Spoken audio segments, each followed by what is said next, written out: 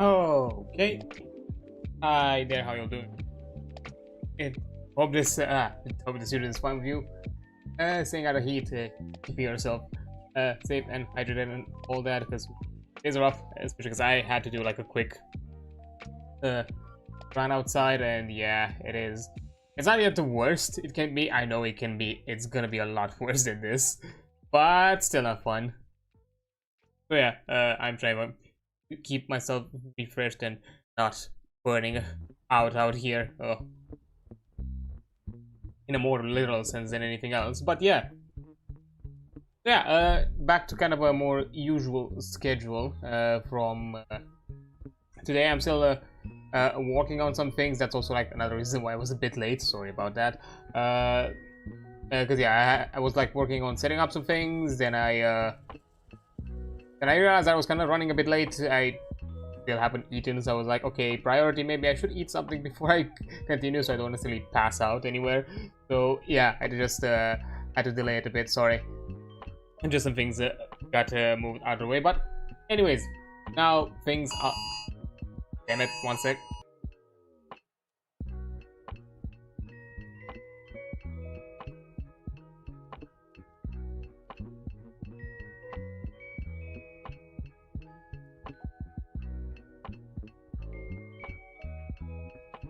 Okay, I've returned.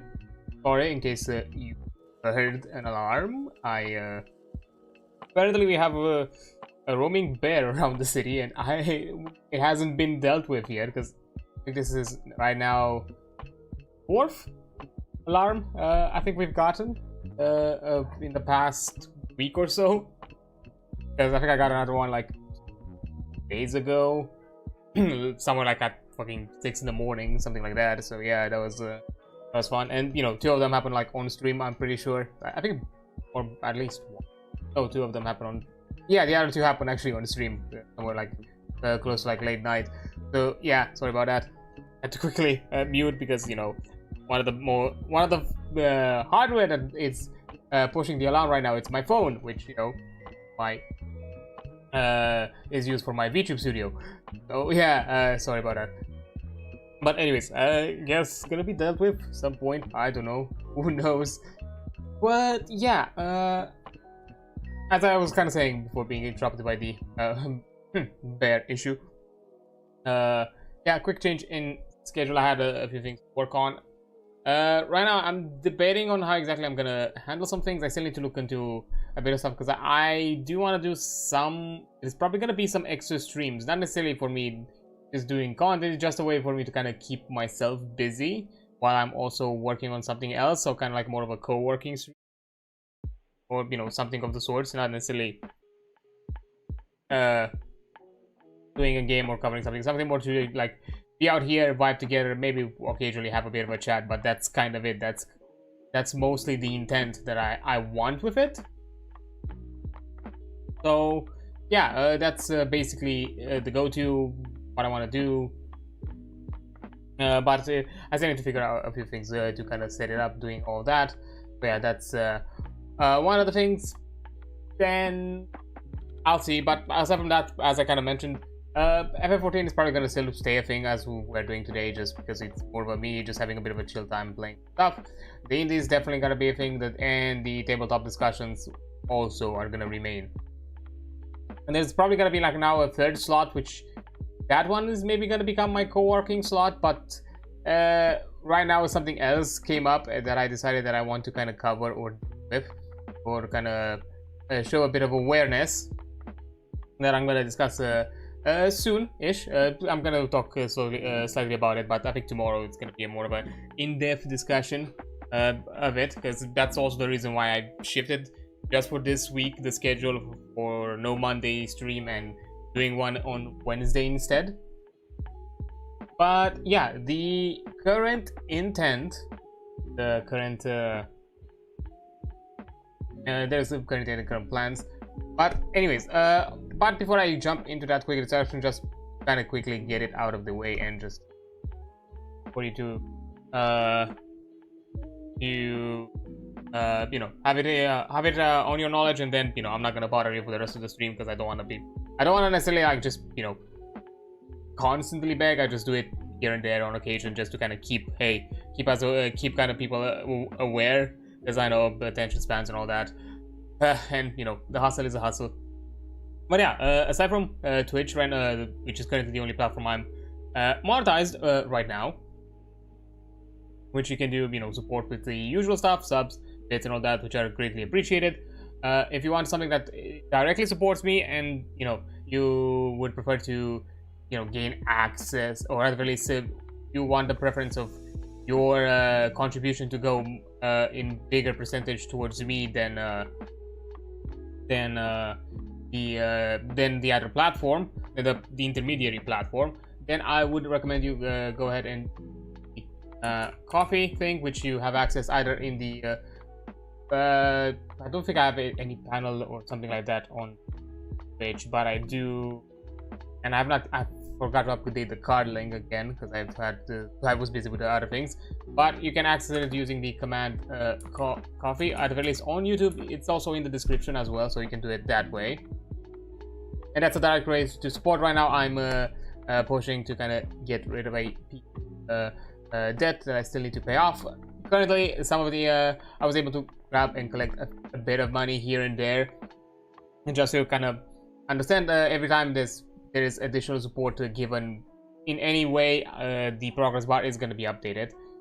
So you know, it's always going to be kept with the money that I currently need, nothing else, nothing more. So that's kind of the intent. I'm not pushing more than that. So yeah, if you can help me out with that one, would be greatly appreciated, because after that it kind of clears out a bit of my stress that I'm dealing with right now, because I'm kind of hustling and trying to push find other ways to kind of, you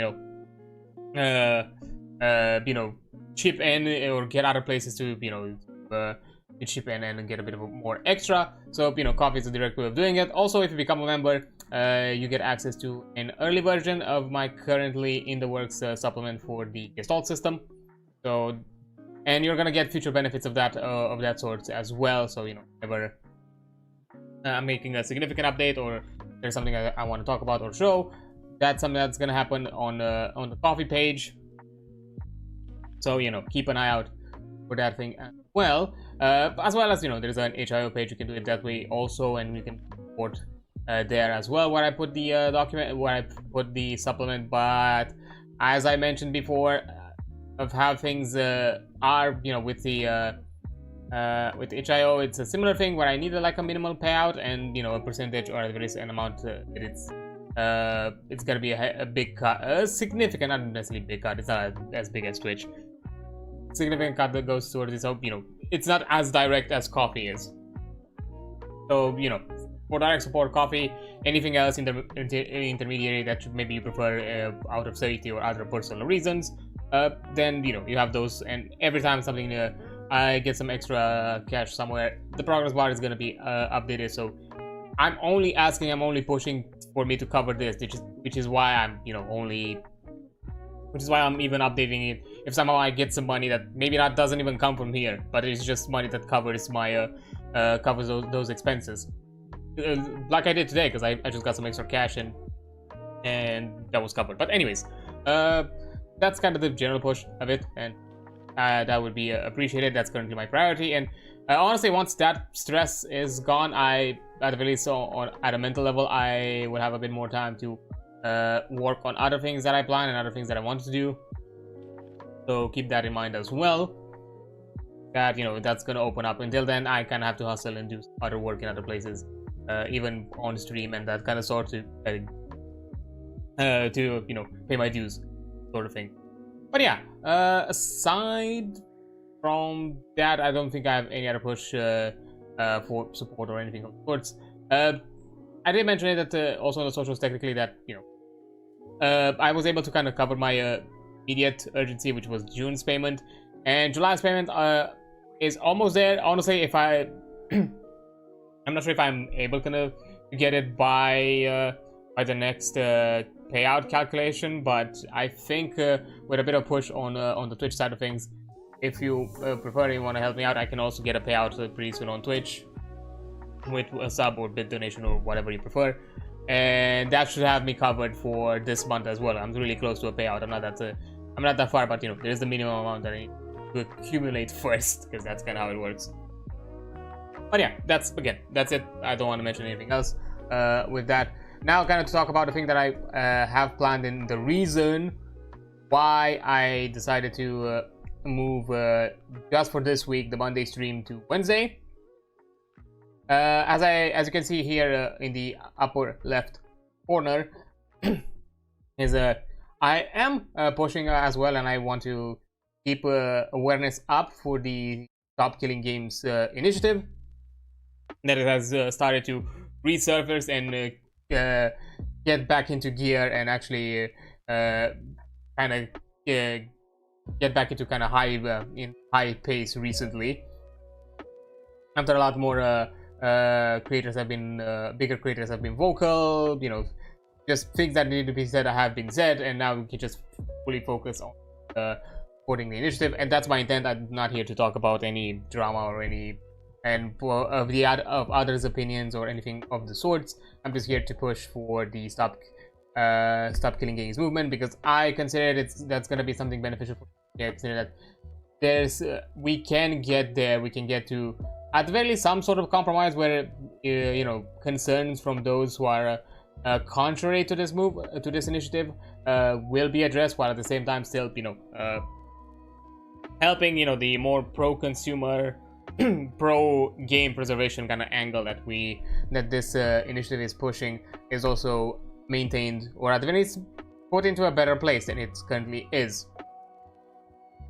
Yeah, and as a way for you to kind of get all the info needed and do your own part, which anyone from the EU that is an EU citizen can do.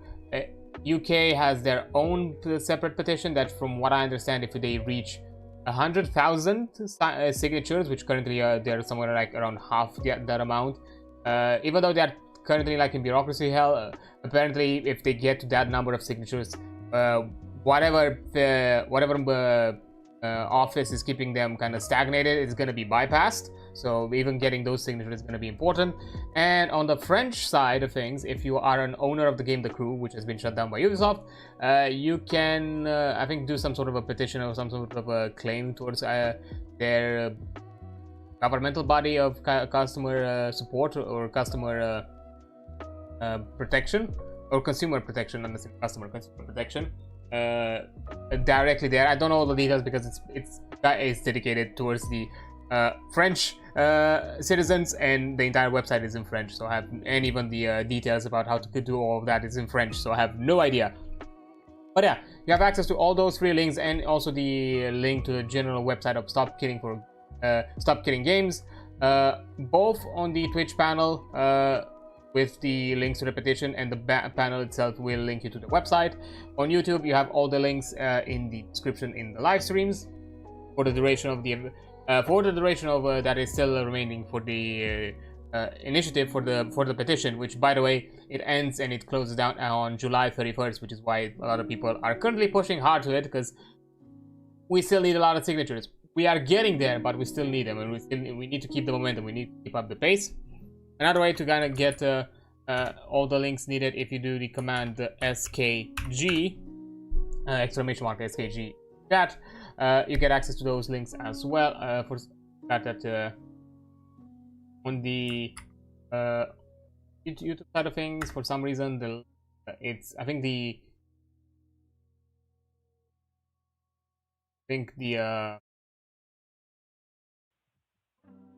there's a limit. There's a smaller word count limit on chatting on YouTube, so I think it literally cuts off right before the links. So yeah, I just pasted the link there to have access to them. Another way to do it is if you scan the QR code in the that is present on the streams, that's gonna directly link you to the EU petition specifically. You're an EU citizen and can do that.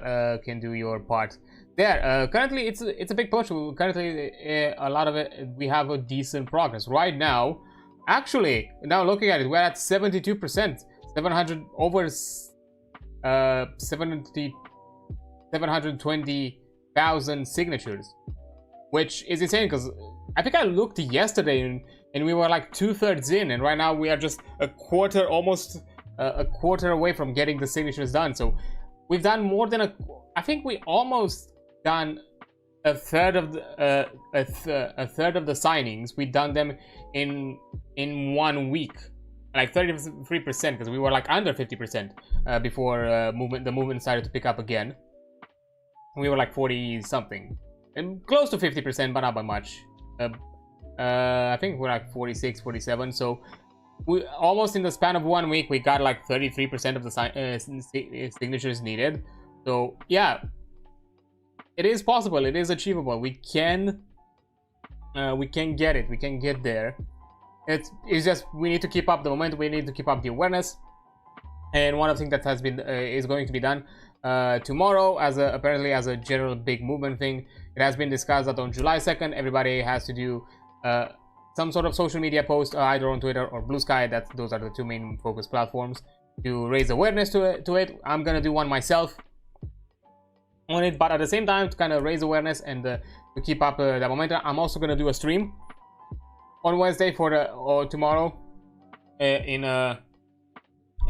support of this movement and to keep up awareness by playing a right now a shut down game that you can no longer access, that I still own, or more specifically a game series that I think I'm gonna be able to play by the end of the month. I think I can finish it. So yeah, that's my intent right now. So tomorrow I'm gonna jump into a game that it's close and near dear to me, and the scope of on the purpose of raising awareness and pushing through. And I'm gonna do for the entire month, I'm gonna play weekly. I'm gonna keep playing that game on a week, at least once per week, until the end of the petition on the 31st.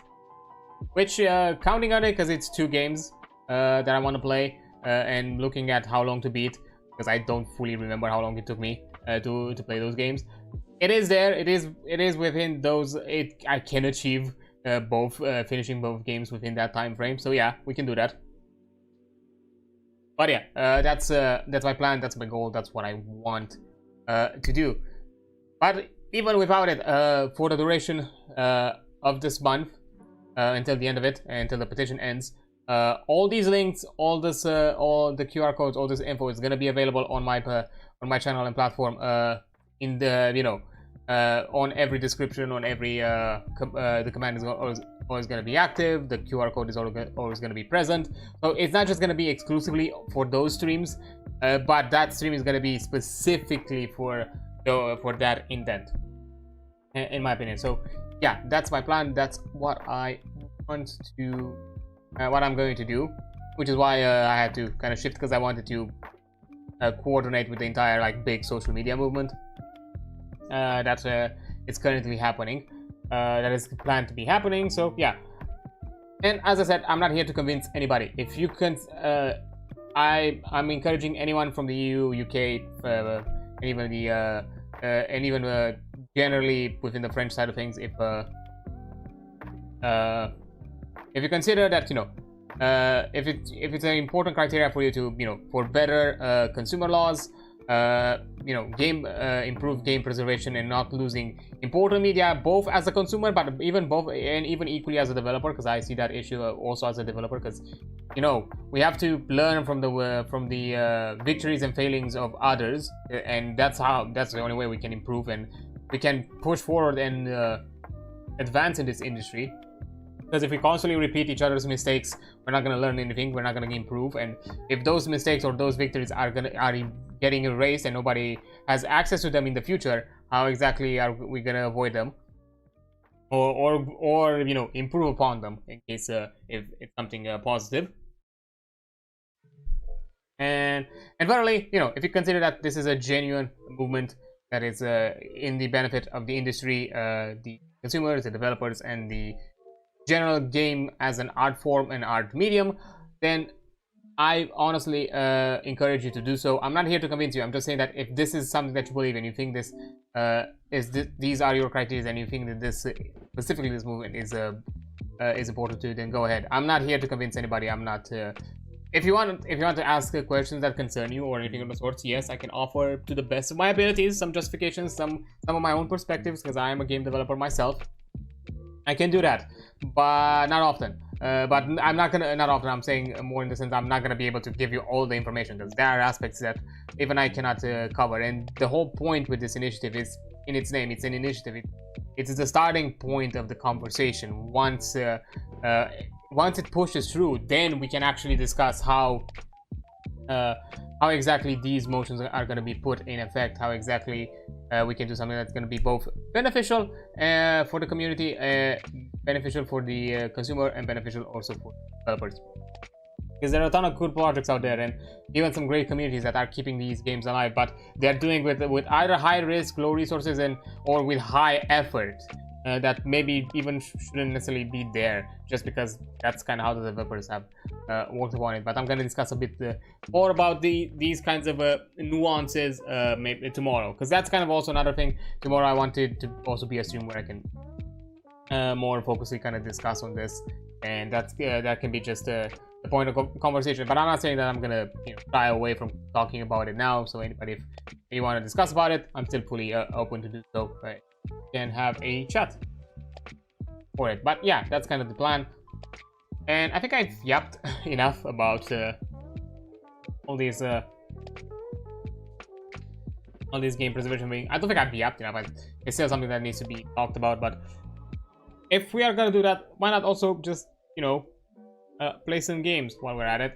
Yeah, wait for a bit, because I just keep the launcher open so I'm not constantly thrown into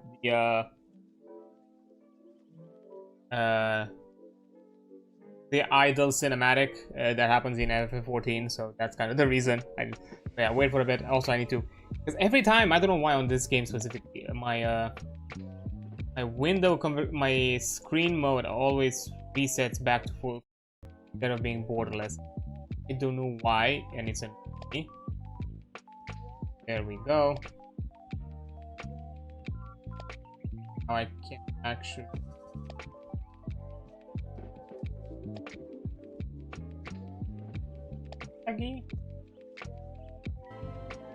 There we go. Have audio. Make sure that, yeah, I'm on the data center, because I have an old character on the NA data center, because I have a lot of NA friends. So whenever we're gonna progress, whenever I make some progress with this character, I'm also jumping on the other one to make progress up to that point. That's kind of the intent. I haven't jumped to that character for a while now. I said that's kind of usually the goal, so I don't get spoiled, because anything that we experience here firsthand, it's gonna happen in game and not anywhere else. But yeah, and honestly, even games like this, I'm not sure exactly FF14 how this works, or if there is anything within like the a private server community. I do wonder though, because I'm kind of curious to see if there is anything of the sort. Or in the sense, I'm curious if anybody has been masochistic enough to actually keep some sort of private server or some sort of a client version of the old game, because that would be some, or of the initial version of the game, because that would be something, honestly. Okay. Oh yes, I remember, because I was like so confused. Why did I stop mid quest line? And now I remember why. We jumped ourselves into during the maintenance of the game, and we just got booted out during maintenance, and I had to I had to stop the stream there. So yeah, now I remember. We were doing something about enhancing gear in I forgot exactly. Oh, I think like materia and stuff like that. Yeah. Okay. Please, Uplander, come to tendering of Mutamix bubbly pots. That he has such a good name. Because I remember I got booted like right in the cinematic.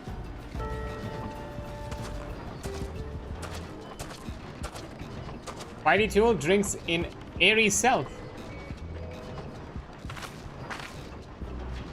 When full of airy self, Fighty Tool changes to stony shine name of Materia. If Materia join with either other fighty tool, then Big Eye's fighty tool gains power of Airy Self. Mutamis is reckoning that Uplanders is friend of Minfilia.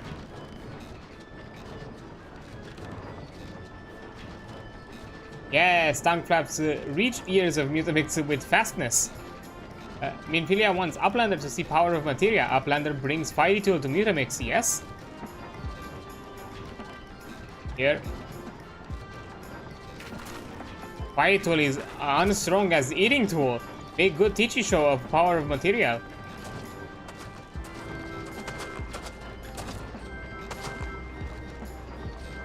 Materia Master. Oh, the Materia Master was this dude. Now, eyes of Uplander point at fighty tool, yes? Materia join with fighty tool. And Huzzah! Fighty tool gains power of Materia. Fighty tool reborn. Here, Uplander, take fighty tool to Minfilia. Materia, strictly speaking, is a kind of a crystal. It's created by drawing out the etheric constituents from a piece of equipment and then crystallizing them. Not just any old equipment will serve, mind you. It must have sufficient spirit bond, that being the measure of how fully an item has been imbued with its owner's spirit.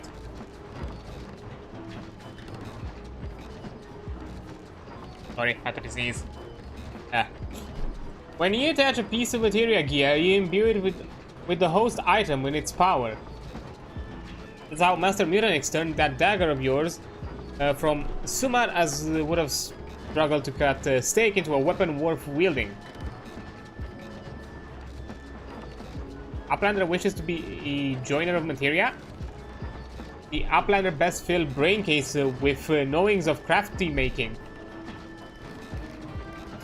Without knowings of crafty making, Uplander can become with knowings.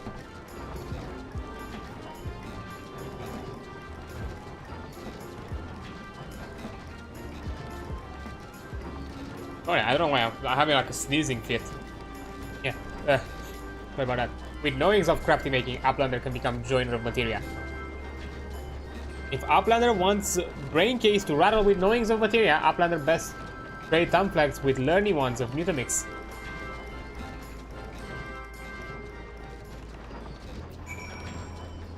Okay, we got dagger and we need to go. Yeah, we have the letters.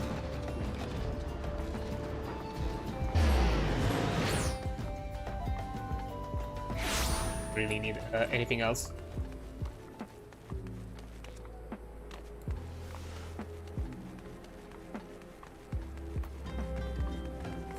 Huh? This.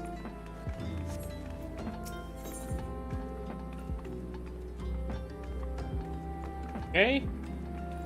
And Edrix of Scions of the Seven Dawn has some useful information he wishes to share.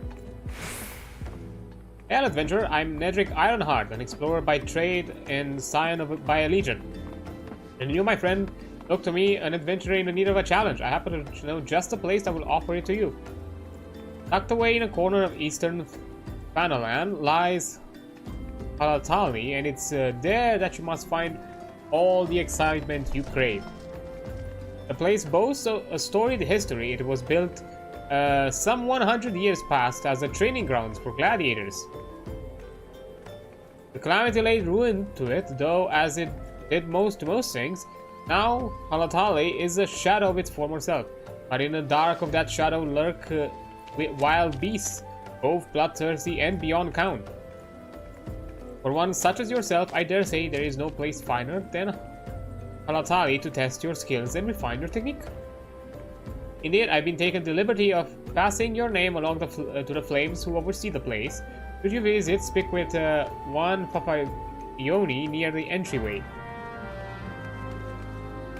Okay, what's this? Oh. Okay. Sure.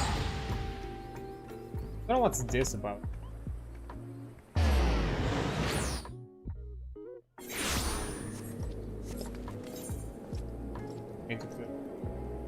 Ah, it's a dungeon. That makes more.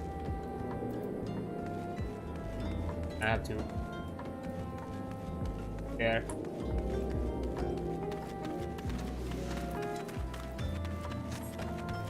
Fair enough.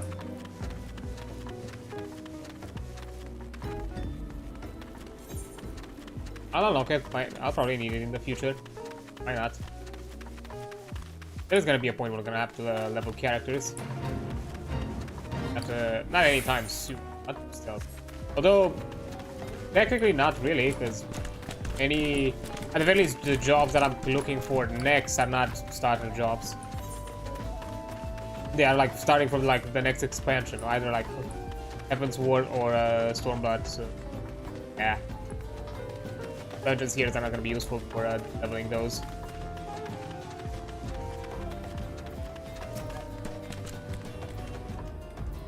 But there we go. It is the halls of Halatali you seek. You need to seek no further. Permit me to tell you something of this place. The name comes from an ancient tongue. Halatali meaning the land of many shadows. It was here that our distant ancestors first settled. And you have not come all this way for a lesson in history. Shh, listen. Do you not hear the howls and growls? Do you not feel how they shake the very earth beneath you? Those sounds are the work of no wind, my friend, nor that rumbling the doing of any shadows. Those are the calls of Halatali. For now, the beast once kept for the Colosseum lurk here. And these are no gentle beasts broken by the hand of man. Well, I don't know how I read it the other way around, but anyways. No, there are those within that even the might of the immortal flames cannot tame. From the look of you, you must be Adrian. I received word from Nedric that you might be along. By his recommendation, I grant you leave to enter freely. Only pray that you're able to find your way out. Hey, is this better than what I have? Strength, Dex. Technically worse. And I'll take the money. Thank you.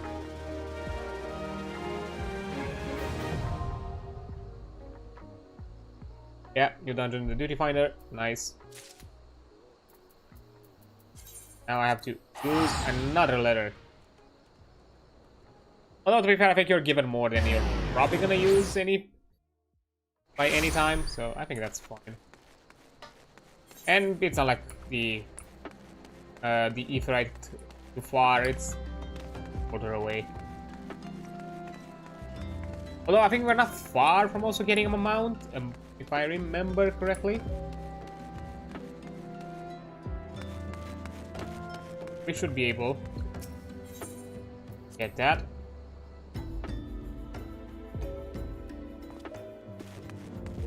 Let's... Okay. In fact, the focus right now is to get to the that level 20 quest. Which I don't think we're far from it. And yeah. Welcome back, Adrian. I trust your visit to the bonfire proved fruitful. Ah, what a remarkable difference a single piece of materia can make. Granted, the skill needed to manipulate the substance are not easily acquired, but one need only look upon the results to realize such efforts are worthwhile. As I'm sure you are aware, the quality of one's equipment can be the difference between victory and defeat. Materia may well give you the edge you need, Adrian, so make it your ally. Now it's time we discuss the matter of your next mission. Please speak with me when you're ready to begin. Okay, is it? I do this now. If I'm gonna level any other character, 18 to 28. 21. Hey, technically this is lower than whatever weapon I'm get. Yeah, Iron Land. Just Lord of the Inferno. Ah, okay. Yep, that's That's the first one, the first primal. Minfilia would like to assist you, to assist the Immortal Flames. Word has arrived from Thancred concerning our ongoing investigation. It appears he was able to extract some information from our friends Ungust, the False Priest. He revealed that he is due to meet with the Amal-Jah to discuss their dealings. The Immortal Flames believe that the meeting will present an ideal opportunity to ambush and capture the Amal-Jah responsible for the abduction, so they mean to have Ungust attended as planned. As the Amal-Jah are anticipated to offer fierce resistance, the Immortal Flames have requested our support. What have you provided to them, Adrian? Tancred is presently attending to another matter, but we'll join you as soon as he is able. Until such time as he does, he will be the Scion's sole representative on the ground. Before he left, he bade me to tell you to save some for him. Such is his confidence in you, a confidence I share. When you have made ready, pray take yourself to Camp Drybone and report to the Flame Sergeant leading the mission. May you walk in the light of the crystal. Okay. Oh, and if I knew, I probably would have just DP'd once. That's what I get for occasionally focusing on the side stuff. Or doing anything else. Okay, so... Oh, the captain should be inside here. Yeah. The Captain Sergeant. Hi. Ah, so you're adreansulph of the Scions? My thanks for coming, friend. We're stronger for your assistance. Allow me to brief you on our mission. Our objective is to capture the Amal-Jah and prize from them the whereabouts of the abductees. The Lizardmen aren't aware that their man, Ungust, has been exposed. When they come to the rendezvous point to meet the traitor, we'll spring the trap. Owing to the clandestine nature of the mission, we can deploy only a small contingent. Every member must count, and so we requested the aid of the Scions. The rendezvous will take place at the Invisible City. Please make your way there and lie in wait. We stand to learn much and more from the Amal-Jah plot if the mission succeeds, Adrian. Let's make sure it does. It'll do. Okay, it's up here. I can do it going this way. Yeah, because if I remember correctly, I think around the time, because the level 20 mission that unlocks the... Because I remember the level 20 mission to unlock my job upgrade to become a Dragoon, Soul Crystal, is a rep mission, or at least the first rep mission we get. If I remember correctly, I think Gridania was Gridania the second city that you helped with the primals, or was it the last part? Because as I said, I did a good chunk of the game before, but I've never finished Realm Reborn. I think I got somewhere a bit beyond that point, but not by much. Oh, up here. Okay. Yeah, there's a point where I don't fully remember. And to be fair, even this being because I did it so long ago, I don't remember it fully. So I'm still technically relearning it and re-experiencing it in a way. Okay, Lord of the Inferno. Let's do this. Level sync to what? 20.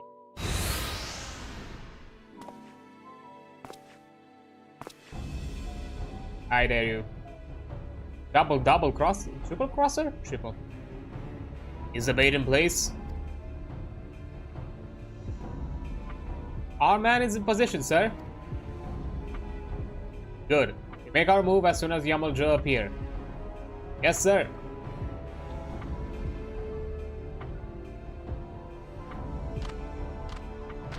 Ooh.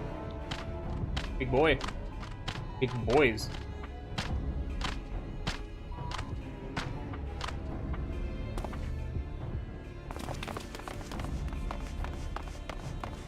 Oh!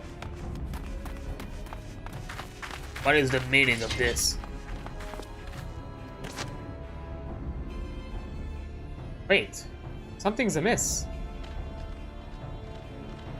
Oh.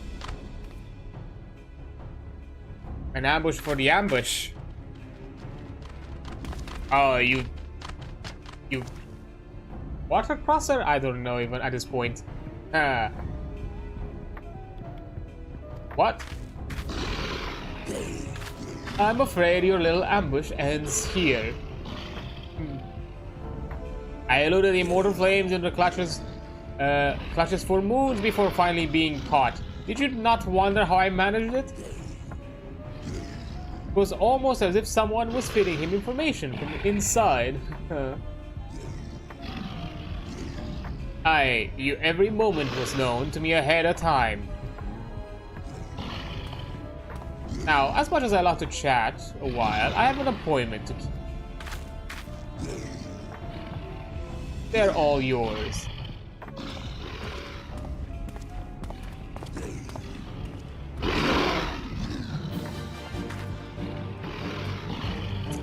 Well, damn.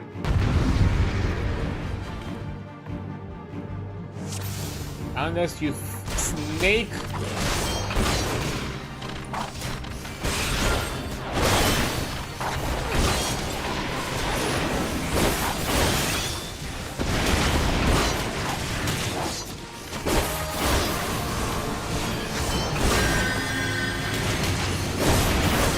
Okay, yeah.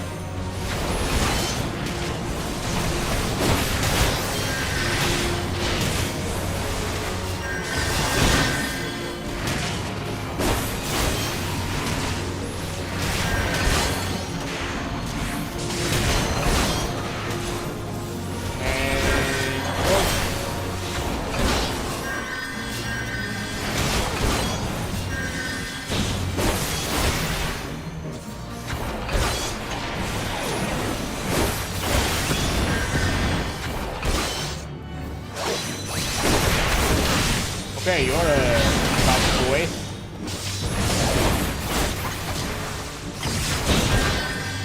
Huh. How long will you last, I wonder? Brought reinforcements? Okay. And our wave, stay strong, man.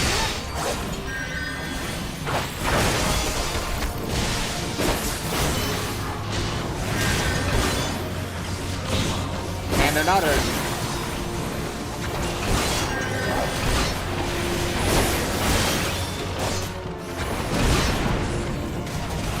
Oh, damn it, there's no end to them. The show is only the beginning.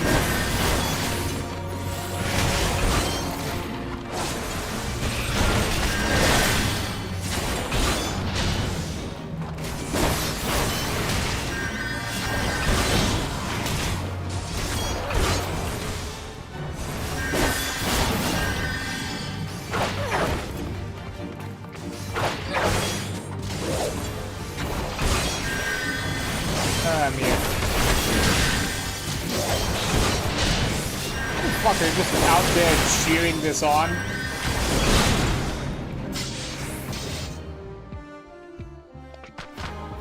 Oh.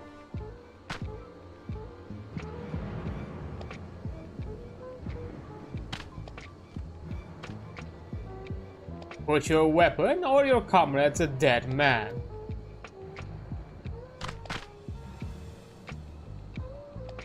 Behind you. Oh. Huh? Ay, ay, ay. Bring her. The rest of you, march. Traitorous scum. Well, that intense. Oh, great. Guess we're prisoners. I fear the Amalja mean to give us their gods as an offering. If I must die, then let me die a soldier's death with steel in hand. Regular duty has been added. Oh! The Bowl of Embers. I see. So now we have a dungeon. Okay, let me... I can... Trials. Okay, yeah. Join. Oh, thank you so much for the follow.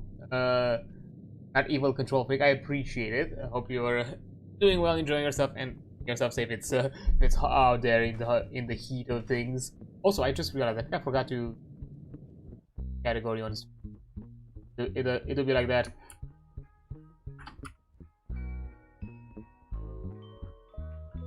No.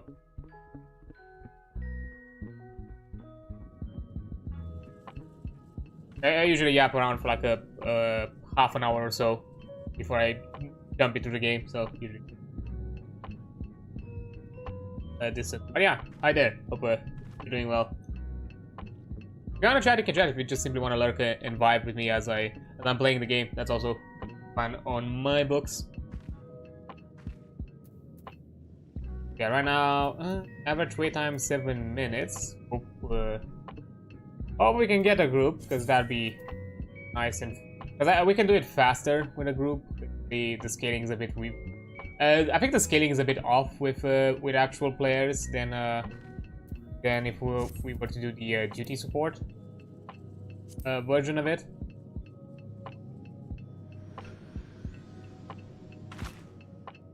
That's gonna take a bit.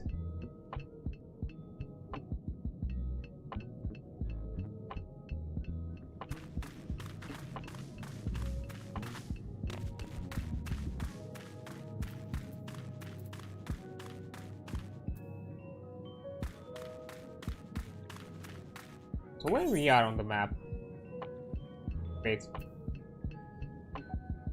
There.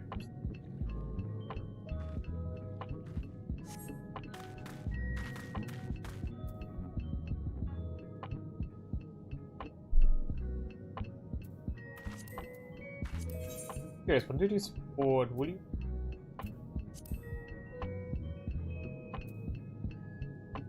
Get some other.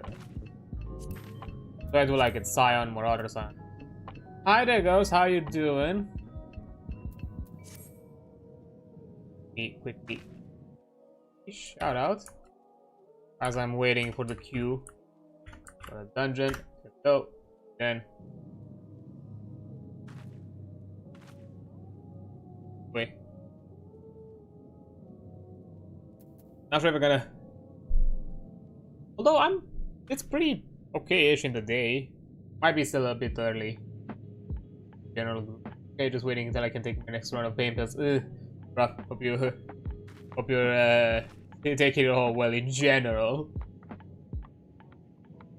Then, oh boy.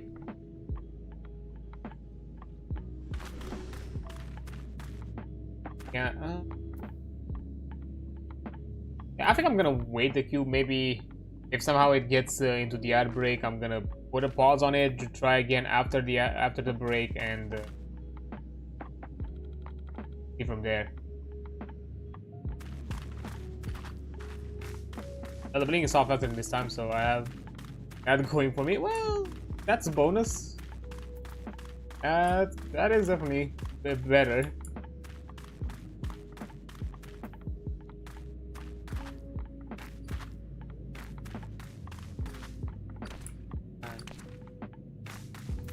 And I also have nothing else to do while I wait, because, yeah, I'm just... Well, technically I can teleport in other places. It's a big of a deal. Because the edge is just another way for you to queue up. It's not really to get inside the dungeon.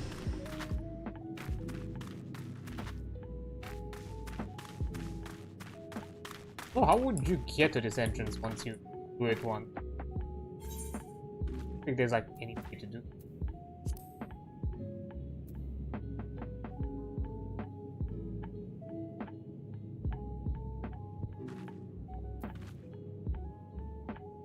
What?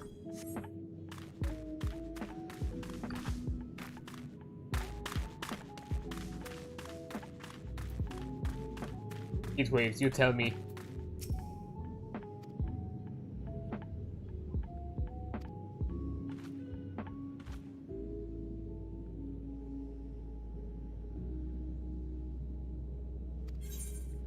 Oh. Oh, I see. I think they have an escape route through here.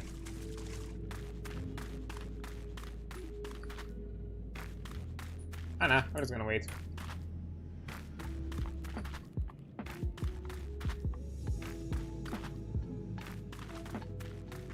I think it's a good spot here. I like to chill out for a bit.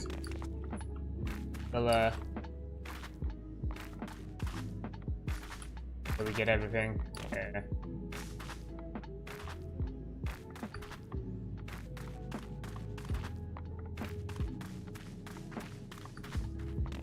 Okay, I see the ad notification about to come. We don't get this within the average wait time. I'm probably gonna put a pause, take a quick break so the ad can go through, and I'll return to this after the ad break. Maybe the queue will be a bit more fruitful. I don't know. Even though I remember like the queuing being pretty fast in the past, maybe there's less players doing the starter content. To be fair, I think I started around the time when, you know, the big MMO exodus was still happening from other communities into FF14. So I'm guessing that there was a bigger influx of players of varying levels. I guess here right now a lot of the people are just kind of towards end game content.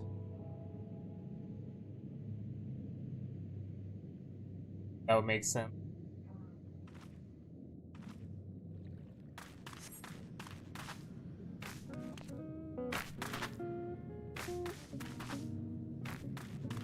There is a possibility we might have to do this on duty support, which it's not a bad thing. It's actually the duty support part. It's pretty cool. It's just it's a bit slower because the scaling is a bit different. That's kind of the whole shtick with it.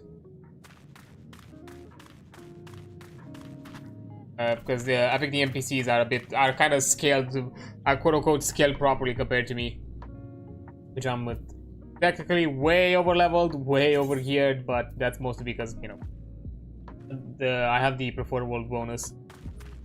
So yeah, I have an increased XP rate. All the stuff here. Yeah, the quest itself, it's level 20. MSQ, but I'm double that, even over that. But yeah, I don't see any chance for us to actually jump. I'm gonna wait until we're getting to like 8 minutes. Yes. Think of it. If not, okay, I'll withdraw for now. 5 other parties recruiting.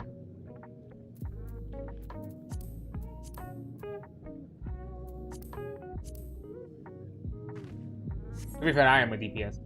That makes it.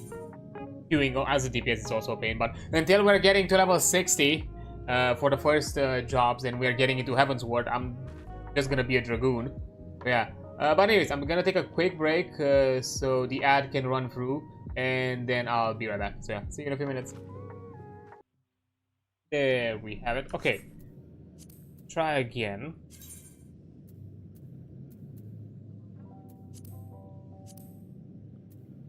Boom.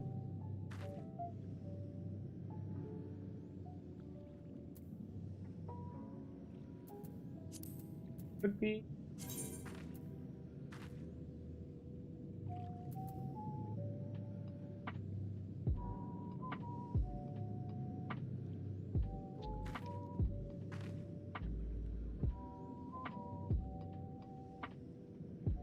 Fine. Okay. Things up to like 20. Which is kind of weird considering like the duty event was synced up to like 24.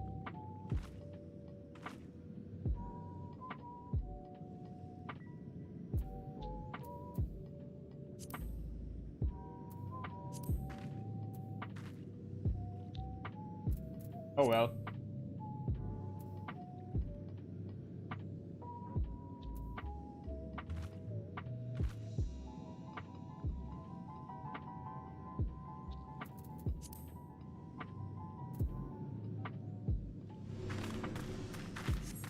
I'm gonna wait like around the same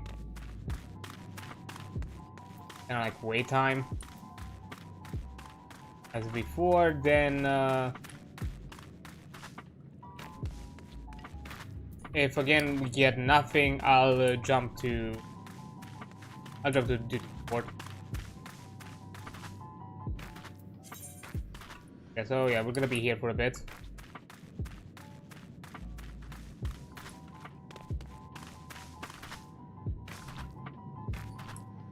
Because honestly, right now my push is to kind of get quickly through the MSQ to the point where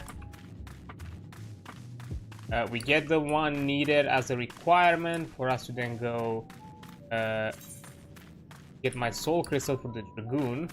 Because I have like a few quests to do for the Dragoon, at the very least 2 of them, if not 3, depending on how fast it, depending on how long it is until I get it.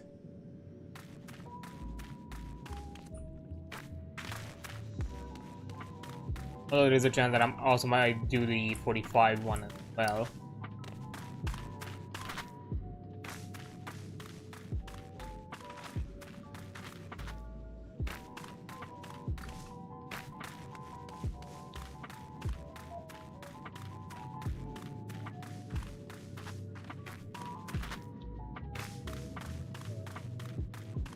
But yeah.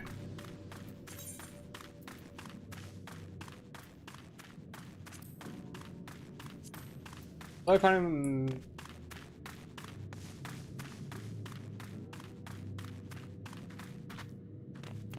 Yeah. And I was like trying to get like...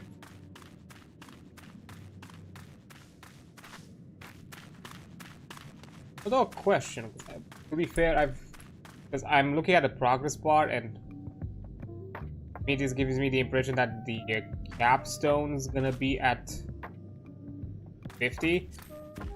Is there like a is there like a built-in level cap until you unlock the next MSQ?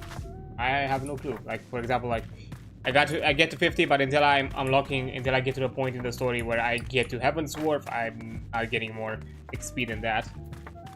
Or do I just still keep getting XP? Because I'm suspecting I have stuff even for like level 60. That right? Like a spellbook somewhere.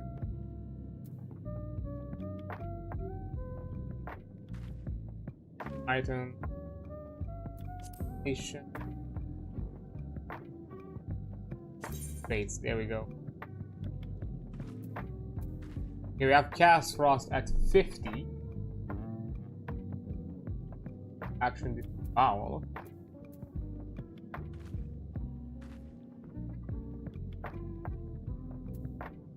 Which, oh, I remember Chaos Frost, so I think I got to fit close to it. I think I had it.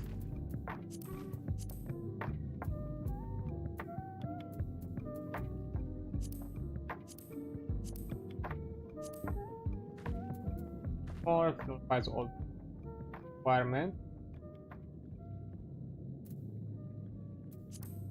Rates. So 90. Paint.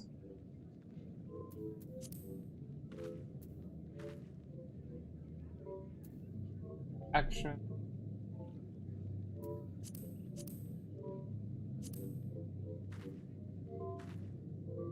Actually, yeah, I think more might appear after I get to... That might be...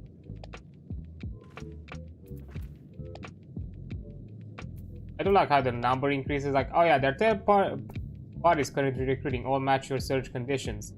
And why am I not...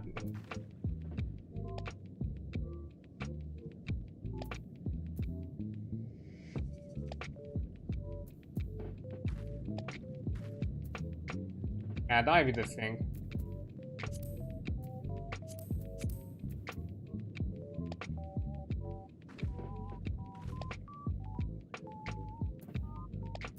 Gameplay with player 5 request. Guessing that unlocks a bit later. Can be a party of phantasmal.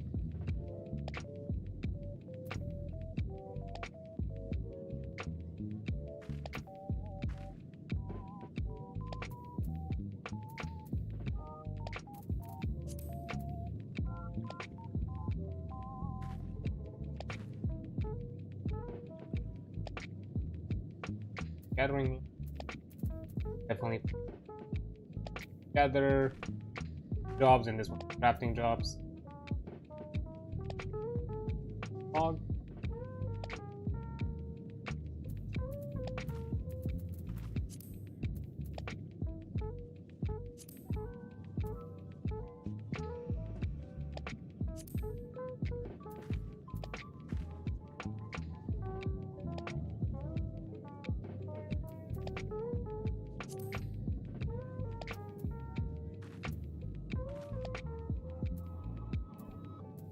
Extras. Okay.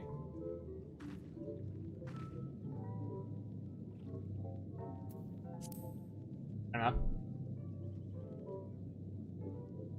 Gonna wait a bit longer, maybe 10 minutes at most. Gonna be exactly on due time. Because might be able to find it. There are like 10 parties searching right now.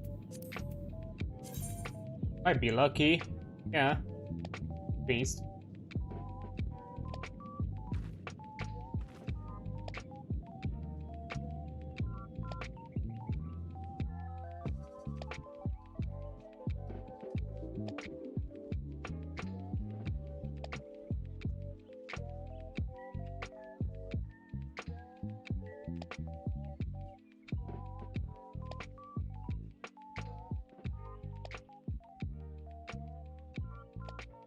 Anyways, checking something. Okay, so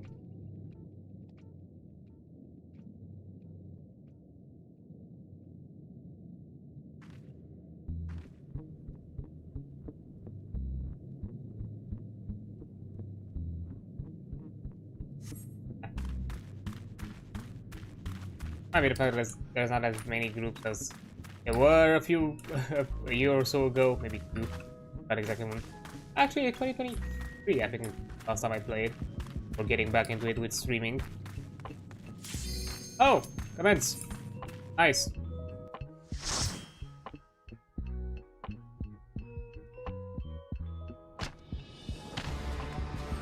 Ooh. Lord of the Inferno, hearken to our plea. Lord of the Inferno, deliver us from misery. Hell, shite. Almighty Ifrit, Lord of the Inferno, your humble servants beseech you, grace us with your divine presence.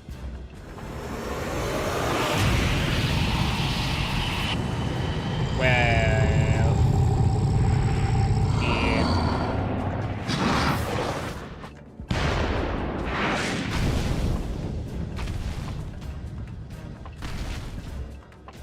Almighty Ifrit, we bring before you ignorant savages who know not your godhead. If it pleases you, Lord, scorch their heathen souls with your cleansing flames, and mark them as your own. Bloody hells! Bring those as well.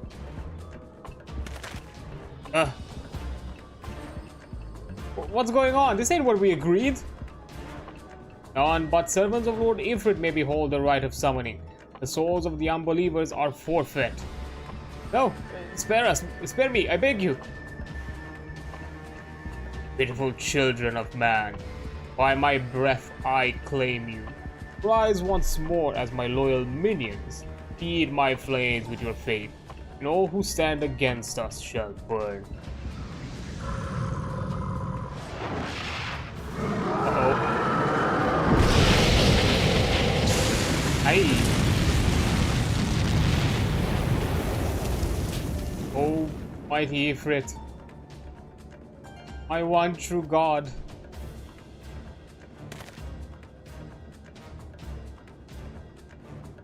The words are my bread.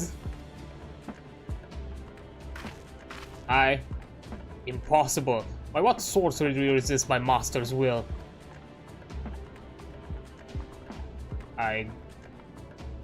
Could it be? Your soul already belongs to another. Yes, that is the only explanation. Uh-oh. Guess I've already been taken. And he looks angry. For sought thy frail mortal frame can serve as vessel to the blessing of but one. Yet I smell not the taint of another upon thee. The truth of thine allegiance waxes clear. Thou art of the godless blessed is number. The paragons warned of thine abhorrent kind. Thine existence is not to be suffered. Oh, shit.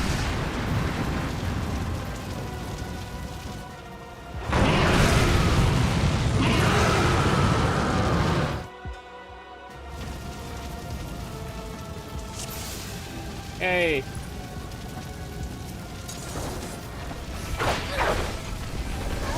That's a cool thing I like about this community. That they wait for you to experience the cinematics. So come Inferno. Hey.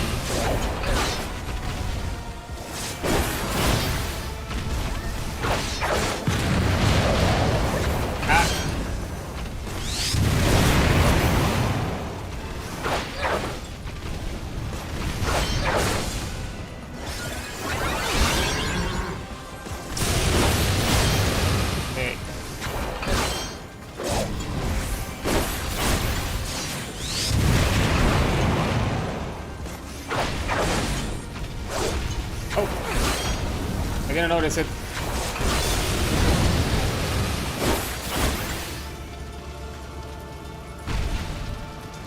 Thou shalt burn for eternity. Right.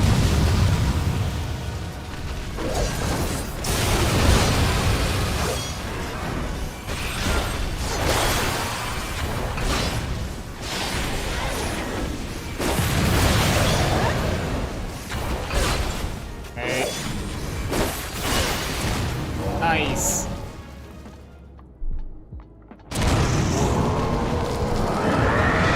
And he's gone.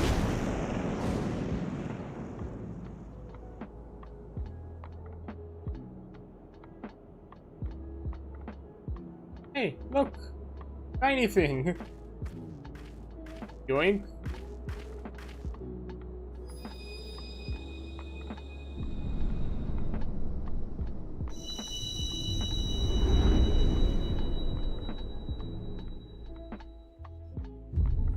Oh, here again.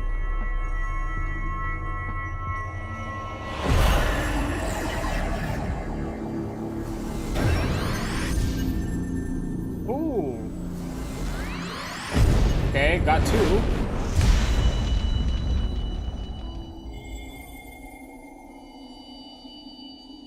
Now.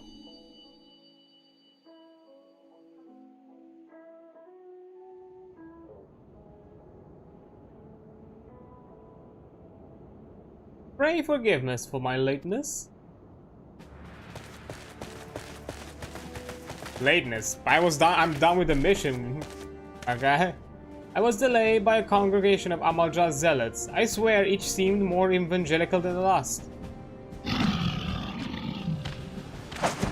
Persistent lot. Nice moves. Huh.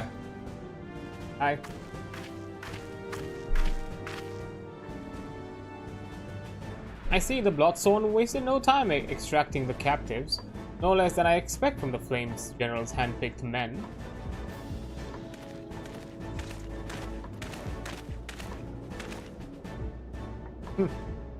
As for those two, it is fair to say their hardships have only just begun. They have much to answer for. I feel I owe you an apology, Adrian. Had I known this mission would prove so dangerous, I would have never left you to face it alone. You've been giving a veritable baptism of fire. It's fine. But let us continue this conversation in a more agreeable surround. Can drive on, shall we say? This way, sir. Okay. And we're off.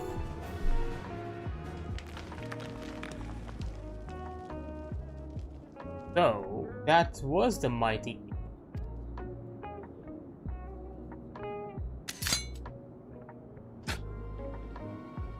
And what disappointment he was. The readings are nowhere near what I had anticipated, even taking Ulda interference into account. You should know better than to rely upon 5-year-old data left by the 7th Legion. Nor can we expect any form of support from the motherland, given the troubles at court. We only have ourselves to rely upon. Ever the pessimist, my dear Livia. Promise me, you'll never change. You've wasted enough time here. That meter of yours is too old to give any reading worth a damn. Not that there was aught worth a damn for it to read, but I take your point. I suppose we must content ourselves with the knowledge that we've achieved our primary objective. Yet I find that I'm troubled by the adventurer's unexpected show of strength. Could such a foe prove a hindrance to our plans?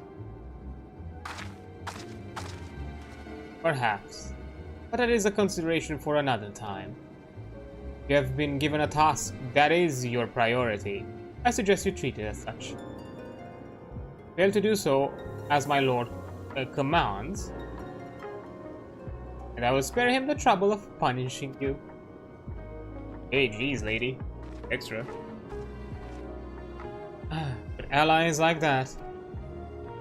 Beware a woman in love. I shall need to be on my best behavior. Ooh.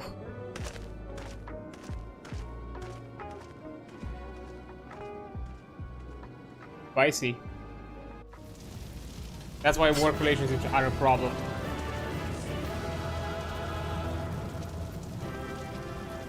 Oh, that was it. 21. Nothing. Okay.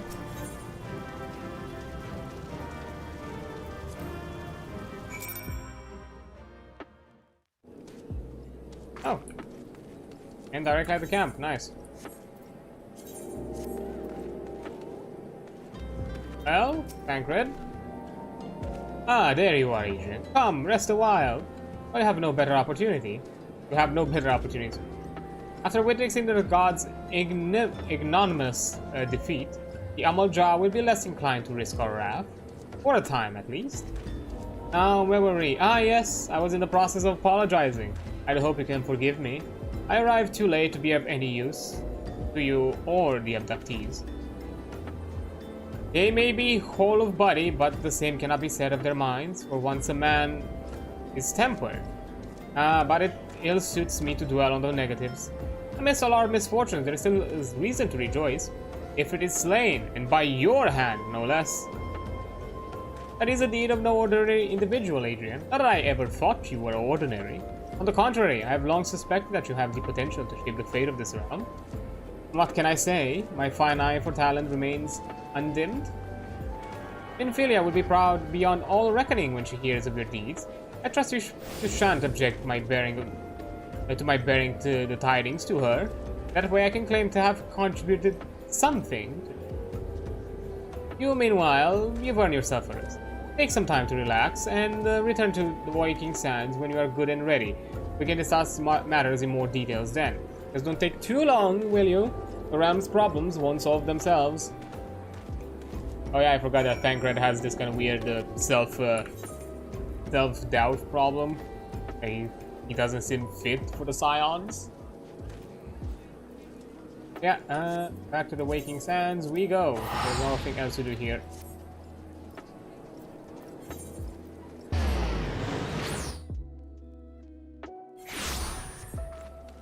We get a shiny.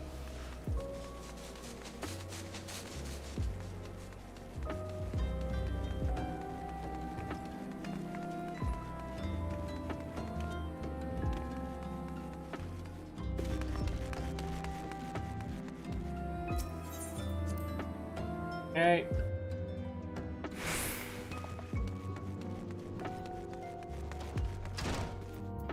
Okay, Scions of the Seven. Ah, the triumphant hero returns. Tancred told us the news upon his arrival.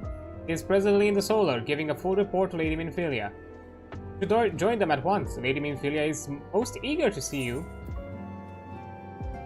Okay, bracelet. Afterwards, I guess. My late arrival nearly cost Adrian her life. I wasn't there when the Amal-Jad took her prisoner, and I wasn't there when they served her to Ifrit. Yes, by some miracle she survived, but that does not excuse the fact that she should never have had to face such dangers alone. I failed her utterly. Just I'm failing you all. What is done, Thancred. You can ill blame yourself for every... Hi. Interrupting? Adrian, it is good to see you again. Impeccable timing, my friend. I had just finished regaling Minfilia with your heroic exploits. Thancred has told me everything. You've done well to return to us. The perils you faced were undeniably great, yet part of me believes that I had no cause to fear. And now we can put paid to our long investigation. As we suspected, the Amal-Jad took both the robbery and the abduction with the aim of summoning their primal, Ifrit. Nor is this tale limited to Ul'dah. Similar incidents have been rife both in Limsa, Luminsa, and Gridania of late. I dare say you've been too curious as to how these crimes are linked to the primals. Permit me to explain. Having manifested in the physical realm, primals must consume ether if they are to maintain their presence here, and the stronger they become, the more ether they require. Now, ether exists throughout creation. It flows through life and permeates the very air that we breathe. Alas, this alone will not suffice to sustain the likes of Ifrit. Nay, he and his kind require a more concentrated source of ether. Crystals. It is for this reason that incidents involving crystals can often be tracked back to a primal. Which leaves us with the why of the abductions. To understand us, you must first understand how primals are born. When all is well, with the world, primals possess no physical form. Their essence is dispersed across the great river of ether. However, when the world is plunged into chaos, those who worship the primals cry out for their gods for deliverance from suffering. These cries serve as a beacon towards which a primal's essence is irresistibly drawn. Is this coming together, or etheric coalescence, which grants the beings physical form. Once born, a primal gains strength from its followers' worship. The more numerous and fervent they are, the more powerful their god becomes. But the primals are seldom satisfied with such reverence as their adherents freely give, and in order to gain more power, they do not scruple to create followers. They do this by tempering mortals, a process to which you yourselves were subjected. Yet, even as Ifrit took your comrades in his thrall, you alone remain unaffected. This is thanks to the power you possess, the Echo. You know not the why of it, but those blessed with the Echo are immune to the primal influence. Though a greater power protects us. When it first came to us, I told you that the Echo would be an instrumental with dealing the primal threat. I trust you now begin to see why. Well, yeah, I guess if we don't have the mind control issue on our hands, it kind of works. Recent incidents all share a common trait: meticulous planning. Such elaborate designs are a new development, and one which fills me with an unshakable sense of foreboding. While I share your concern, my presiding feeling is one of relief at your safe return. The immortal flames assured me that they will deal with the aftermath, so you need not concern yourself with that. We may rest easy for a time. I suggest to take full advantage of the respite, Adrian. May be sure it won't last long. Once the people learn the identity of the hero who felled Ifrit, I fear you'll have nary a moment to yourself.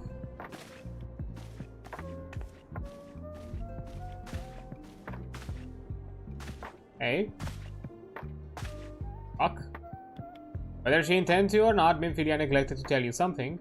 Something I think it would be best you heard from one of us. It concerns the tempered abductees that were rescued. I'm sorry to report that all are to be put to death. The flames with whom you were imprisoned included. Needless to say, this information must be known to the public. I swear to you that we will not do this if it were any other source. But once a man is tempered, he is tempered for life. His very existence lends strength to the primal whom he cannot choose but worship. So the Scions continue our fight, that no more innocents need to be sacrificed. I hope that you'll continue to stand with us, Adrian. But I should be going. I must offer my apologies to the Flame General for the losses his people suffered. Till next time.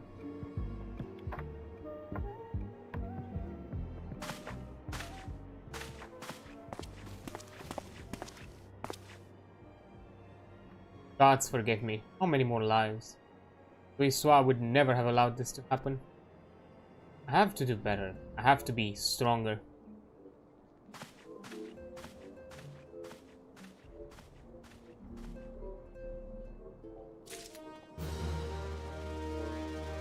Yeah, self-esteem issues. Okay, first, I think I got a bracelet. Strength, Dex, Vitality.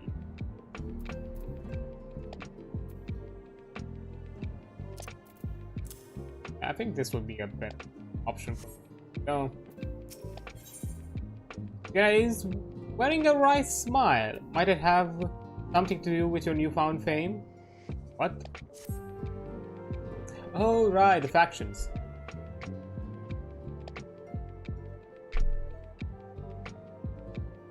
And not so very long ago, you were but one of the many adventurers seeking to make their way in Eorzea. But for your character and courage, you were raised to the esteemed post of envoy. Thereafter, you traveled the land, aiding those in need without thought of reward, confirming to Ida and Papalimo that the Scions would benefit from your aid. And no sooner you had joined us than you personally bested the primal Ifrit.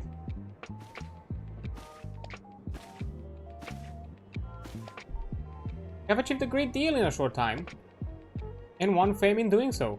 Alas, fame does not come without a price, and you will soon discover.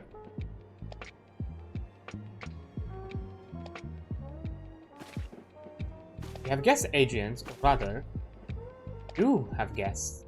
Huh? Beg pardons. Hello?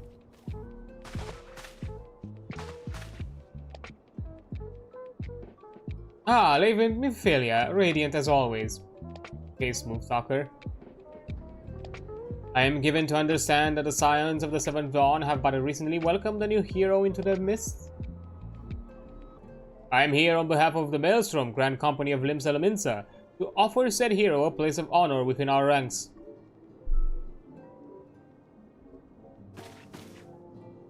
As you can see, Adrian, your recent exploits have garnered you the attention of the Grand Companies of Eorzea. Oh. Each organization would have Ifrit's Bane for its own. And to this end, all three have sent officers to court you. Oh my. They would not ordinarily go to such lengths to enlist a new recruit. That they have is evidence of their high regard for you. I find myself wondering how word of Adrian's deed spread so quickly. That the Immortal Flames should know of her triumph is to be expected, but what of the other Grand Companies? To tutter out here, just gossip. Your reputation precedes you, Mistress Sub. This is no ordinary woman who can face a primal and emerge the victor. And imagine our pride when we learned that you began your journey as an adventurer in our own Gridania. Known that the people hold you in high esteem and that you will always be welcomed among us. The Order of the Twin Adder has need of valiant women such as you. Join your strength to ours, friend, and together let's ensure that peace ever reigns over the Twelveswood. Okay, next. What a pleasure it is to finally meet you. My comrades speak of you in the most glowing terms. A woman of your talent belongs with the Immortal Flames. Join your strength to ours, friend, and together let us secure a prosperous future for Ul'dah.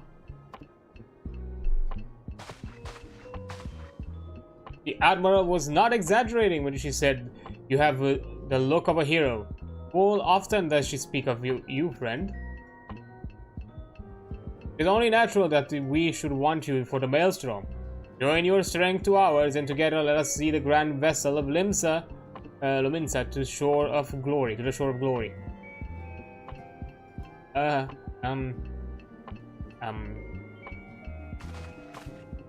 Lady Minfilia. Very well. Though I'm quite sure you need no reminding, mayhap a brief summary of the situation will help clarify your thoughts on this matter. As you know, the Grand Companies are all-encompassing organizations, powered to call upon the martial, economic, and technological resources of their respective city-state in times of strife. There are presently 3 such organizations in Eorzea: the Maelstrom of Luminsa, the Order of the Twin Adder of Britannia, and the Immortal Flames of Ul'dah. Serving a Grand Company means serving the nation to which it belongs. You will be charged with its defense and tasked with advancing its cause. In return for your faithful service, you will be furnished various rewards, some of which may well prove useful to you in your other endeavors. If you are agonizing of which Grand Company best serve you, your loyalty, be at ease. The commitment you take this day may not be permanent. If you wish to shift your allegiance at a later date, you are entitled to do so, and yet, I concede that is no small choice you face. A thought occurs to me. We'll of course recall that the 3 city-states are planning to hold a remembrance service. Well, as part of the proceedings, I'm given to understand that the leaders of each Grand Companies will deliver an address. Reading these addresses ought to help you make an informed decision. What say you, my dear officers? A fine suggestion. You are wise as you are beautiful, my lady. Oh my god, you are a smooth talker. What the hell? Very well, let Adrian hear our leaders speak, then return here with her decision. We eagerly await your answer.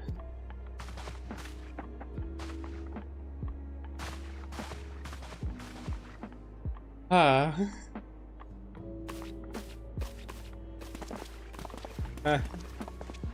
know full well that adventurers are by their nature a liberty-loving breed, and not best suited to the discipline of military service, but I strongly urge you to join a Grand Company nonetheless. While the promise of reward is enticing in itself, it is not the only benefit. You are possessed of great power, Adrian, and with it you are capable of doing untold good. Yet know that great power is one to attract attention, and not all of it friendly. There will be those who wish you ill, and you must need to be on the lookout for them. Yet however vigilant you are but one woman. In the midst of the Grand Company, however, you will be one woman amongst many friends amongst friends. Friends amongst friends, okay. Your achievements will be shared, so will the danger. I can think of no better arrangement. Basically kind of have like a bulwark in front of me. Of course, joining one organization need not mean leaving another. I hope that we can continue to rely upon your aid. The 12 know that we'll need of it in the days ahead. The Grand Companies seek to protect their own nations. We Scions, on the other hand, seek to preserve the future of Eorzea as a whole. Similar, yet not quite the same. Now then, I expect that you'll be afield more often in the future. As such, I've carried this link purr at all times. It will allow you to stay in touch with, regardless of location. Eorzea is changing, and you have the power to help shape it anew. None can say what the morrow will bring, but so long as we believe in ourselves, there is naught we cannot achieve. Now it is time you made ready for your journey. Before you depart, be sure to speak to Tataru.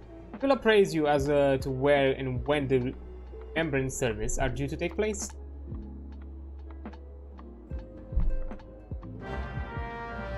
Yay!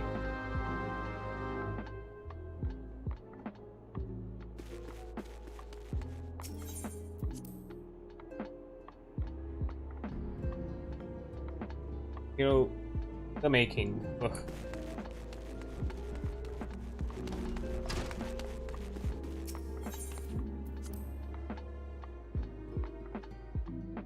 Hey, Tataru. What about that kind of gossip? I'm sorry about all the attention you're getting, Adrian. I might have sung your praises a little too loudly and often to a few too many people. Next time I'll be sure I'll hold my tongue, literally if necessary. Anyway, I expect you want to know where and when the remembered services are taking place. If all goes to plan, Gridania's Grand Company, the Order of the Twin Adder, will hold the first of the free services, and Elder Sitsier Khan Es Sena will deliver her address at Miketo's amphitheater. I should also probably mention at this point that due to the organizational challenges involved in assembling all of the involved parties, it is possible that the order of the services might change. Still, there is not much we can do about that, so make Gridania your first port of call. Next, you'll need to go to Ul'dah, where the Flame General Rabban Aldin will be addressing the masses at the Royal Promenade. Oh, and it's rumored there's be a special guest. How exciting!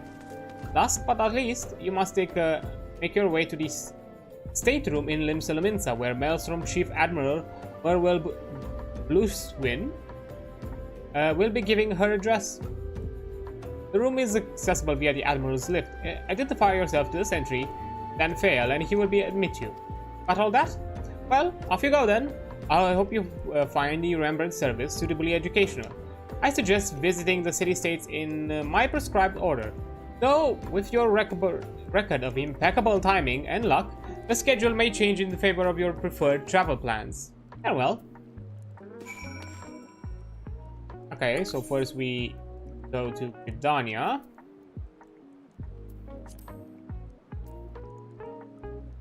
A shroud.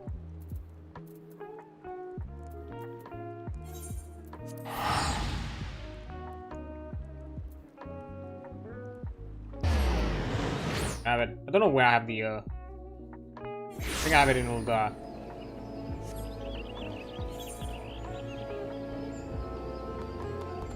How's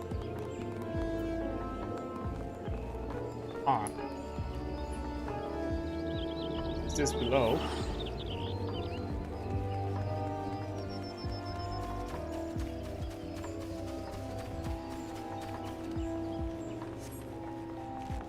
It's another.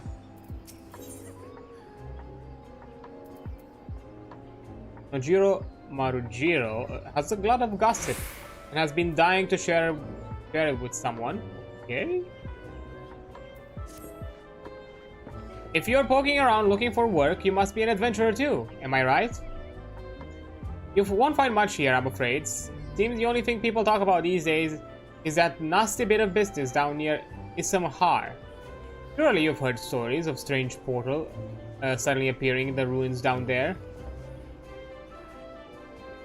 Hey, don't give me that look. I'm only telling you that what I've overheard from the whalers. They say on the other end of it, it's some sort of labyrinth. The thing is, every time they go down there, to map the place out, nothing is the same. A mystery if I've ever heard one. Frankly, I'm more happy to let it stay a mystery. Strange apparition, booby-trapped corridors going down there is nothing short of suicide. Still, the prospect of treasure is awful tempting. Don't take my word for it though. Head down to Issamahar and you can hear it straight from the Chocobo's mouth. Okay, South Shroud.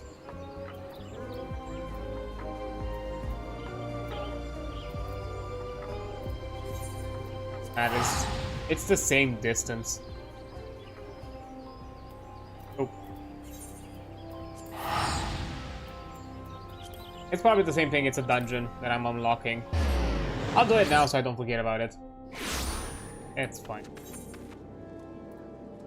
Okay, I can go to...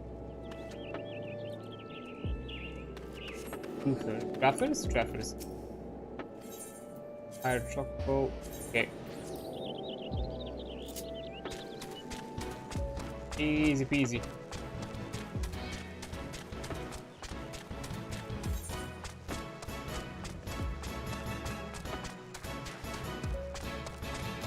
Yeah, nothing else found. Once I'm close, I'm just gonna jump off the Chocobo. I don't need to be here.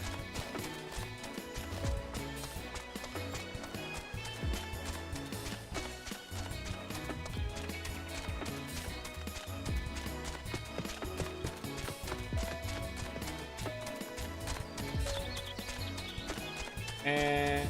Oh. Oh, this thing, okay. I'm sorry, but I must insist that you... Oh, an adventurer, and a rather seasoned-looking one besides. On the off chance you're not simply here to gawp, perhaps you can lend us a hand? You see, despite the fervent protestations of those dustwits over there, we cannot permit civilians within the ruins at this time. Capable men and women like you, on the other hand, are more than welcome. That is, if you've got the stones for it. Pray seek out others stationed at Quarry Mill. They can apprise you of the details. Really? Okay, let me go to the... Actually, no, I can just teleport there. Wasting time.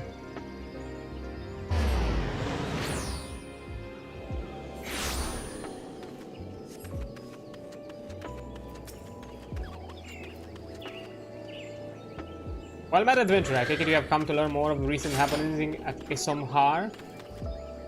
The site is of interest, knowing that the Gilmoran ruins, Gilmora being an underground city which predates Gridania, in case you were unaware. Anyhow, a few days past, we received reports from several anthropogeographers that a magical gateway of some sort had appeared in the ruins, and all manner of creatures were coming out and going through it. My men and I are among the first to examine it, and well, it's hard to explain.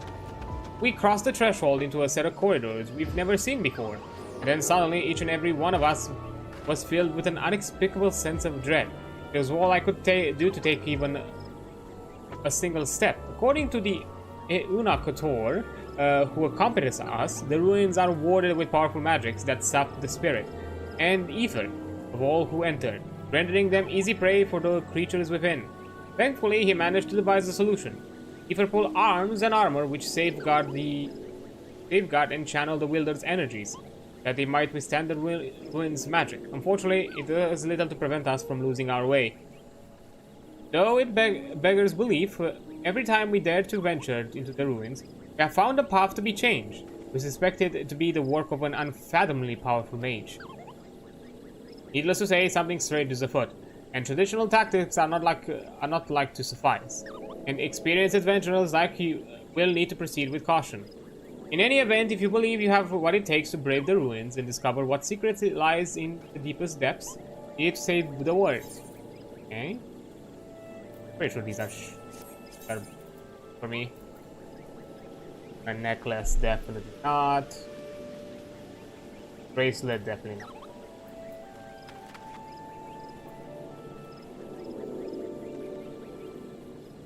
And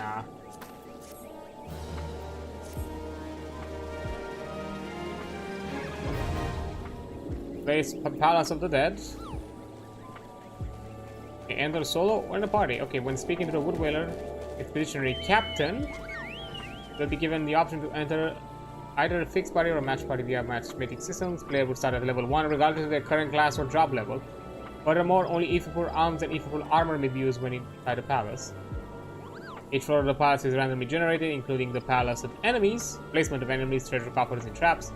Further details can be had by speaking to the Woodwhaler. So some sort of like roguelite dungeon kind of thing. Interesting. Cool stuff, but you know, get out here to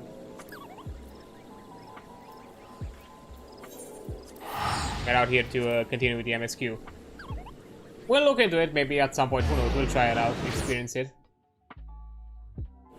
Maybe there's something new to it. Not today. Or anytime soon, in a matter of fact.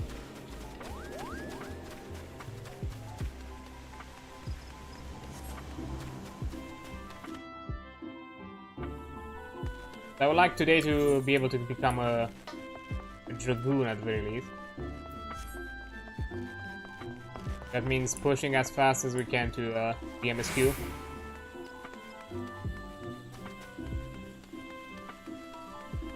Oh, I could have, I forgot about the, if I charged for a second. It's fine, we're taking a short stroll.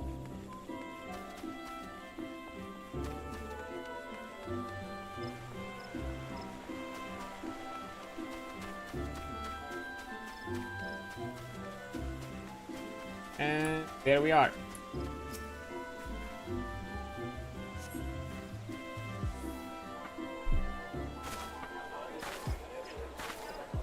I lost my son to the calamity. I'm Regal. We seed seers are all together. Some say you couldn't take a step without stumbling over a body.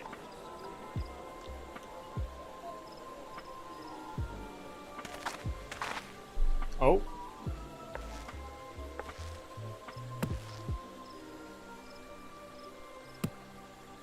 Our forebears were once strangers in the Twelveswood.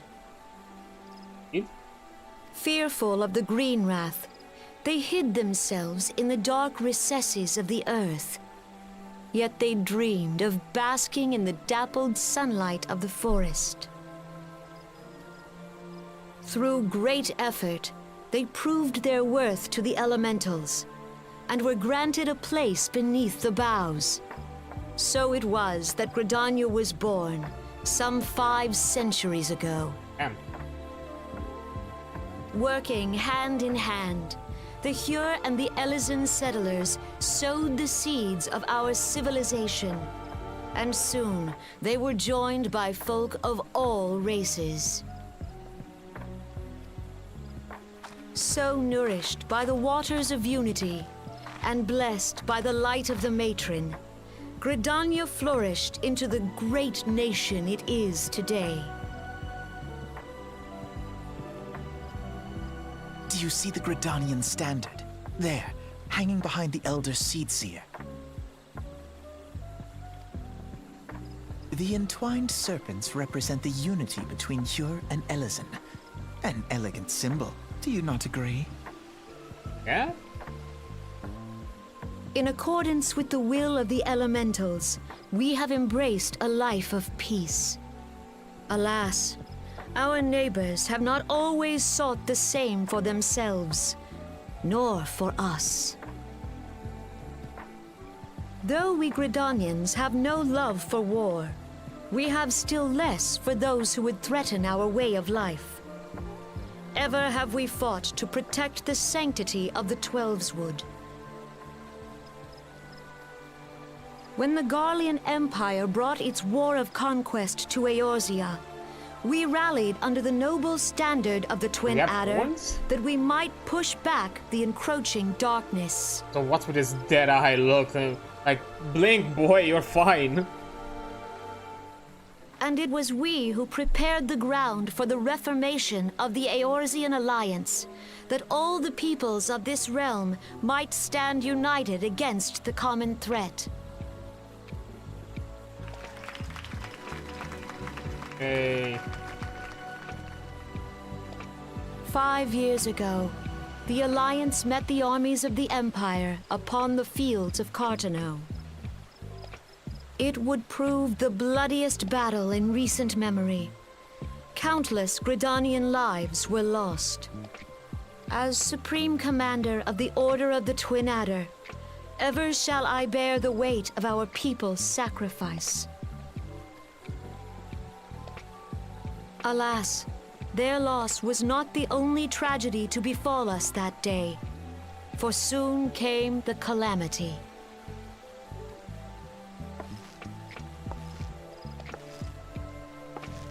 The scars borne by our forest are a constant reminder of its violence. Our lives have been irrevocably changed, each waking hour a struggle to survive. Driven to desperation, some among us have strayed from the path of righteousness, resorting to banditry, poaching, and other unconscionable deeds. To compound our woes, the Ixal have returned in force, emboldened by our suffering. They test our defenses nigh without cease, and prey upon the vulnerable. So beleaguered from within and without, it is of little wonder that our unity now falters. Dark times are upon us. Time was a man could walk pox the on that high bloody roads without Ixal. fear. On this day, 5 years ago, countless Eorzeans laid down their lives that we might behold another dawn. Please join with me in honoring their memory. Silence. And how do you propose to honor the memory of those you cannot remember, pray tell? Oi.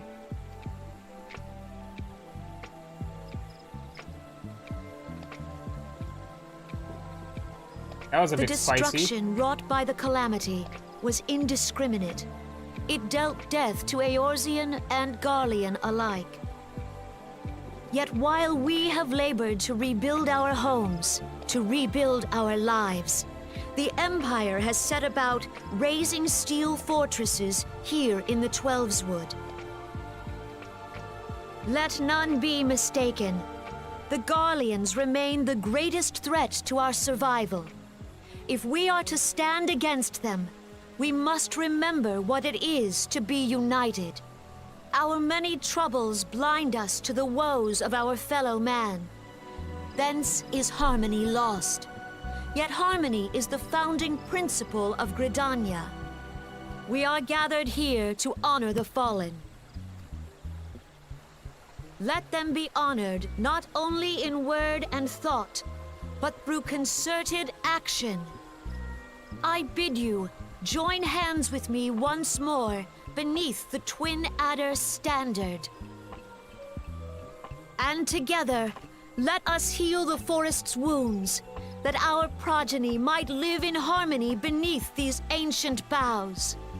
For serenity, purity, and sanctity. We must think of the children! Woods will be done. It's up to us to protect the forest. For the elementals!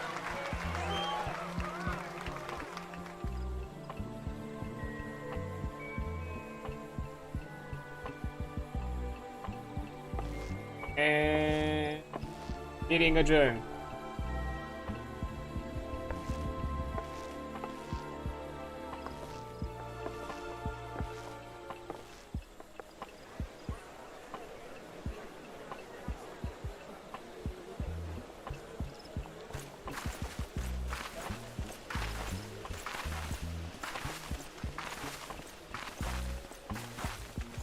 Interesting, interesting.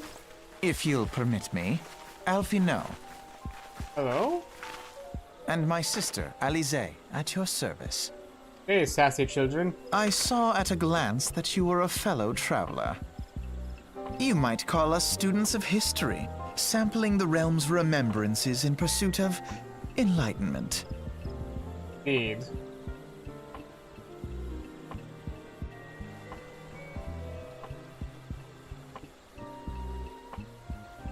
Okay, I'm taking a quick break here because there is an ad coming up and I don't want people to lose on the story. So yeah, I'll be right back. Okay, returned. The ad over, refill done with the drinksy. So let's continue with these sassy lost children. Or actually, boring children? I don't know, something of the sort. So, the Gridanians are unfortunate enough to have to contend with two beast tribes. The Ixal are unquestionably the more troublesome, being of unnaturally warlike disposition and want to summon their bloodthirsty primal, Garuda. The Sylphs, by contrast, are peaceful in nature, being mischievous rather than malevolent, and have long been on friendly terms with the Gridanians, until recently at least. Alas, they have grown aloof, and a change observed at roughly the time they summoned the primal Ramu.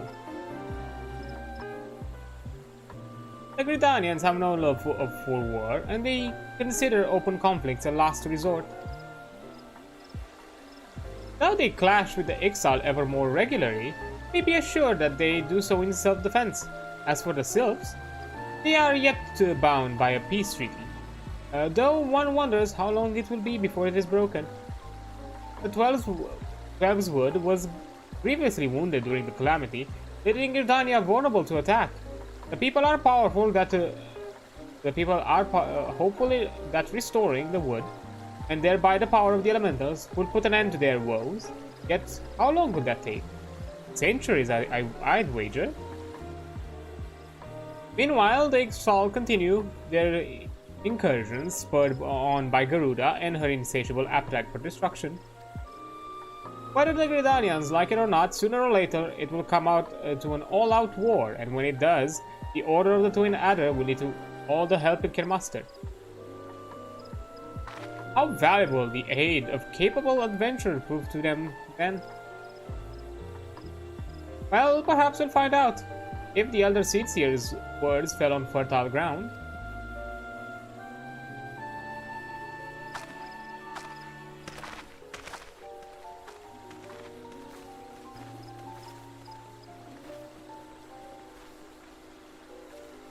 Okay.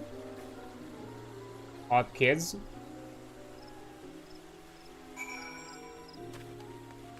Okay, now we need to go... and thankfully enough, I have home point there. Not like I have guild... Not like I don't have the guild to spare, but still.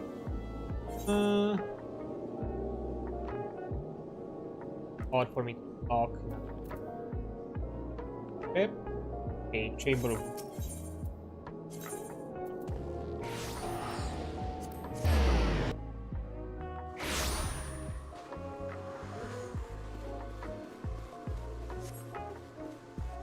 And now we're getting a ton of like exposition for each of the continents, for each of the big factions.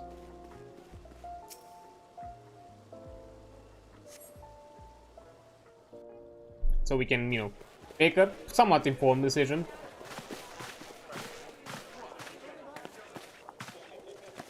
Behold, 'tis the Sultana Nanamo herself! Ooh. And Roban as Animal. well!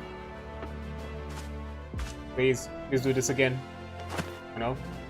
No longer gonna hold her like a parrot. Hark you, souls of flame, drawn to the bosom of the desert, where the fire burns brightest and shall rage forevermore. Hurrah!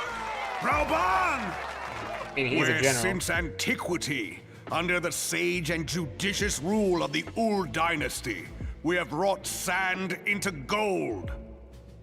Where by the grace and glory of Naldal have our brave sons and daughters flourished and prospered. I speak of Ul'dah! There, at the Flame General's back flies the Grand Company's standard. You again? Note the sigil. The golden scales of order balance the jewel of prosperity with the flame of might. Great and many are the gifts our nation has given the realm. In Eorzea's darkest hour, on the killing fields of Cartano, none spent more in blood and gold than we. Thus was the 7th Imperial Legion laid low. So that's how it happened. How soon history forgets. I mean, he has the job of a general. He needs to embolden the troops, or in this case, the people. So, you know, embellishing, I think, is in their favor. Yet many left our gates, never to return. Let us pray for our absent brothers and sisters, that they might know happiness in the great beyond, as Thal's honored guests. If the fates were fair, the price we paid that day would have bought us victory. Alas, they are not. And now, but 5 years into this 7th Umbral era, the spirit of sacrifice which granted us our strength is all but dead. Look around you. What do you see? A people divided, downtrodden and enthralled. Where are the merciful alms of the rich? Where is the just steel of the righteous? I ask you, is this the great nation our brothers and sisters gave their lives to save? You who call this living, dishonor the name of the immortal flames. It is but a slow death. Our enemies surround us. The savage hordes of the Amalja wait beside our roads, strangling the lifelines of trade. Meanwhile, the Garleans make mock of our borders and despoil our land of its natural wealth. We stand on a precipice, yet we do not act. Whether trader or soldier, monetarist or royalist, all must recognize that a divided Ul'dah stands to fall. Victory and fortune walk hand in hand. Ye who seek glory and wealth, look not to what little you can snatch from your neighbor, but to the boundless wealth of the world beyond. Now is the time to unite. Now is the time to ride forth. In the name of the Sultana, I beseech you, line not your own coffers, but those of the immortal flames. Seek not to prosper from Ul'dah, but to restore her to prosperity. As the realm prospers, so shall Ul'dah. As Ul'dah prospers, so shall her people. Yeah, for Ul'dah! Honestly, Together we are good one. speech. Bravo. Your Grace. Raubon? Oh no. Not this again. Is it a bit demeaning? I don't know. People of Ul'dah, I, Nanamo, 17th in the line of Ul, address you. Much has been made of the wealth of Ul'dah.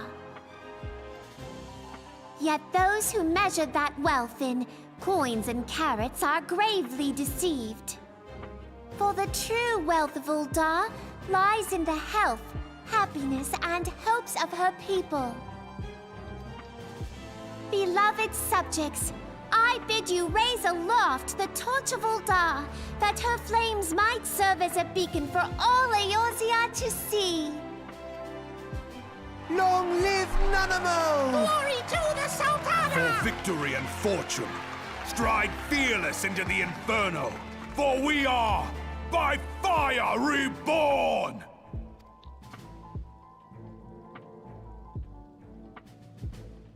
Okay, strong one. Honestly, pretty strong. To be fair, it was a hyping speech. is now! Fancy meeting you again. I could say the fucking same. Sassy child. The Uldans have long history of conflict with the Amal-Jah, a beast tribe that worship the primal Ifrit. Judging by your look of distaste, I take it you have encountered them. More or less. Not gonna talk about details. The Uldans do not shy from confrontation. If aught threatens their precious prosperity, they will seek to crush it. So have they dealt with Ifrit thus far, uttering his flame each time he is stoked to life. Yet he is but one of several problems. Though they have been quiet these past 5 years, the Garleans have not gone away. Meanwhile, refugees continue to arrive in droves, and Ul'dah has no clear policy on how to deal with them. After all, not even the Sultanate's coffers are bottomless, and even assuming that they had the coin, resources will ever be finite. Which brings me back to the subject of Ifrit. It has been observed that the Amal-Jah are summoning him with ever-increasing frequency. Every time they do so, the Uldans send their forces to smite the Primal, and though they invariably succeed, each victory is bought with blood. It is a war of attrition which they cannot well sustain. Small wonder, then, that the Immortal Flames are eager to recruit more members. As a such desperate hour, an adventurer of your experience will be most welcome in addition to their ranks.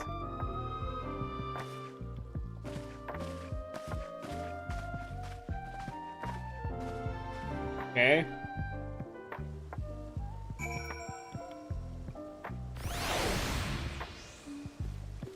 Okay, rousing speech. So far, the strongest, I would say. Okay, let's go Limsa. Get close.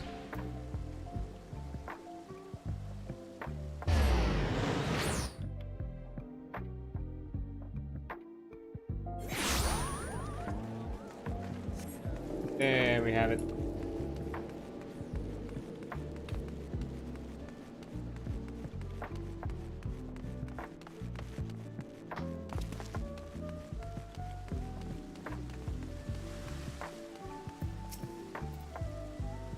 Here to attend the remembrance service? Be quick, the Admiral is due to give her address at any moment.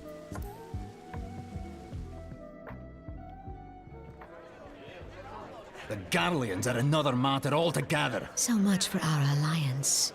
It's sunk beyond the seabed.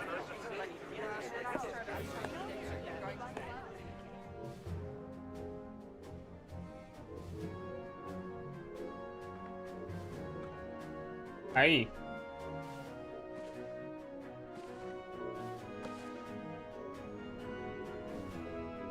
Brothers and sisters of the sea, hearken unto me.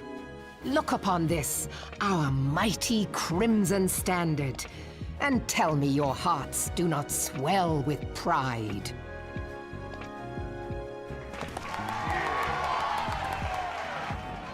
"700 summers have come and gone since our forefathers first ran aground in this fertile bay. In that time, guided by the Mother of Oceans, Limsa Lominsa has grown from humble fishing village to uncontested ruler of the 5 seas and beyond. Ah, yeah, ah, ha, ha, yeah, ha. Oi. Did you look as the Admiral bid you? It is a rather stirring standard, I must say. The crimson field is meant to signify the blood of fallen crewmates, while the black longship represents a pirate vessel.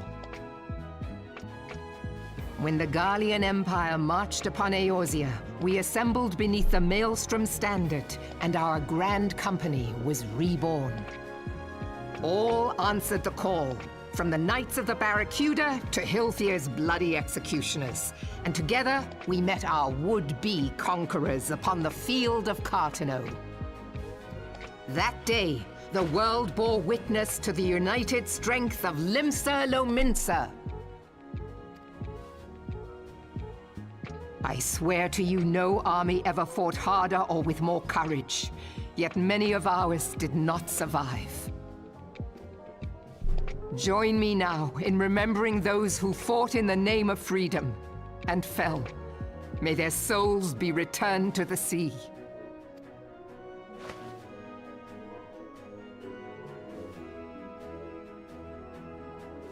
Freedom. Yes, they have always been rather fond of their freedom. Much as the beast tribes have. Small wonder. Beneath the surface, one would struggle to tell them apart.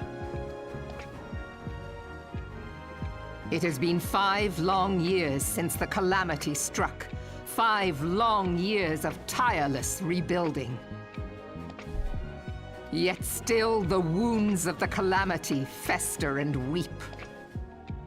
But when I stand atop the mizzenmast and gaze out upon our battered and broken vessel, I see an undying spirit. Did we not build all this from the wreck of the Galadian all those centuries ago? Shall we not do so again? Yet there are those who would see this ship of ours sink beneath the waves of the restless Rotano. The Sahagin creep ashore seeking blood for their accursed god. Those fishback The Sahagin bastards. have risen? While the mines of Ogomero spew forth kobolds who push ever south, despoiling our lands as they go. Also double. Beast These tribes. savage beast tribes will be the first waves to crash against our creaking hull. And behind them swells the grim tide of the Garlean Empire. Even now, the curs fly their flags within our borders. Doubt not, but that they will be upon us ere long. We are well nigh surrounded. Yet there are those among us who would rather turn their swords against their crewmates than our cannons against our foes. How can we hope to repel our many enemies when mutiny breeds below deck? There is but one course left to us. One bearing that will bring us victory over the beast hordes and the Empire both, and see this ship safe to port. We must mend the rift the calamity has reopened twixt pirate and maelstrom, and stand fast with our adventurer brothers against the coming tempest. Mark ye well, a crew without unity is no crew at all. 'Tis but a mass of drowned men. To me, then, brothers and sisters of the sea, gather beneath the undying crimson standard and pledge me your strength, your skill, your wisdom. And with the guidance of the navigator, this great vessel of ours shall ride the waves till sea swallows all. Long live the Admiral! Melvin! Gather the lads! Oh, where's me cutlass? I'll follow ye to the seven hells, Admiral! Rousing speech.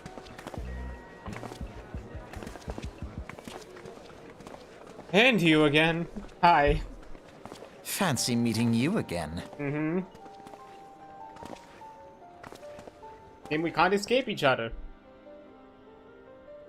You with your fancy, very familiar equipment. As the Admiral mentioned in her address, Limsa is plagued by two beast tribes. The first are the fish-like Sahagin, worshippers of the primal Leviathan. The second are the kobolds who dwell beneath the earth and take the primal Titan for their god. As if the beast tribe's presence weren't troublesome enough, the Garleans have also chosen to erect a fortress right in Leminsa's backyard. And that is to say, not of internal strife. As a nation of pirates, there is no end to the blood feuds between the various factions, and while they fight amongst themselves, the Garleans whet their blades and watch. If the Luminsans are to have any hope of withstanding the Empire, they must first resolve their own affairs. Difference must be set aside and the primal threat dealt with once and for all.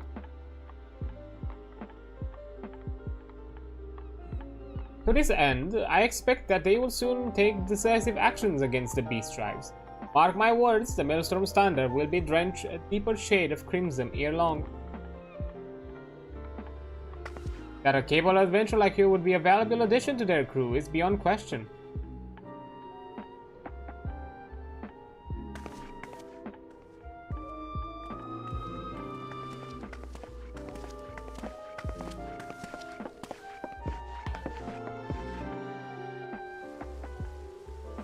And there we have it. Oh. Oh. Adrian, this is Minfilia. You are well, I hope. Would I be correct in thinking that the final remembered service has now concluded? A moment ago, you say? What a coincidence! Jesting aside, I trust you remember our guests from the Grand Companies? Well, delighted through that we are to have them here at the Waking Sands, it will not do to keep them in suspense any longer than necessary. In short, hurry back. Okay, we shall do so. Oops. There's no need for me to... Anything else around here? Now it's just usual things. There we go. Well then.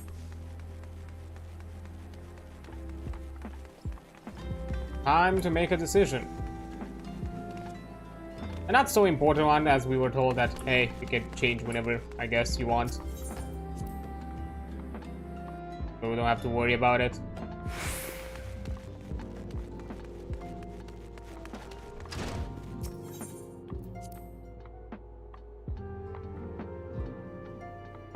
It is more the fact of, hey, you should just have a choice. Welcome back, Adrian. Were the Grand Company leader's words as illuminating as you'd hope? Aye, each nation is beset with problems. I trust you see now why your services are in such demand. Would that there were more of you, Adrian.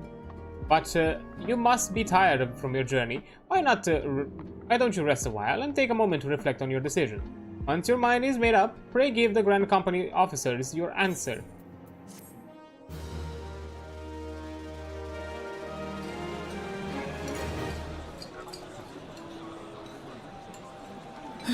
The gods only know what grand company our adventurer friend will keep.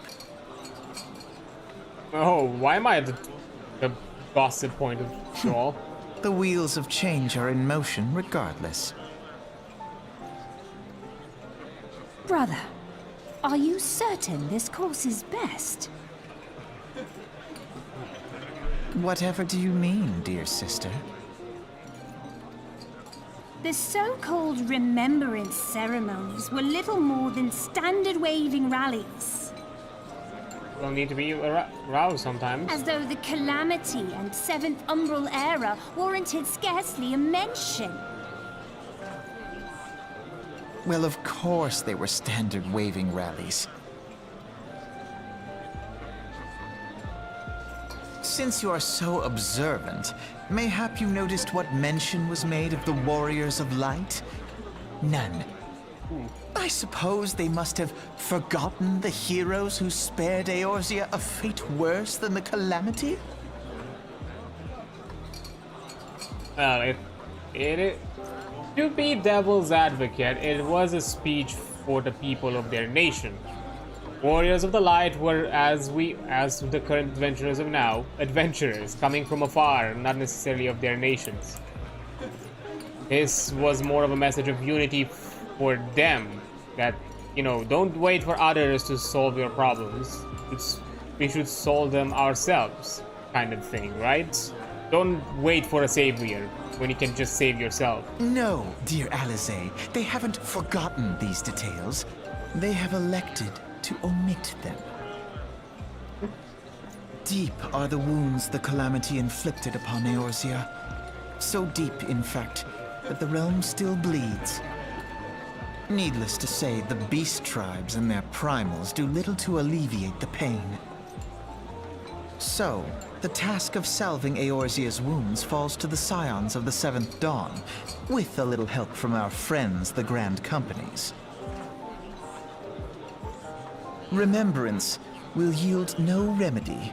If our world is to heal, we must put the horrors of the Calamity behind us. Our grandfather would never entrust the fate of the realm to despots who rewrite history to their convenience. Oof.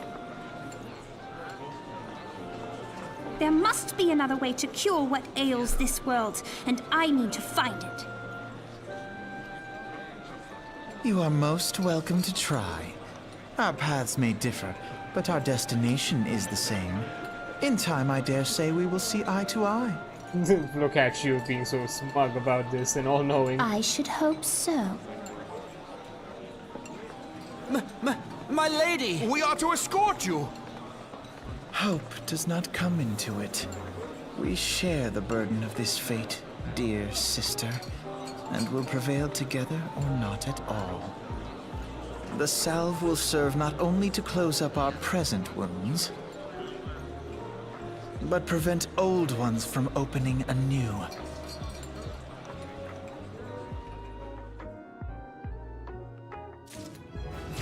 Hey!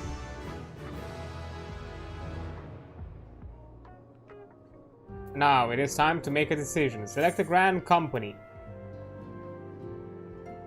Yep. Well, I kind of have the decision. I'll be fair. Sorry, the Twin Adders are out of it, unfortunately. I don't know, it just gives me the vibes of the, oh yeah, secluded elven nations or like forest people nation, druidic nations that, I don't know, it's not something I do generally vibe with. Ul'dah, pretty cool. I'm not gonna say rousing speech and very convincing. The thing is, you know, a nation that is ruled by is very well divided by the higher class. I don't know if that's something again that I vibe. The Maelstroms, though, the Limson people, the whole thing of, you know, being you know, a people that care of freedom and everybody, you know, kind of making their own fortune and winnings, you know, either through independent work as a quote-unquote sailor or pirate or anything of sort. That sounds a lot more interesting to me personally, as a nation built on the concept of, you know, freedoms, you know, and, you know, in this you know, context, you know, sailing freely and having the wits about you. I kind of like that more. And also, I'll be fair, the banner is red. I kind of like that. It's a bit more my colors, so even visually that's a better choice for me. So I'll just go with the Storm Officer, the Maelstroms.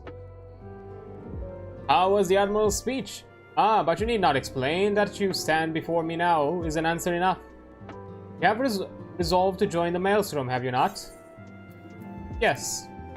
That's the spirit, lass. With allies like you, how much stronger is our crew? Let us brave the seas together, friend. Now, the choice is made. It is time to add your name to our rolls. Make your way to Limsa and seek out the Grand Company's headquarters. Maelstrom Recruitment Officer seems eager to welcome you to Limsa's Grand Company. Maelstrom Command is located on the upper decks. I will send our word to our personal officer to expect you.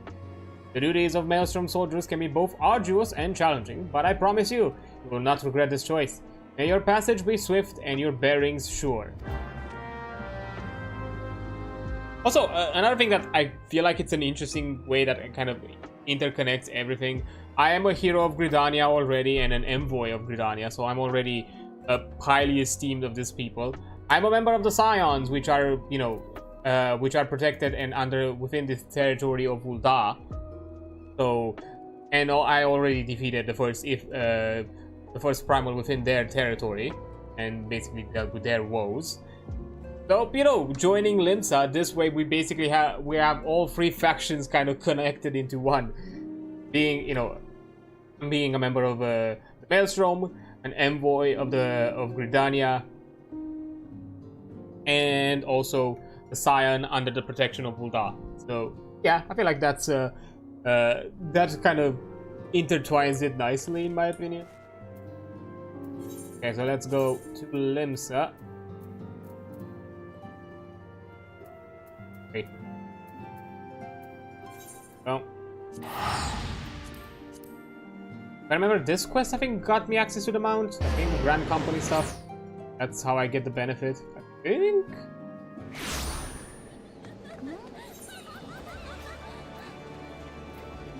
The Aft Castle. Okay, that's it.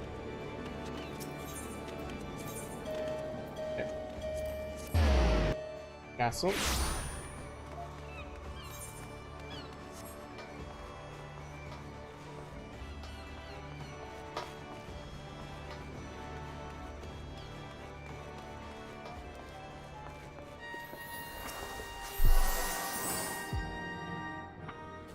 And there are. Hail, adventurer! What business have you at Maelstrom Command? My name is adreansulph. I believe you are expecting me. adreansulph, our recruitment officer, sent word of your coming. It shall be my honor to induct you into the ranks of the Maelstrom. Now, before I can accept your oath, you must be aware of several. Sir.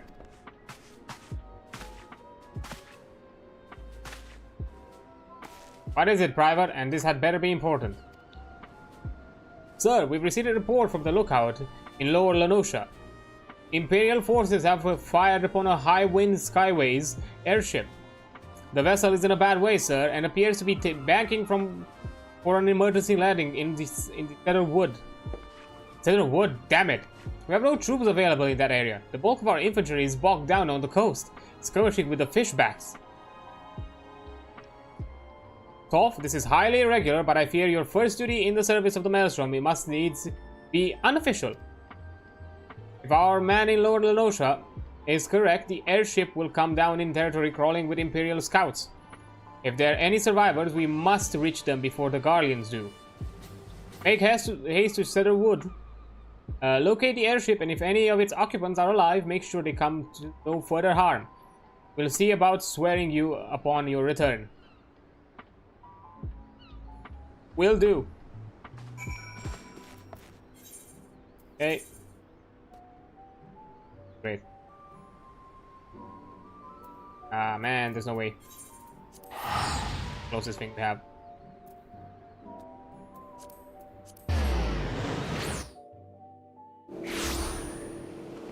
There we have it. There Oh, I can take a chocobo to Red Roost instead. Let's do that.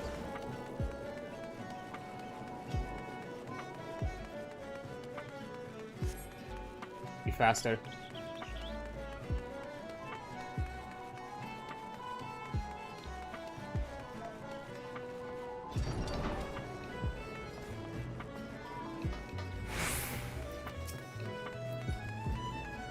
Wait. Yes, let me there. Nah, it's in the way, so I'm not gonna let it go to the location actually. But yeah, if I remember, the Grand Company gave you the mount, because you are basically flying the colors on the mount.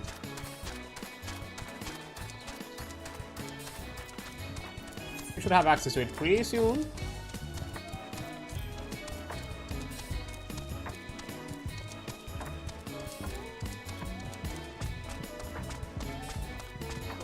And I think not long after this, we should also get the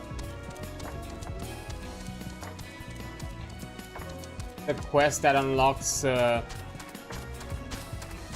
job upgrade. You know, so we get the soul crystals, so from Lancers we become Dracoons.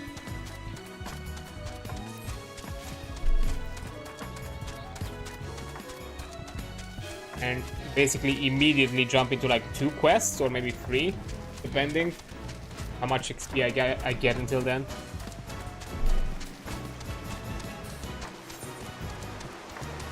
Hunting log wise, I'm still out to learn Pusha.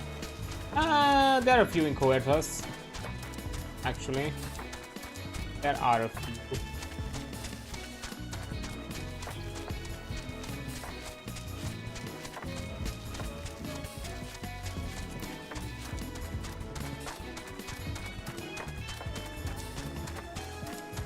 I need to advance significantly with my quests, because right now it's way kind of a side track to actually go for the enemies in the hunting logs.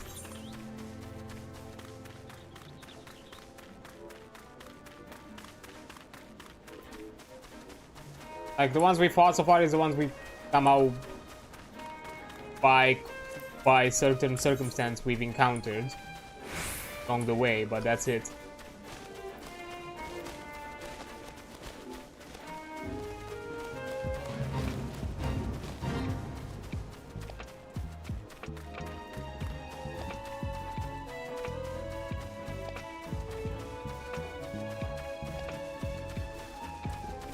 Ooh, that's a rough landing. Boy, you good?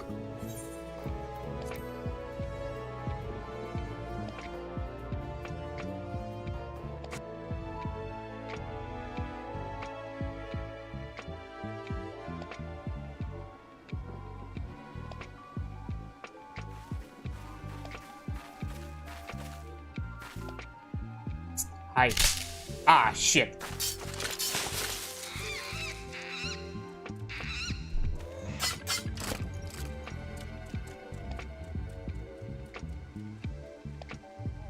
Adventurer, what are you doing here?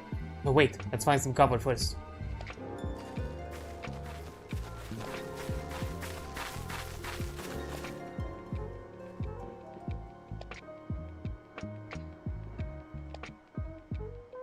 Whew. Oh.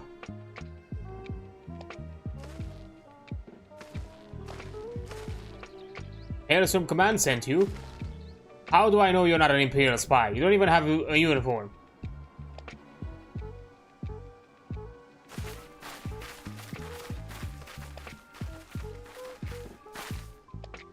Yeah, it is, sir. We are of the Maelstrom.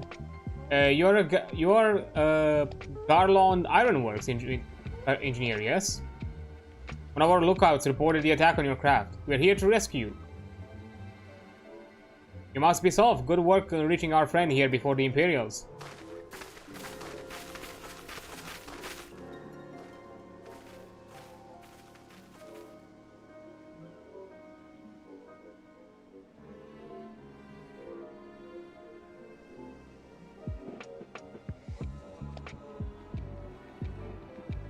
I've never seen a craft with this design.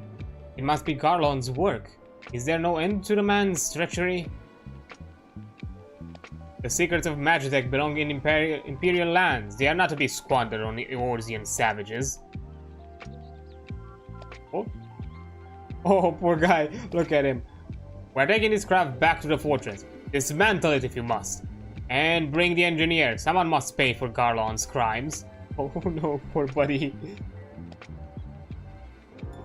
Scouting party for Pastrum Occidents, I'd say. Seems they want your ship, engineer.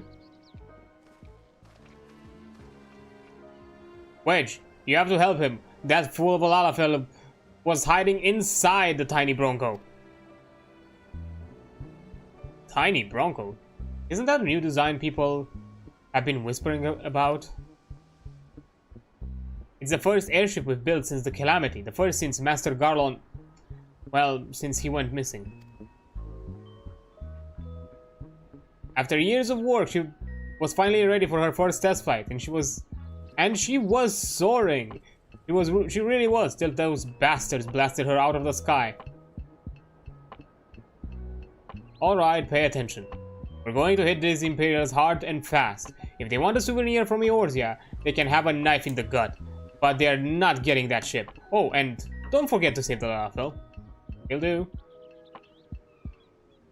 How do you say, Solf? Ready to give those curs a hiding? Like a tidal wave, lads. Charge! Yay, rooting from the back line. An ambush! To arms! And it begins.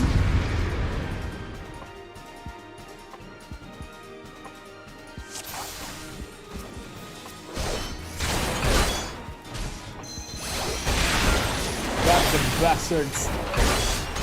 My ass.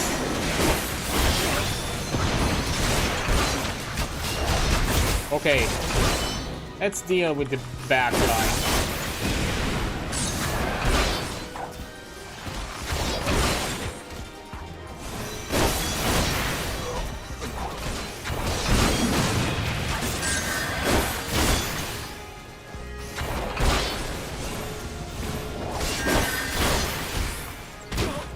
What, do you think by healing we're gonna get away? Savages! We cannot stand against the might of the Empire. Well, this has gone long enough. Has it though? Huh?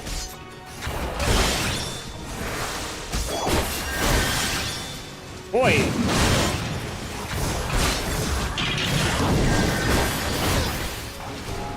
You just fucking called a mech?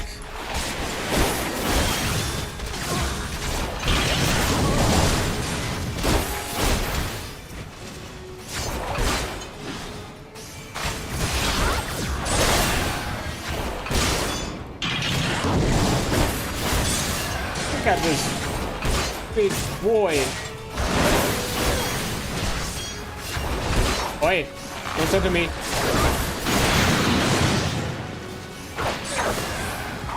Why are you running?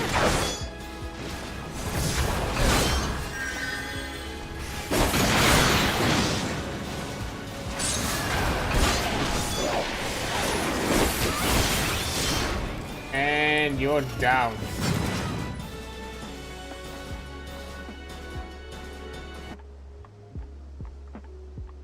Pigs.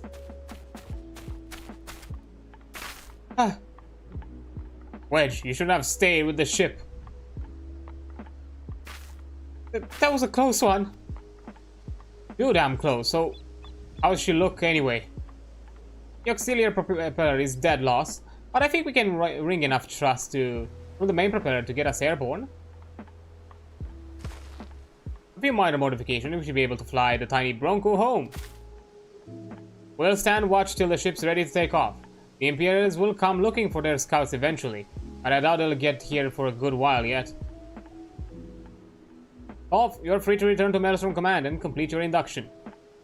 Ordinarily, I'd ask you to stay, but I think we'd all better knowing an adventurer of your ability was safely sworn in and ready for the next mission. Rest assured, I will inform command of the part you played today. Just wanted to say sorry, you know, for calling you an Imperial spy and all that. Got that one wrong, didn't I? Seriously though, if it hadn't been for you and the Maelstrom lads, we'd be chained up in a dungeon by now. I mean, your dead friend. We both are. Reg? Thank you. We're very grateful.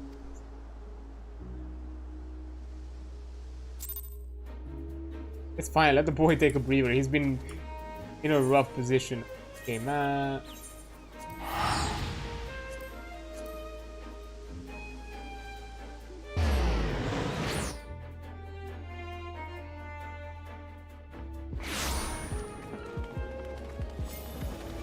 Okay.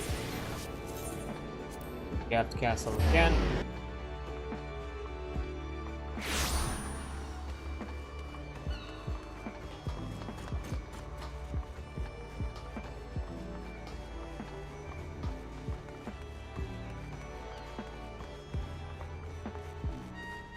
Oi, I'm here.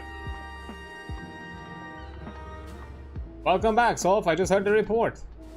You need not be concerned about the engineers. They completed their return trip without further Imperial interference. I must admit, I had my doubts at first, but it seems the stories about you are true. I look forward to seeing what else you are capable of, after you're properly inducted into the Maelstrom, of course. Now, speaking of your induction. The sea swallows all. Personnel officer stands ready to complete your induction into the ranks.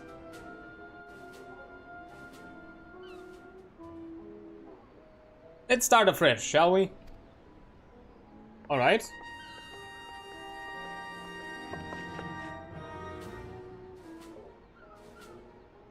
You are welcome here, adreansulph. That such a well-respected adventurer would choose to join our ranks is most heartening. Before you swear your allegiance to us, however, it is only right that I tell you exactly what is it that you will be joining. The Grand Company is more than simply a collection of soldiers. It is an all-encompassing organization which draws upon the resources of an entire city-state to form a united military force capable of standing against a nation's deadliest enemy.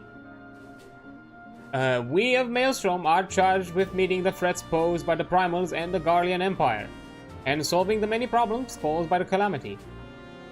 Every man and woman who serves under our colors has a role to play in keeping the great warship that is Limsa afloat, and on whatever heading Chief Admiral Merwil Blowswin sees fit to set. As part of this grand vessel's crew, you will be expected to take your turn at the oars. For the winds do not look favorable.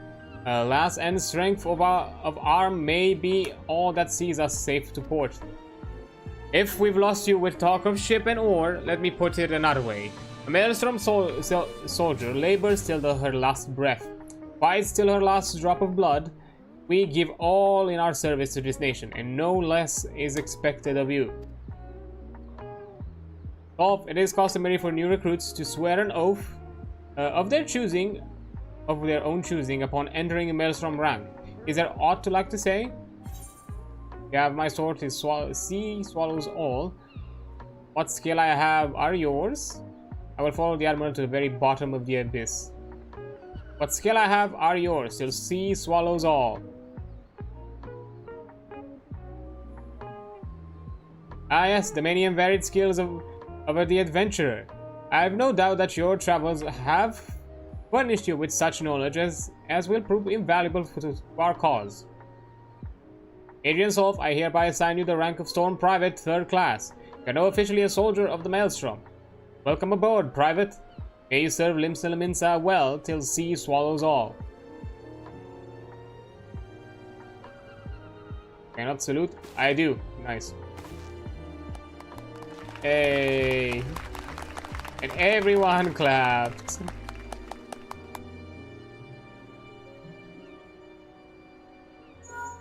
Oh. Being called? Can you hear me, Adrian? This is Minfilia. An officer of the Maelstrom contacted me with news of your enlistment. My congratulations, Private Solf. I have no doubt that you are eager to make your acquaintance of your new comrades. I'll ask you to pay a visit to your old ones first. Remember, though you are now a woman of the storm, you are no less a scion. Return to the waking sands at your earliest convenience. There are some friends here whom I would very much like to meet you. We shall be waiting. No rest for the wicked, eh? Before you make yourself scarce, I recommend having a word with Commander Ricky. Might be worth a while. Right there. Okay.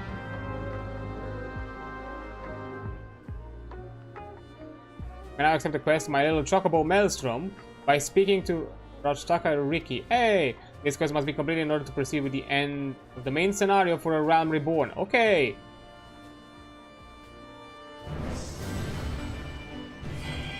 Will do! Home private, third class. Grand companies. Member of a Grand Company have been assigned a rank of a private third class. Your Grand Company and rank can be confirmed at any time under the Profile tab in the character interface. Okay. Grand Companies pay their members not in Yale but in company seals. You can confirm how many seals are currently in your possession under the currency in the main menu. Seals can be earned by completing various Grand Company missions. Grand Company Quartermaster is stationed at each Grand Appointee headquarters and will exchange items for company seals. Company seals are only redeemable within the Grand Company that they are issued by. Supply and provision mission. Grand Companies of yours are in constant need of supplies and provisions that to maintain daily operations. Adventurers can earn experience points and company seals by crafting or gathering the items required, delivering them to a Grand Master Personnel Officer. Okay. Items sought change every day. Earth time. Be confirmed by selecting timers and located under duty in the main menu. Fair enough. Well, yes, let me just get my little chocobo. Yay. Rashhat Ricky suggests you look into having a personal chocobo issued. Well, if it isn't private solve, I must say, the tales of your deeds have been an inspiration to the troops. Our duties take us far and wide, and I'll wager you've slogged across quite a few moms of countryside on naught but your own 2 feet.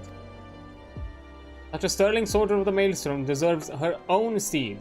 Let us see about having you one issued. All you need to do is obtain a Storm Chocobo issuance by exchanging company seals with the Quartermaster. Once you have this deed, present it to the Fragam and she will see you saddled up on one of our trusty birds. Okay. Quartermaster. Oh, Storm Quartermaster.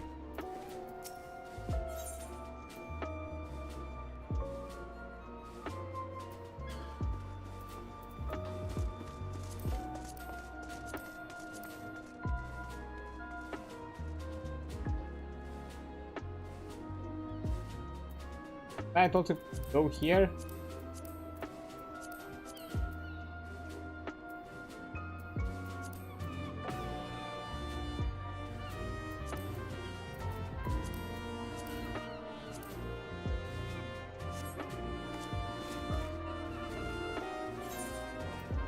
Okay, then we're going to go.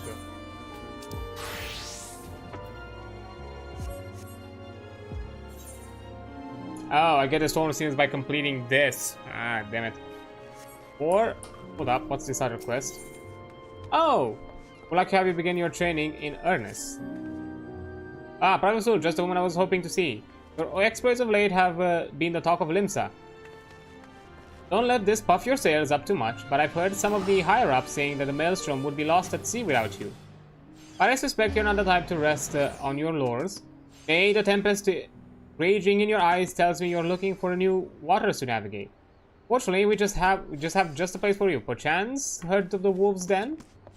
It's a proving grounds of sort, established by the Orsian Alliance, a place where the most promising of Grand Company recruits are sent to hone their skills.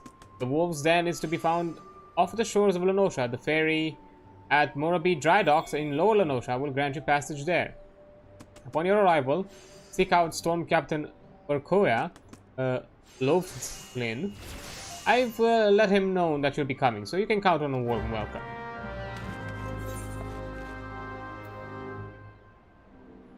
Okay. Pop no longer. Map. Okay.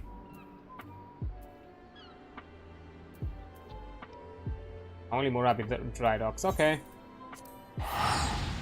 Do that then.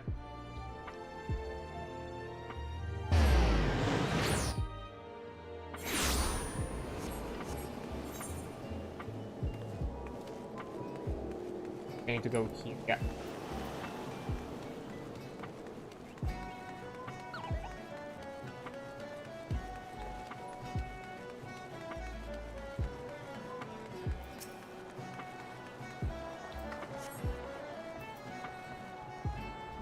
Okay, go to Wolves then, thank you.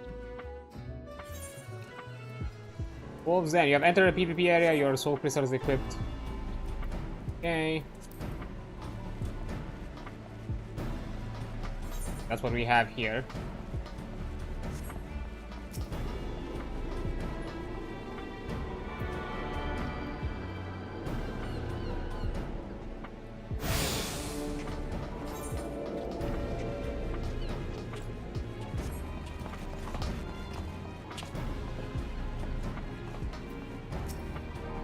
I don't recall seeing your ugly mug around here before. See that Ricky sent you? She said she's sending a new wolf to the den. More like the runt of the litter, if you ask me. You barely have fangs for the hone-in, but I guess I'm feeling goddamn generous, so I'll throw you a bone.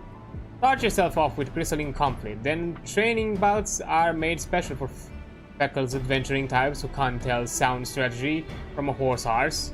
I still reckon you won't be a dawn before you run home with your tail between your legs, crying for your mom, but you can have a word with Lieutenant Gunji Zalungi if you insist on giving it a go. You'll find him outside, assuming you can work up the nerve. And stand up straight, maggot. This ain't no place for the weak of spine. Dismissed. Okay, damn, boy. Key unlocked. Crystalline conflict unlocked.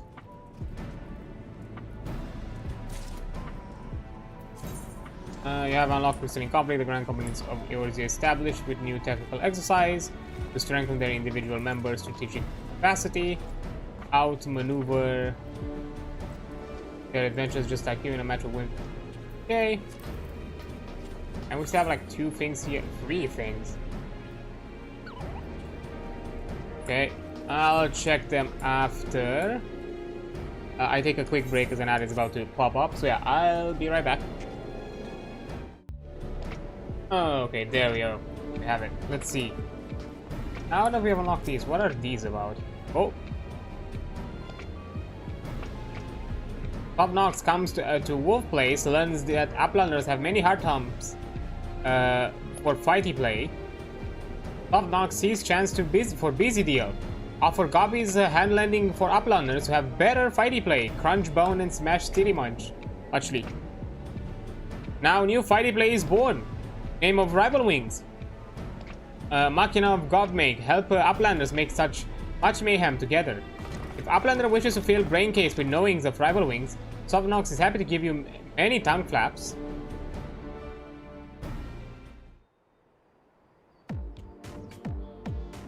Okay.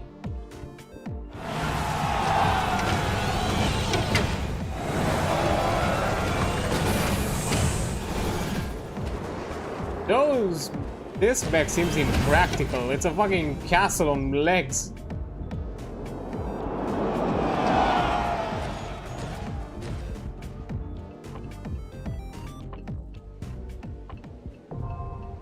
Rival Wing lock. The Defender has been updated with a new regular.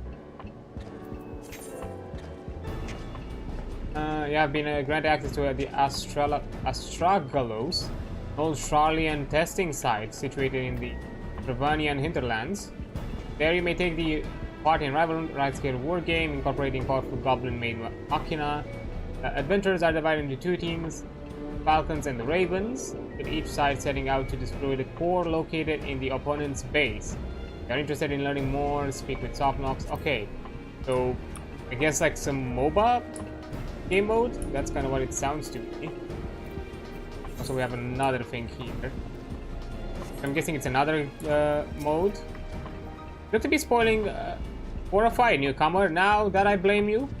Not that I blame you. Most everyone the captain sends my way is. You'll do well to vent some of that pent-up rage in a match or free of a crystalline conflict. It's the latest and greatest and most exciting tactical training you'll find this side of the front lines. May think me biased, given that I am the one who came up with the rules, but nothing could be further from the truth. We received countless calls to add more strategic elements to our training skirmishes. You see, I'm simply put the entirety of my considerable skills towards answering them. Wrestling conflicts matches challenge you to maintain control over all important fray, which you must transport safely to a designated location amid the heat of battle, so payload. I've even designed special areas replete with magic mechanisms to help keep you on your toes. If that piques your interest, my first recommendation is that you learn the rules in their entirety, lest you be pulverized the moment you step onto the field. But fear not, I'm more than happy to discuss with them at any time.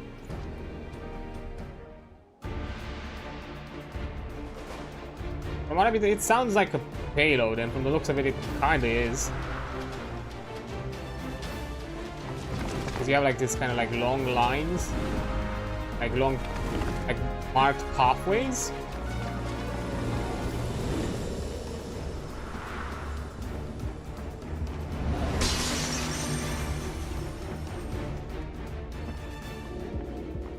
The complex allows you to take small scale 5 vector pushes. Okay. Okay, I've unlocked some PvP modes, I guess. And the nervous tremblings of his legs suggest this Ori brawler may not be as tough as he appears. Please, I beg you, stay those ferocious looking fists. I'm not ready for full contact sparring. Why, I've only just begun practice in my one elm punch. You good, my guy? I just stood here. So you haven't come to duel me then? My apologies. You have the look of a woman who enjoys the thrill of a fight, and I thought perhaps you'd come to challenge me. And for good reason, I might add. You see, the Maelstrom recently opened up a new sparring grounds of sorts, right here on this pier. Now adventurers can go toe-to-toe without climbing down into the pit. I was all but certain you were just like everyone else, eager to earn a notch on your belt. I haven't the skill nor the courage to put up a fight, but you look a woman who's weathered her fair share of battles. Perhaps you'd like to test your mettle in the ring? Not with me, of course. The officer who oversees the area is just over there. Doubtless she'd be happy to tell you all about it. Just look at the frightful stare, always on the lookout for fresh blood, or so they say. So this is just basically an open area that allows you to PvP. What's this? Another wolf pup itching to get into the ring, are you? Well, if it's your blood you're after, you need it quick. It might be you can slick your thirst here. Before you go rushing off, get yourself bludgeoned.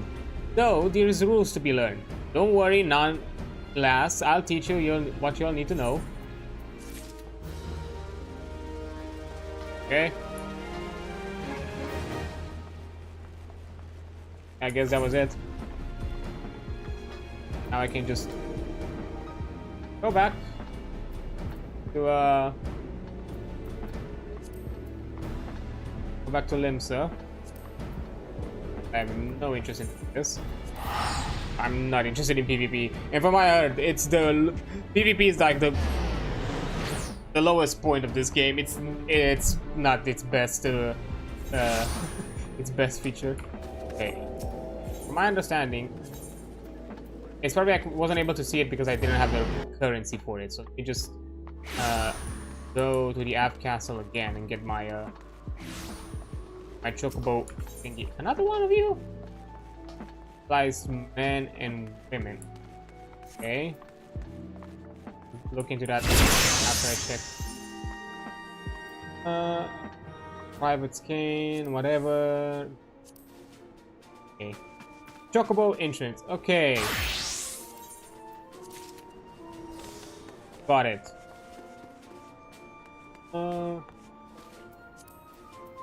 Can get some armor. Like for cosmetic thing. Interested in of it is right anyway. But, yeah, level 20. I'll just keep this. Then the Barkret is looking for a few good soldiers. You're familiar with what transpired at Cartano 5 years ago, ain't you, Private?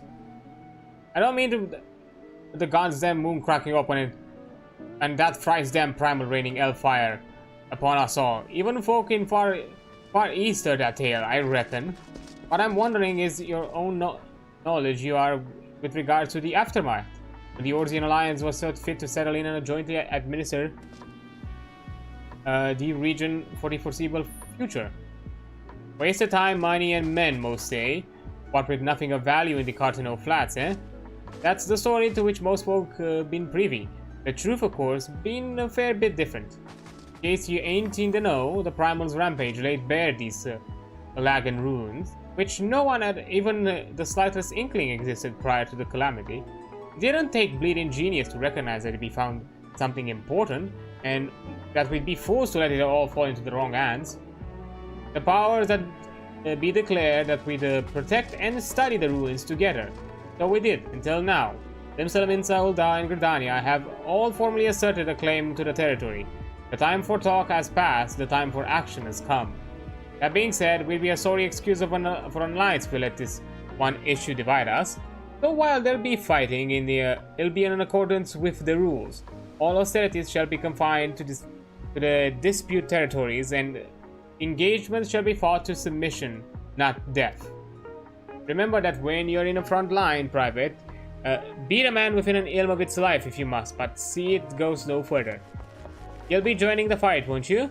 A soldier with your talents would make a tremendous difference. What's more, you'd be doing a nation great service. At least speak with our man at the airship landing before you decide on one way or the other. Think on it, Private, that's all I ask. Yeah, I'll be fair, kind of a poor,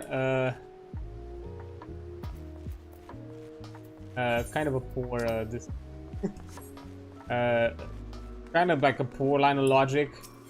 Like, okay, you're definitely in conflict of interest here, but somehow it doesn't bleed through any other like diplomacy conflicts at all. By yourself, come to join the fight, have you? Very good indeed.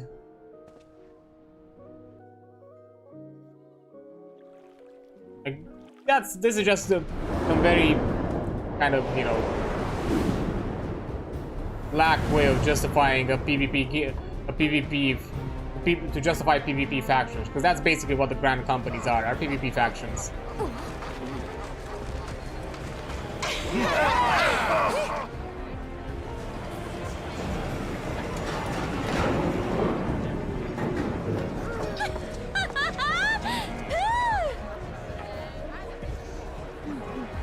Yeah, they're just PvP factions and nothing less. Okay, rough boy.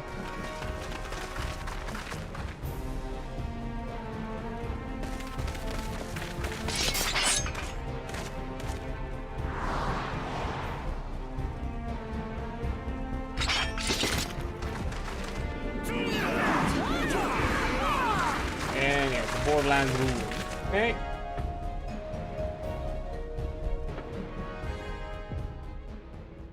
Yeah, just a... Now, before we proceed, I must warn you, this isn't going to be like some jaunt in the Wolves' Den. Be pitted against wave after wave of fellow Alliance members in the battle. They won't care not whit that you're a warrior of light. This campaign will be long and brutal, and victories won today may be undone tomorrow. Consider the Borderland ruins. We need only seize control of each ruin in the region, right? Wrong. Defense is paramount as well, for our rivals will muster forces to challenge our claims. It's for that reason that we have established an airship route direct to the front line. Those who are ready and willing to fight will never want for transportation. Ah, but look at you on your face, speaks confusion. Are we at war or not? What is this bollocks about no killing? What in the seven hells is going on? That's all what you're thinking, yes? Kinda. It's less war and more organized violence to resolve a territorial dispute. Some kind of a war. And yes, it is to be civilized violence. Killing Alliance members is strictly prohibited. Though accidents have been known to happen, mind you. But you of all people have nothing to fear. You've escaped sudden death more times than I can count. What are the odds you'll fail to do so this time? It's kind of like a counter ticking down. I feel like. Still a very stringed way of saying like, ah yes, it's... Bone has relocated people. Yeah, very... At a hairpin. Oh, okay, lower decks right here. Nice. I think I actually could have done the Ethernet, but oh well.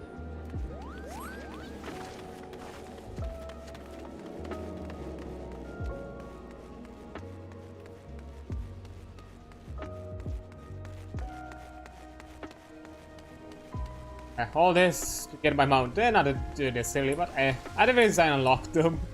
I don't think if I ever do PvP, it's probably for cosmetics. That's the sole reason I ever do PvP, for cosmetics.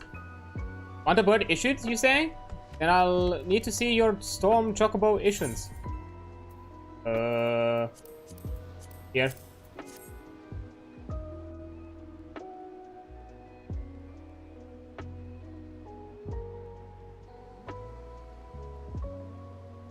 Yes, everything appears to be in order. A moment, please. I'll be right back with your Chocobo. Hey, buddy. And here he is. The fellow has been in high spirits in the past few bells. Must have sensed that his master was coming. Now then, to make it official, you'll want to give your noble steed a name. Oh no, I'm bad with names. Fucking bad with names.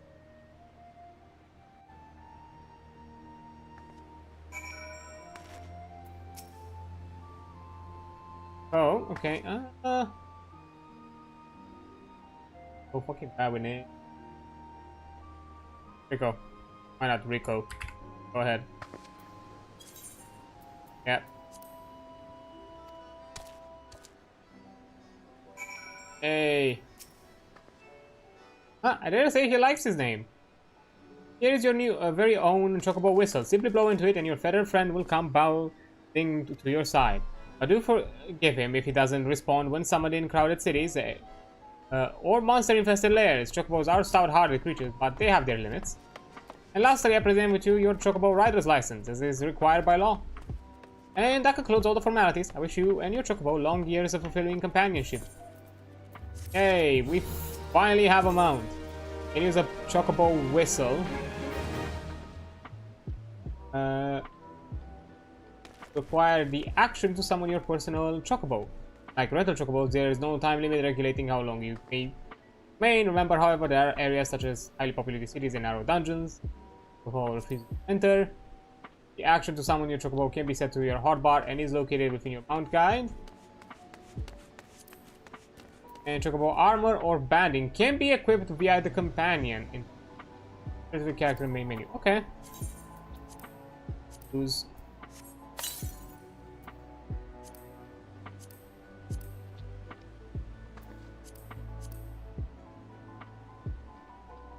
Right. I guess need to unlock some of my other companion.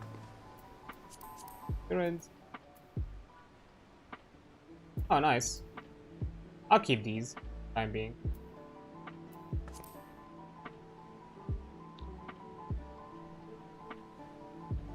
If there's any skills, because someone companion, the mount.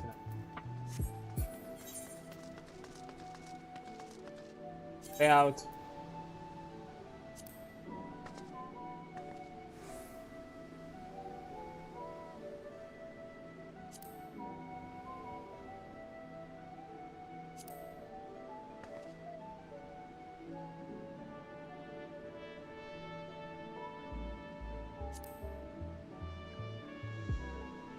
Hey, I can do them.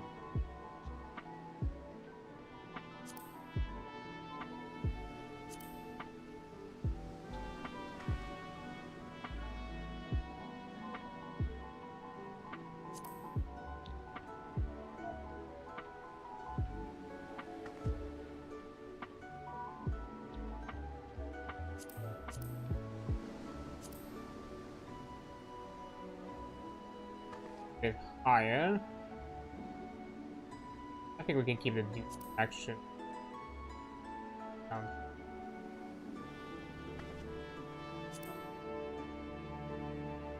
Hot bars.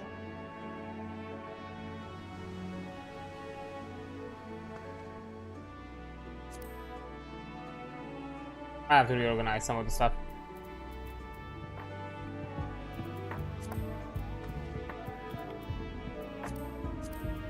I think I make it here. Configuration.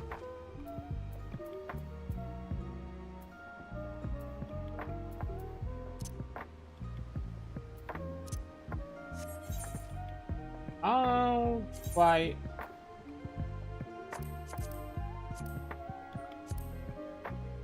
Oh, right click. Okay.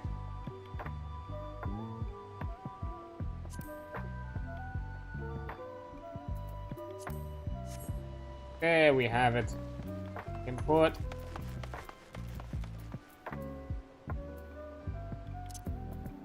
Oh. There. I'm in a unavailable location, but I have everything collected. That needs to be done. So back to the Waking Sands.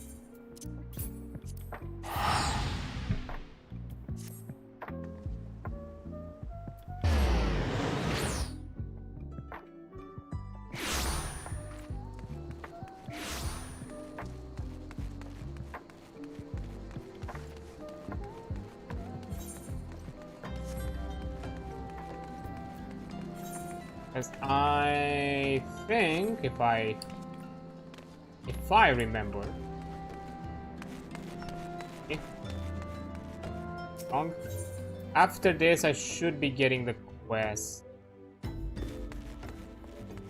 Hey, hi, Papa Limo. Welcome back, Adrian. Lady Minfiri awaits you for you within.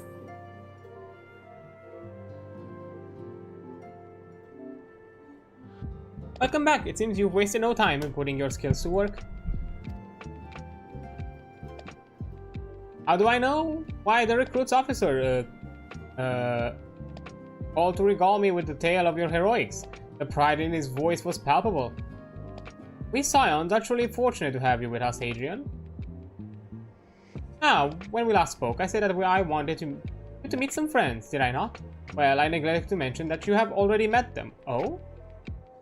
Satoru, please show them in.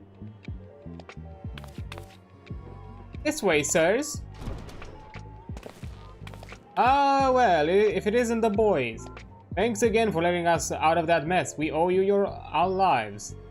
But I don't think we've properly introduced ourselves. I'm Biggs.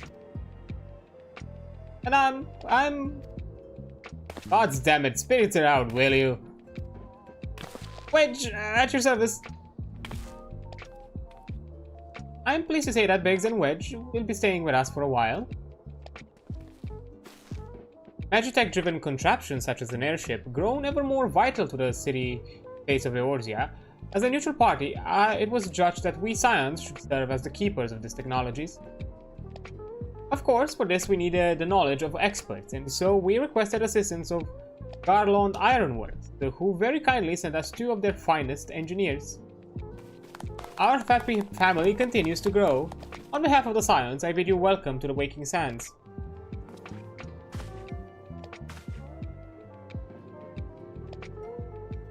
Like every soul here, I love Eorzea, and I count myself blessed to have been given this chance to stand with you all and fight for the future of the realm. Dear Death Flag. Never have I known such fulfillment, such happiness. I don't know why this feels like a weird death flag to me. My Am I reading too much into it? Am I spoiling myself or with this possible expectation? Don't tell me. Although, from what I know, the community doesn't really say much. If I need you to investigate, yay, the sylph.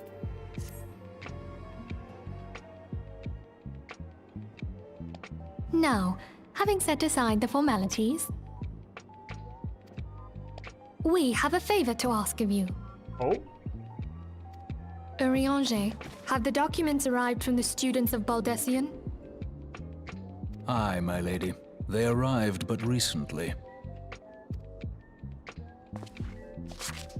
See? We have conducted a study at the behest of the Order of the Twin Adder.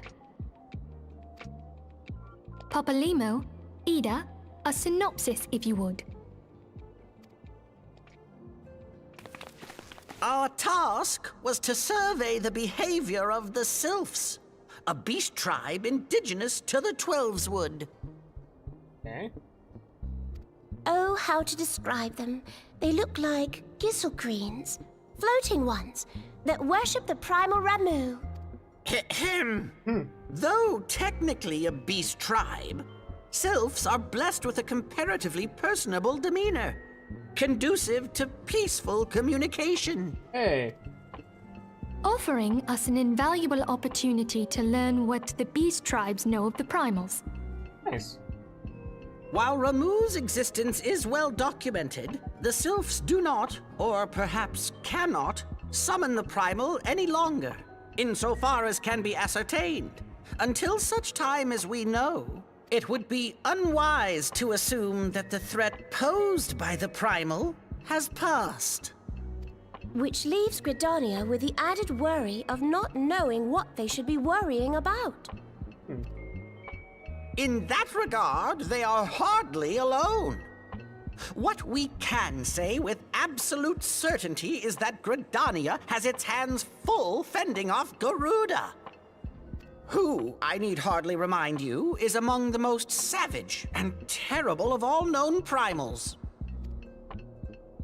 In short, it is essential that we approach the sylphs in as diplomatic a manner as possible. Words and actions can be misconstrued. The only sure way to communicate our intentions is the echo. Oh. Winning the sylphs' favor may well bring us a step closer to mitigating the threat of the primals. Will you help us? I mean, I've done it so far, so yeah. I am grateful.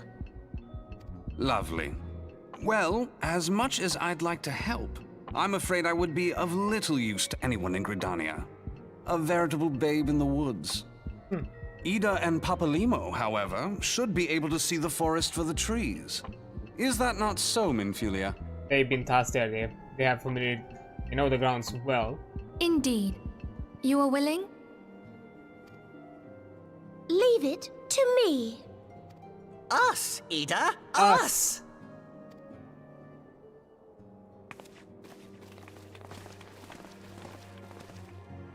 Very well done.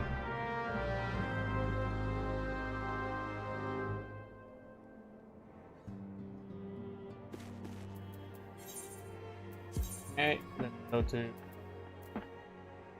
Oh, New Gridania, okay. Opportunity to set my home as well.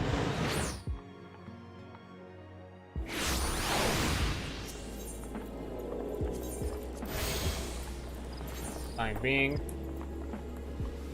let's start.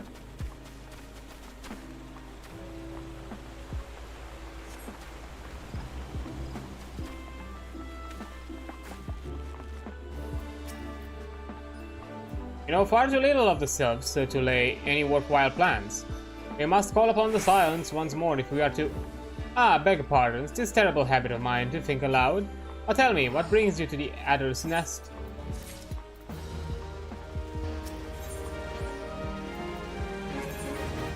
Eye of the Dragon, nice. We have done it. We can actually do the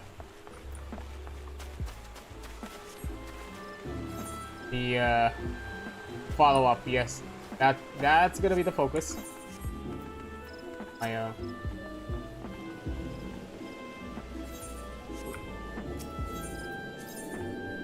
clicked on it, I just didn't realize.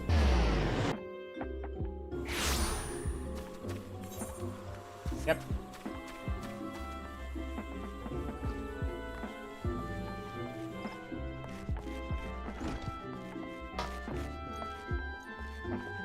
Hey there, you ain't. Oh, not. Rain seeks your aid in assisting an old friend.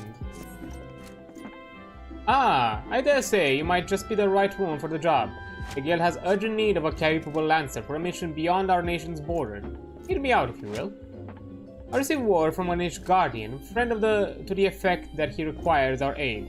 I would have you go and provide that aid.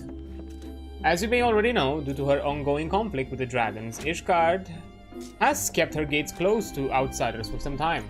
The occasional dragoon on patrol duty is about all folks see these days. In spite of her self-imposed isolation, however, the Holy See has never failed to honor her obligation to her allies. It is only fitting that we answer the call and lend what assistance we can. To this end, we offered to dispatch a contingent of wood whalers with all haste, but we were politely informed that we will not be welcome, much to our initial confusion. It was later explained that we are dealing with a matter of some sensitivity, best handled by individuals who are capable and trustworthy, yet unbound by allegiance, and who fits that description, Dave adventurers. Secrecy being paramount, I can provide no details as of the nature of the task. All you need to know is that all will be revealed at the rendezvous point. Should you accept this mission, take yourself to the observatorium. A knight by the name Sir Alberic will receive you upon arrival. Okay, in Coerthas. How can I get there from the back?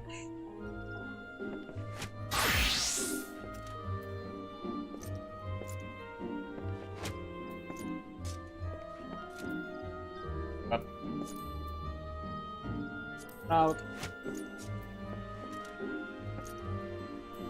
Okay. Float.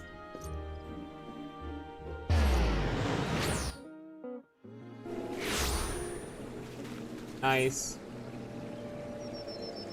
Oh? Is a new quest abound?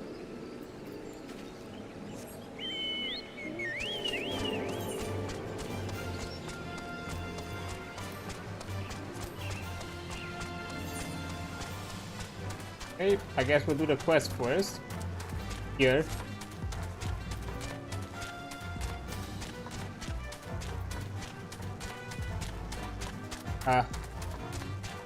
To be mounted.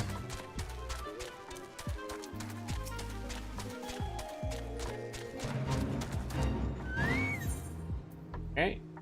Ooh. Idrisan is searching for an adventurer to undertake a distasteful task.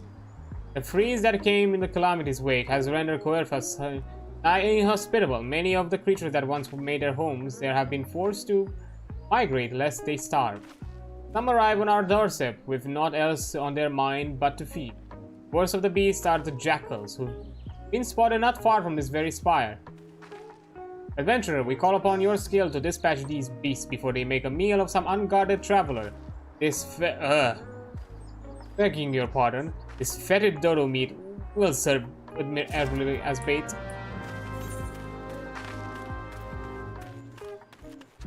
Okay, will do.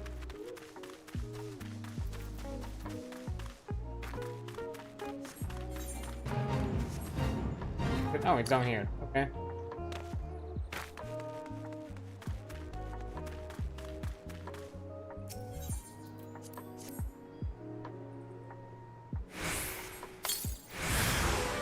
Oh.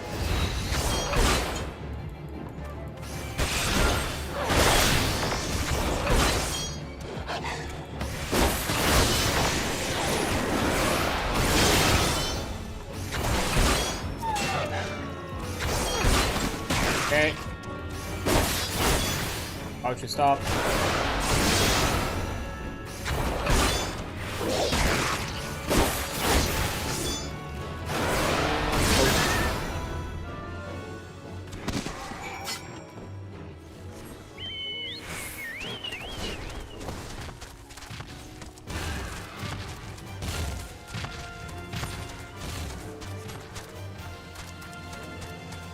Okay, there we go.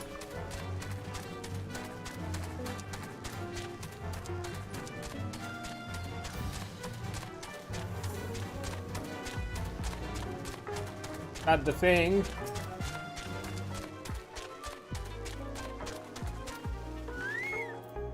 I'm most grateful. This kind of situation would have not arisen ere the calamity came and made Kofi habitable to its local fauna. With their waters hoarded in vaults of ice and their herbage held under snow, the large beasts have become positively infernal in their need to survive. Take heed if you head northbound, for now that you are riding into battle. Know that you are riding. Yeah, Funet is better than what I have 100%. Better than. Nice. Hey, don't look bad. Okay. Rusty steed again.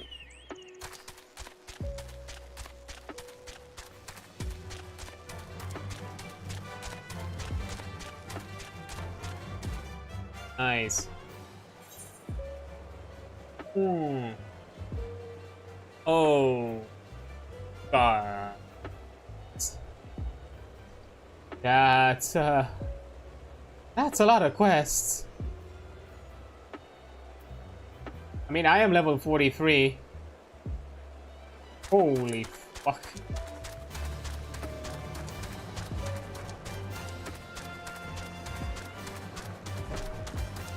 What a here. Evs. Okay. Yeah. Okay, first I'll do it with the dragoon things because I just want to get back to. I just want to be now on level with my job before I jump into the rest of this. Because holy damn. Oh. Go on.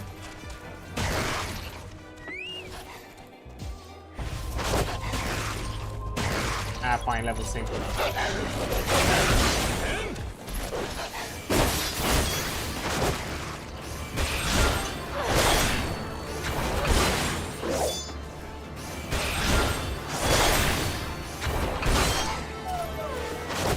Get the doggy.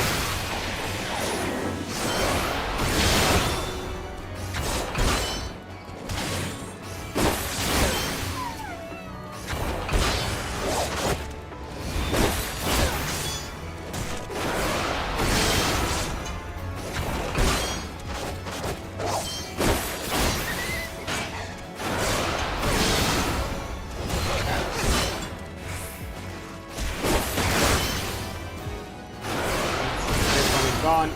I'm gone. Bye. I don't want the pops, that's it.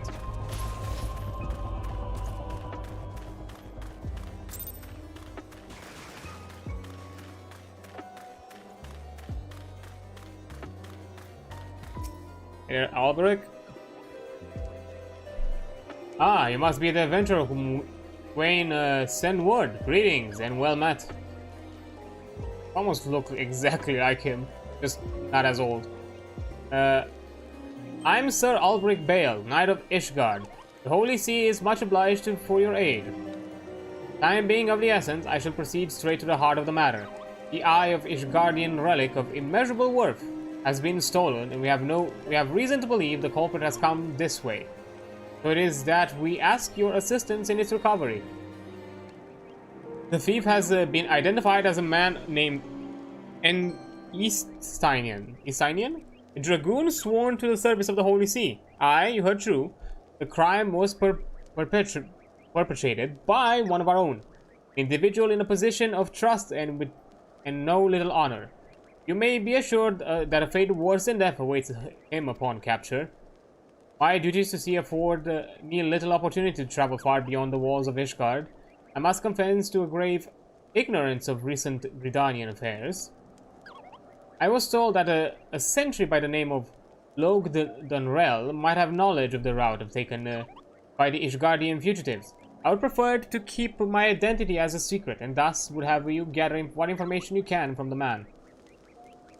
Must ask quickly, for You see, Istinian is...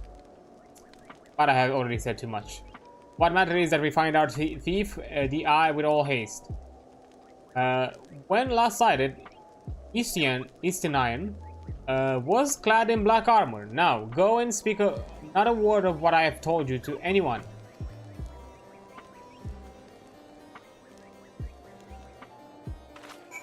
Okay, so we can only gather whatever intel we can. Wait. Routes favored by Ishgardian fugitives? Now that's a question I don't hear every day. You're not plotting some unsavory act yourself, are you? Even if you were, I doubt you'd make it far. Any road, we caught a few fleeing to the North Shroud. What with Gridania being home to nearly as many Elazan as Ishgard, it is no easy task to identify outsiders. If you're on the hunt for someone, you could do worse than to visit Florentel's spire in the North Shroud. As we speak, and speak with a man named Idristan. If any suspicious person have come across the border in recent days, he'd be the first to know. Oh, I need to go back to the... Ah, okay. Enough.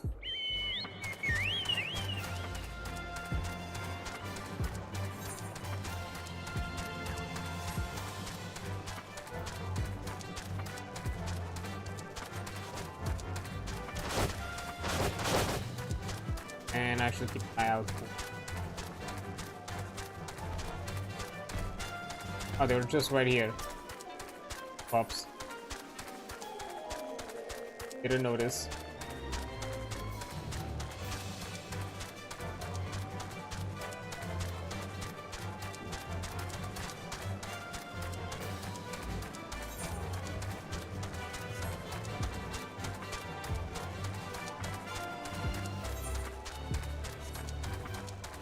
And we got it.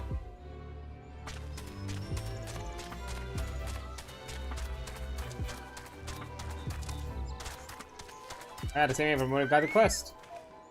Hey, adventurer, yes, I'm the one tasked with monitoring those who could enter our lands by way of Kuorthas. Your guardian knight clad in black armor? No, I recall nothing of the sort. Such a striking visitor would be difficult to forget. My apologies, friend. I can only suggest that you return to Lokdunrel and see if he has any other theories. Great.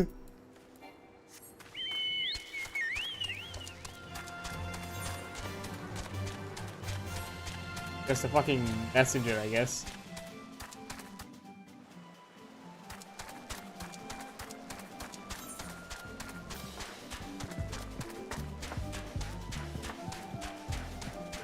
This is a lot of quests to do.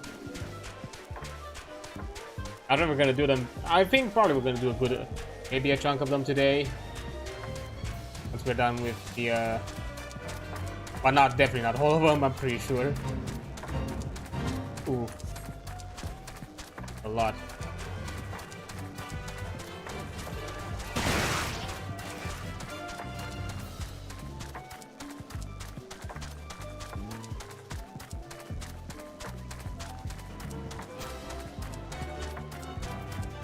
Hey there, so, nothing. No luck, you say? Most curious. Why, it's not impossible that a fugitive could make it this far without being spied from, Florentel's spire. Which is the possibility that your man is still in Ishgard. Grounds counter to good sense. Would the fugitive not want to put distance ground between him and his pursuers? But by the process of the doctrine, it is a possibility. The climes of Ishgard are not kind to drifters and vagabonds. That said, there has been talk of curious smoke wafting from a cave east of here.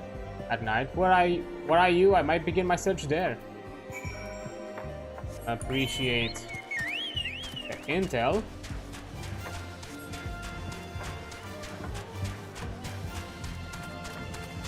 Oh!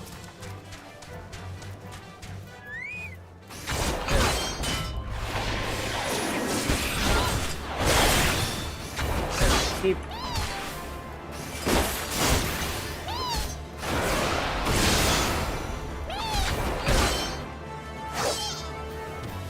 Bye, sheep.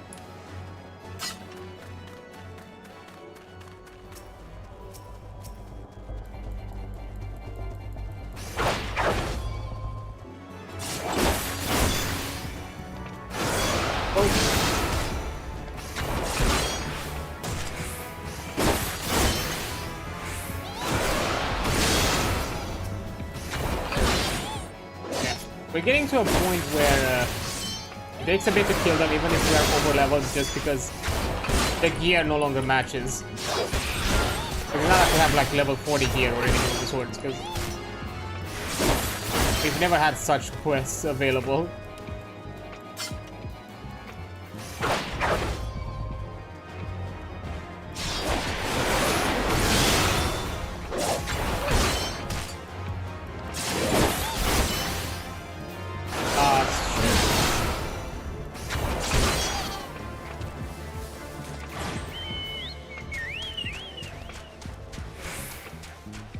And it's highly likely we're also going to be 45. Or we're probably going to do like 4 Dragoon quests.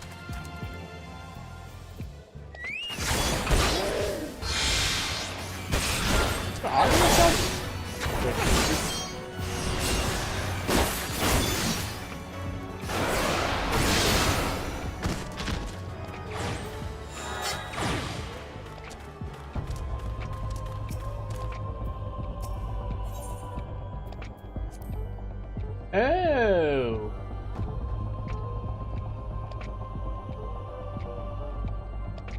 There's also a Maelstrom one. Okay, I see. Okay. Get the skills necessary. Ah, nice way to get extra seals. Loud. Yeah, I guess I'll keep an eye out in the future. But again, I'll dally with it now. Oh, wait! Mini dragons!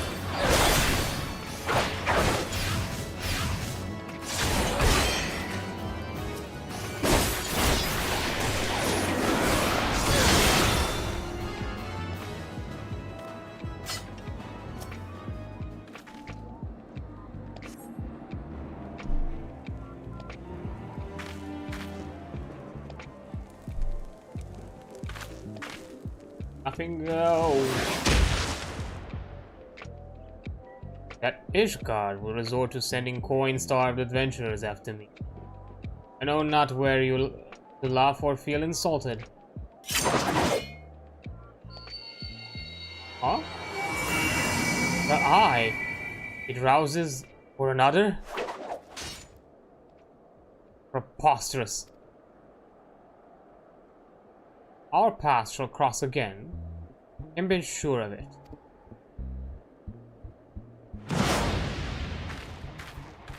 Hey, Superman.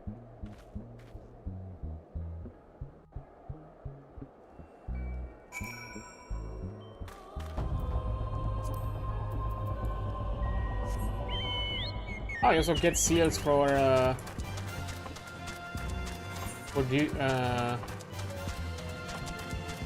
like active duties, okay.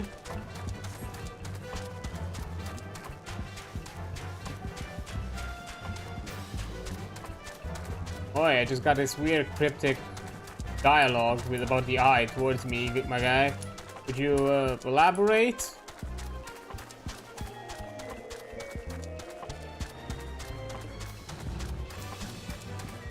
The long ass fucking game of a place. Dragoon clad in black, you say? Tell me what transpired. And the fury. The eye would choose another? I had not thought it possible. In light of recent events, it would seem an explanation is in order. The eye is no ordinary relic. It harbors the power of the dragon. It bestowed upon a single chosen soul, the strongest and wisest dragoon. He who is chosen is possessed of the power to fight our mortal foes, the dragons of Dravania, on equal footing, soaring the firmament as if it were an extension of the land. That man is known as the Azure Dragon. Dragoon, sorry. The Azure Dragoon is the light of hope for all Ishgardians and the paragon of all dragoons.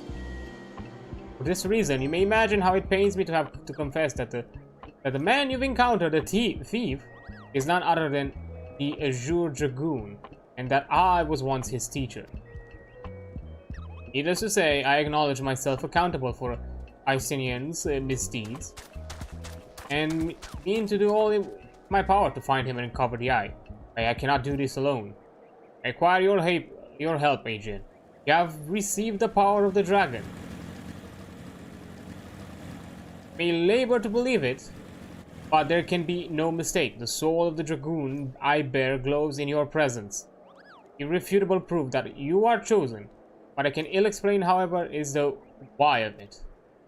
Never before in Ishgard's long history has the eye roused to more than one individual in a single generation, but it avails us not to cudgel our brains about it.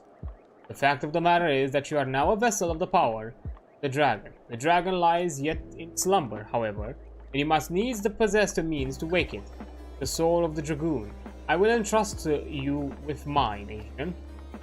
Like Asians, I once ruled the skies as an azure dragon, although that power has since become lost to me. It was simply by force of habit that I have hitherto kept the soul upon my person. I have no inkling as to why the eye has seen fit to choose a second, an outsider of that. Yet one thing is clear, none can challenge the Azure Dragon and conceivably prevail, save another Azure Dragon. Dragoon, fine. I still say dragon because I'm thinking of dragon.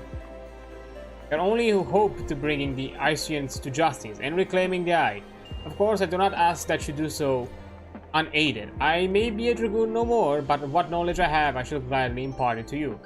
For indeed, when the time comes that you must face the Azure Dragoon, not less that the then complete mastery over the power of the dragon will avail to you. That a perilous road lies ahead of you, I shall not deny. Knowing this, if you would still lend me your lance, I will teach you to harness the power that has chosen you. Go forth, my young dragoon, and rouse the dragon within you. I look forward to your return.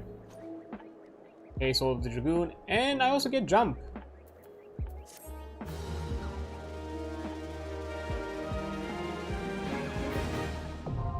Armory unlocked. Dragoon unlocked. Yay, we finally.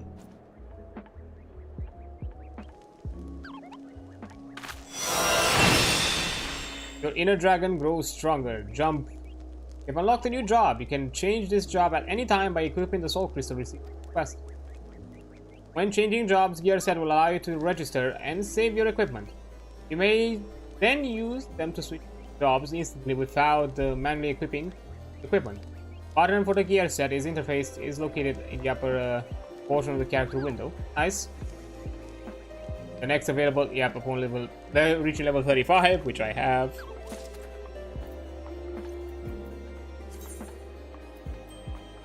You have obtained a soul crystal. Soul crystals are required to change your current class to a more specialized job. Each job has its own crystal and arms which can be equipped via the armory chest. While using this job, you'll have limited access to actions from other classes. You will, however, have access to new job-specific actions. Job levels coincide with those of the base class. The job level rises, so does the level of the base class, and vice versa.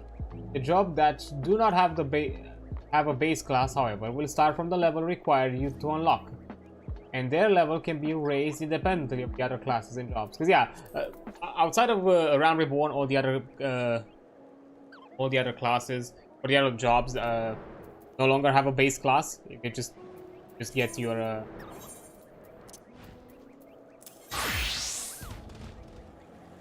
okay, by changing this job to Dragoon, you may carry over the hotbar across hotbar settings from your Lancer,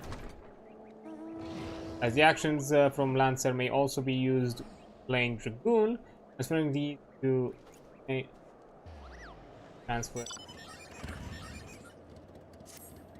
Nice. This has not jumbled. Go. Officially a Dragoon. And now, the level did bump up a lot higher. Nice. So get like an action, right? Action and trades.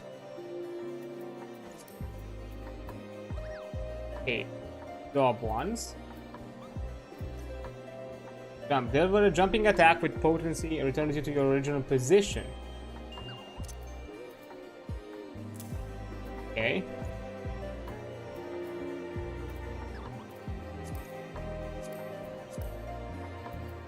Oh. Oh. Okay, general one. Bring back. Okay, now.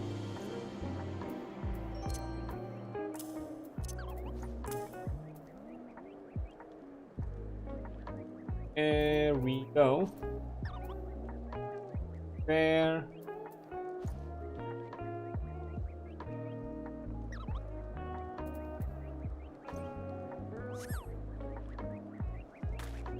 Okay. That's all I obtained. Anything else is for later.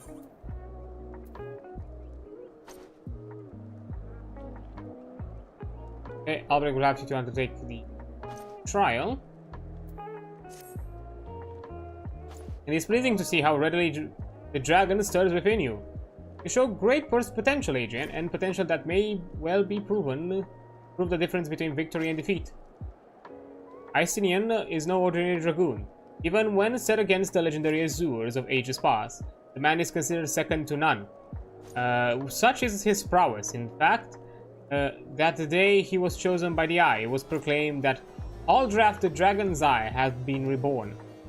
I mean, not to disparage your skill, Adrian, but to pursue Icinian in your current state would be a tantamount to suicide. As promised, I shall train you in the way of the Dragoon. That might you face Icinian as an equal. Before we commence, however, it is only fitting that you are edified regarding our origins. It all began a millennium past, when our forebears resided in the southern plains, humble circumstances. The Fury, impressed by the spirit of our ancestor, decided that it was meet that she make them her own. So did she appear before Haldrath's sire, man of courage and integrity named Thordan, and bade him lead her people to the promised land, to what would become the great nation of Ishgard. Their journey brought them to a wide chasm, whereupon Thordan and his people set building a breach. It was then that a dark shadow descended upon them, the great warp Needhawk. Heedless of his own safety, Thordan fearlessly charged at the colossal beast. Alas, he was pushed into the chasm by one of his own men, seduced by the worm, and fell to his death. Picking up his slain sire's lance, Haldrath hurled himself at Needhawk, even as tears streamed down his face. The confrontation ended when the young man, his high and guided by Halone, landed a mighty thrust that priced out Needhawk's eye. With a terrible roar of pain, the great worm took wing and fled, while jubilation reigned below. Ishgard prices his relic is none other than the eye taken from Needhawk. That day, it is a veritable wellspring of dragon power. Even so removed from its owner, it can exert control over the hearts of men. Aldrath himself is malign influenced, but his love of justice brooked no corruption, and he prevailed over the power, claiming it for his own, and so it was then that the first Azure Dragon was born. Okay, I will be taking a quick break and pausing this dialogue as there is an ad break happening right now, and I'll be right back once the ad is over. Yeah, I'll see you in a bit. There we go, back. Okay, so probably gonna focus first on just doing all the Dragoon stuff that I have unlocked, and then I'm probably gonna jump back to dealing with all the side things that are happening all around here. Oh boy, it's gonna be a lot. Yeah, okay, first let me reread this just in case people have not caught it because of the ad break. But yeah, Haldrath himself felt its malign influence, but his love of justice brooked no corruption, and he prevailed over the power, claiming it for his own, and so it was the first Azure Dragon was born. Being direct from our foe, the power of the dragon is a thing to be loathed. But as Haldrath proved to us all, as long as our heart burned with justice, we did not fear being taken in its thrall. But what is justice precisely? Justice assumes many shapes and forms, Adrian. None can say that one is greater than another. So long as you hold fast to your beliefs and stay true to yourself, you leave no room for the power of the dragon to master you. But enough of history. Let's return our attention to the present. A knight by the name of Sir Brucemont will see to the next stage of your training. Pick him out at Witch Drop. Okay.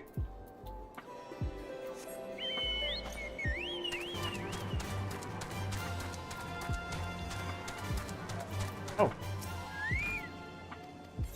Don't really need to, but why not, just in case I'll unlock it.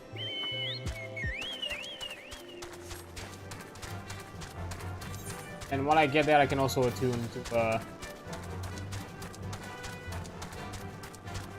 Aetherite, so I have somewhere to stop by. Also, keep an eye out other things that I might need for the hunting log. I think I still need like 1 or 2 more from Querfus.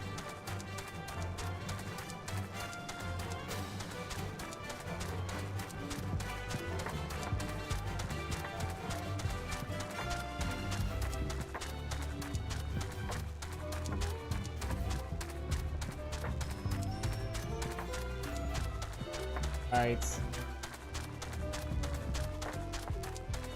Yeah.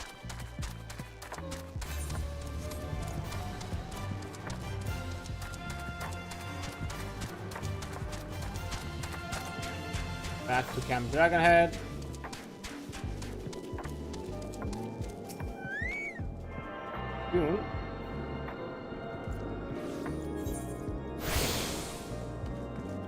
Looks of it.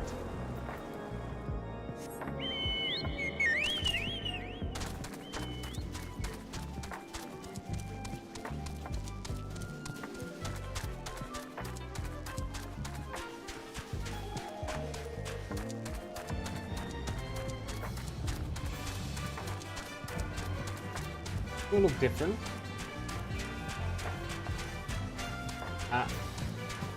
Oh. Past him? Even. Oh, you're below.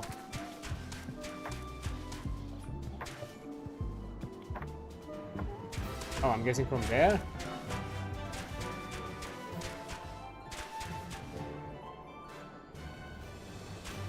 Yeah, I think from from here.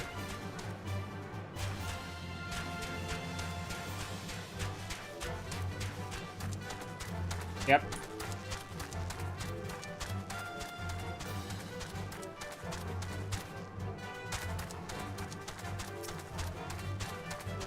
Hey there, Brucemont.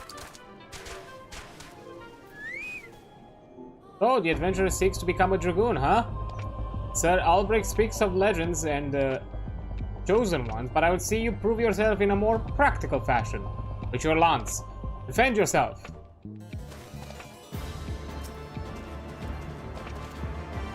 Oh. Great death gaze. Oi, oi, oi, oi.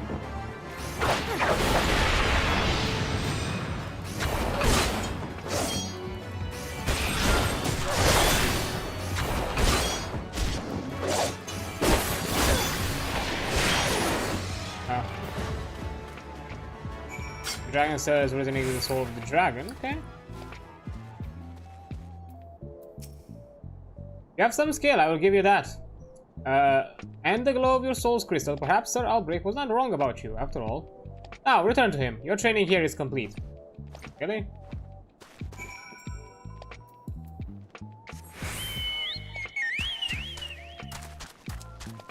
That was it? Just go fight a dragon? Done?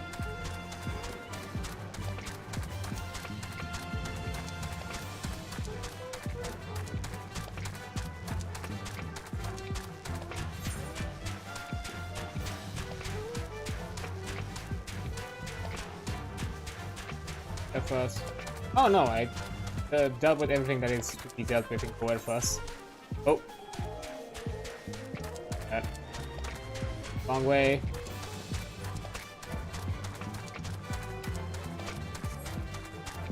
Way to go.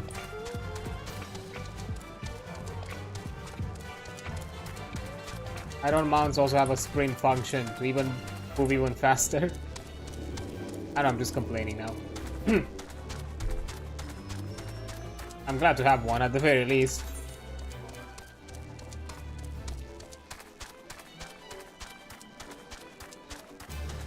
Quest.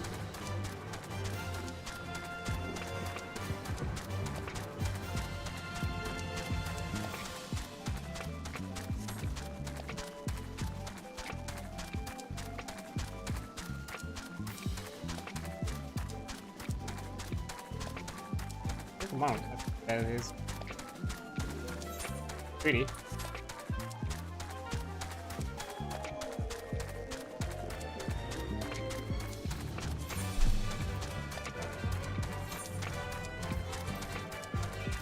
Your hand.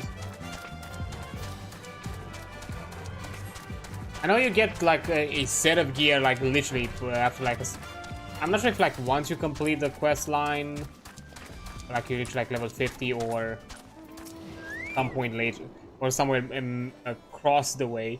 I think you actually prep yourself and then you fight them with the armor. The soul of the dragon grows ever stronger within you, Adrian. Clearly your trial was a rousing success. I need only observe your crystal to know as much. Yes, though you may have only just begun to walk the path of the dragoon, it's clear that you possess the talent to become Aestinian's equal. Go forth and make the powers you have obtained your own. When the time is right, we shall proceed with your training. Elusive jump. Execute a jump to a location. Behind you, additional effect. Grants enhanced piercing talent. Okay.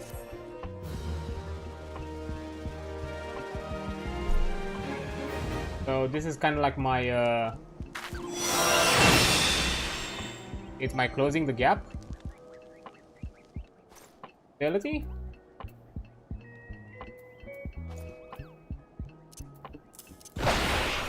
Oh no, this is me making distance. I see, I see. Did I put anything to the...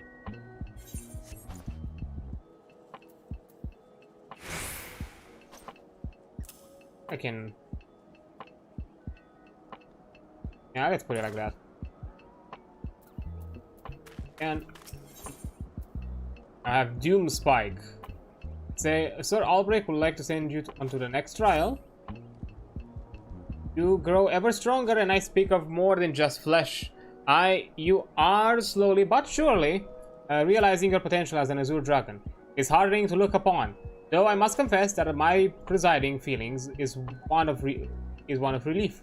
Must understand that the mere thought of the eye would choose an outsider, one who ill comprehends the threat possessed by the dragons, filled with the gravest of misgivings.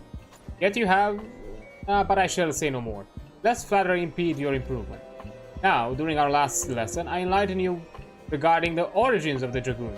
We'll recall how Haldrath heroically triumphed over the great worm Nidhogg, and Ishgard came into possession of the Eye. Tell me, Adrian, do you believe that these events truly transpired, or are you inclined to think them fairy tales? I ask you this because few folk have seen dragons in the flesh besides we Ishgardians, and most would as soon dismiss them as products of the imagination. Alas, dragons are no less real than you and I, with Nidhogg perhaps the most real of all. In the course of its history, Ishgard has suffered the creature's wrath on 8 separate occasions. Each time the great worm rouses, the blood of countless Ishgardians is spilled. Let us revisit the past once more, Adrian. The time is 20 summers past. The place, Dravania. After a century in slumber, Nidhogg awakened once more to resume his reign of terror. Entire villages were razed to the ground, their inhabitants reduced to smoldering ash. Seeing the great worm's unbridled rage, others of his kind became to rouse, and in such numbers as to blot out the sun with their wings. A deep foreboding darkness swept over Ishgard. Raging infernos painting the belly of the sky as an angry red, the agonized screams of innocence fading into deathly silence. In my station as the Azure Dragon, I was there through it all, bore witness all the horrors. But there was no time to offer even a silent prayer. Nidhogg lingered in one place only long enough to lay it to waste, and when he took wing, so did I to pursue him. A man possessed, This game of cat and mouse continued for what seemed an eternity before I found myself face to face with the Great Worm. The battle unfolded in a tiny settlement, the edge of Coerfas, raging on for 3 days and 3 nights, with neither side able to gain a decisive advantage. Regaining my feet by sheer force of will, I realized that it must end now, or else it shouldn't end well. Marshalling my last ounce of strength, I wagered on a single thrust. My lance struck home, burying deep in the ruin of my opponent's eye socket. Yet, before I could withdraw my weapon, the worm lashed out wildly in its agony, dealing a blow that left me sprawled upon the scorched earth insensate? In that instant, I thought myself surely doomed. But Holone was not finished with me. Having lost the taste of battle, Nidhogg let loose a blood-curdling roar. For fleeing to the sky, the battle was over. While I did not perish from my injuries, they rendered my body unfit to bear the power of the dragon. That was a Zur Dragoon no more. Lying bedridden, my thoughts wandered to all the innocent lives that had been lost. The people I had failed to protect. That last conflict with the dragons of Druvania left countless of orphans in wake. Icenian is one of them. Sole survival of Ferndale, final village to suffer Nidhogg's wrath. With none left to care for him, I did the only thing I could. I took Icenian as mine own son, instructing him in the way of the dragoon when he was at an age to learn. Yet I would have not have you think me noble. My actions were born not of compassion, but of guilt. My guilt at having failed him. But alas, I have also failed him as a father. For what manner of man did I bring him up to be? A thief who would endanger the life of every one of his countrymen? Aye, you heard me right. All of Ishgard may suffer for his crime, though we know little of and less of the minds of dragons. It is inconceivable that that the disturbance surrounding his stolen eye will rouse Nidhogg to awaken once more. That his kin have already stirred from their slumber serves as fair warning of that. Time is not on our side. Fortunately, it would seem you are more than ready to embark on your next trial. Make your way to Witchdrop, where the knight Lucian awaits your arrival. My nation is depending on you, Adrian. Okay. Game fucking nice. Well, I have the guild. I'm just gonna move there faster.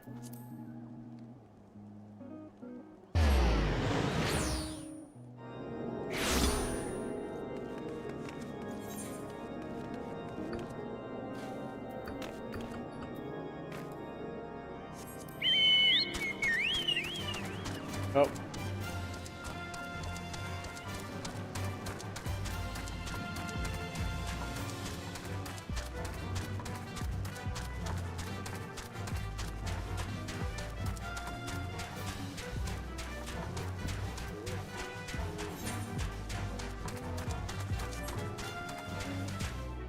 Okay, I need to go down again.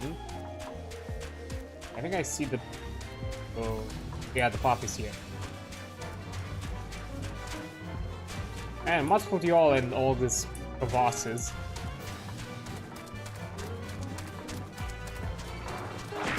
Oi, ow.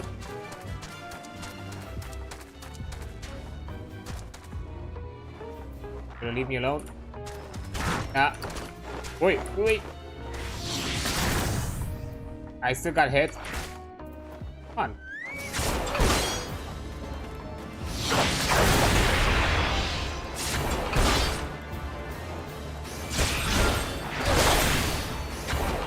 I am facing...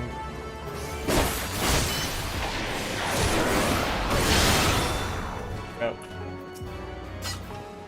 You are the one who would aspire to be a Zur Dragoon?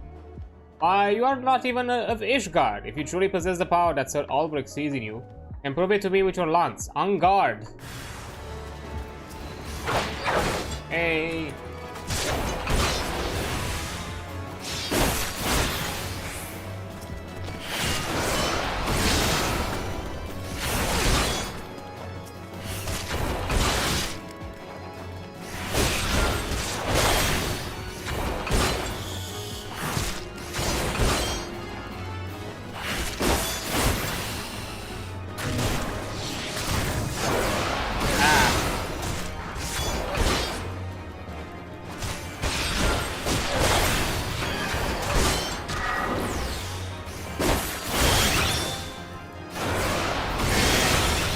Go.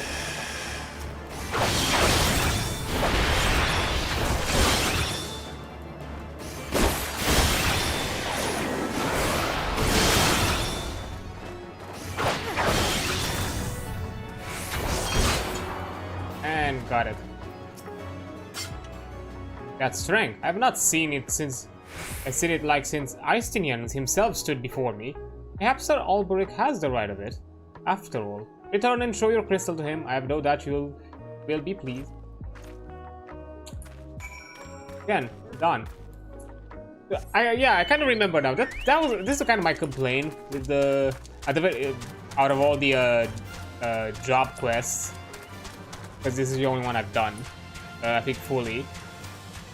It's bare bones. Like you go in, kill a thing, you get like this big exposition at the beginning, but like no intrigue, no cinematic. The thing that I liked about at the very least the class introduction that we got at the start of the game is that it felt a bit personal. It felt like, hey, you were kind of interacting with the cast of characters, interacting a bit with the world. You're just here saying like, go, talk to the guy, kill the thing, that's kind of it. And you had a bit of exposition beforehand, and that's all.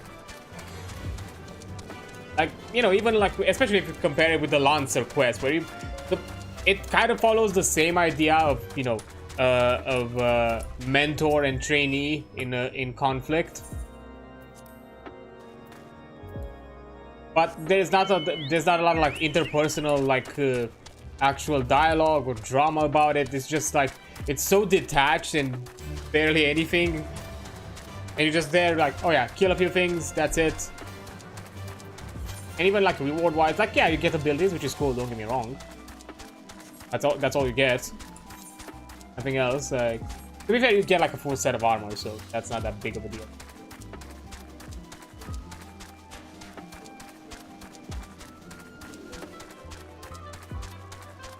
And if I remember, like, it was I think it was like at 50. I'm pretty sure it was at 50. You got the armor. So we'll have another quest and then get the armor, I think. We got the armor and then we did the final quest. Come on.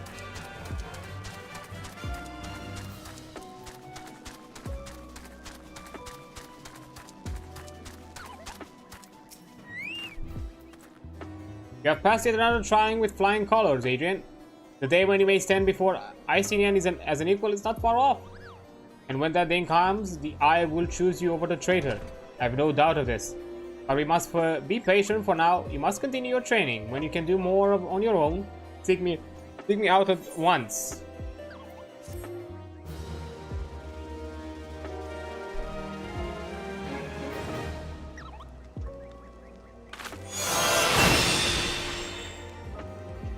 Inner Dragon grows stronger due to the spike. A level away, it's fine. Delivers an attack with potency to all enemies in a straight line before you. Ah, nice. So I have an AoE option. Now.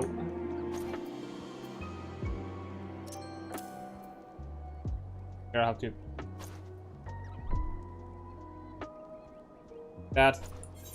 Okay, so I guess let's do some quests while we're here. I'll start with the side quest and then we'll do the labs and all that. Okay. Wide-eyed and near wordless with shock, a deeply shaken Duvikarwa seeks an intrepid sword to hunt a ravening horror. Help me, for the wrath of Halone, help me. My caravan, all are slain. Something huge and savage lunged out of the storm. The screams, You got to go and kill them. Kill this swiving thing. Kill it as it did my traveling companions. As long as that monster is out there, every one of our arses will be hanging out in the wind. Look sharp, adventurer. As adept as you are with your steel. Whatever it was, it seemed to be everywhere at once. Red murder wreathed in white storm. Okay. Sounds very extra of you.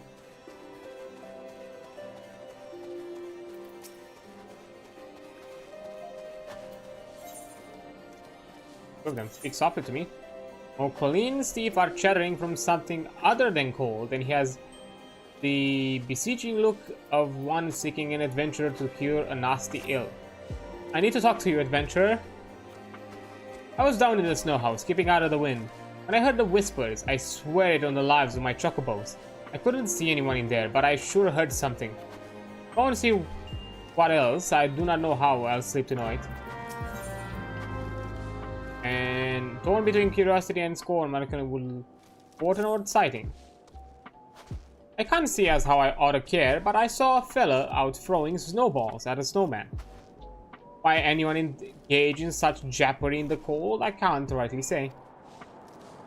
When not gathering and lost more he found is my guess. You better make sure that doesn't happen to you, lass. Now that I know precisely what happened, mind ye. What's that? Me? Ask? I got my chocobos to see. If the Vicara wants to upend his head soup onto the snow, I can't see what business of mine it be. Yep, that's his name, the Vicara. I don't know, he sells things. Those places don't seem like the kind of life to me, begging pardon. You want to see him? I reckon he's somewhere about.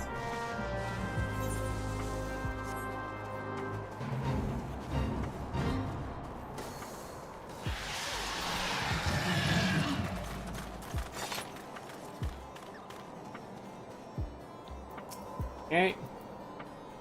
Walking softly, adventurer. Those around here think I'm winter drunk, I'll wager. Ha, never seen a snow toss before by the lazy by blows. Sit your ass in front of a poor fire too long and soon you'd got the whipping white knuckles. You'll sleep better for tossing snowballs without needing Lady Mead or Mistress Ale to sing you the lullaby. What do you say, eh? Why not give it a try? It's as simple as you'd imagine. Just reach down, grab some powdery white and throw. I've learned the emote throw. Nice. There's more snow on the ground than hot meals on the table. All we can do is join the Vicara in a little snow toss. You learned the motions? How about we have ourselves some fun with it? Reach down into the powder and throw a goodly sized lump at me. Hard as you can.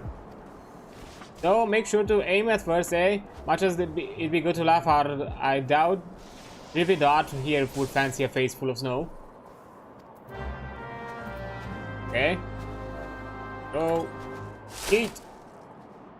Oh, you've got an arm to write songs about. Bet that felt good, eh? Huh? Cold hands, warm heart, that's the secret to long living. Wait, there ain't much more to it. Just throw there where there's snow underfoot. Of course, if you try to do the same on the other kinds of ground, you'll end up with a fistful of nothing. And where's the gain in that? Anyhow, what I like to do is toss snowballs at snowmen. That way you can hurl them as hard as you fancy. Come on, don't mind. They've made the same stuff, eh? Go on, give it a go. Try throw the snowman right outside.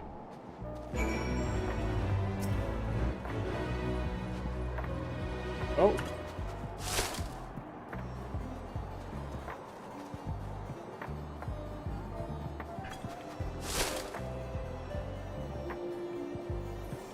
This the one?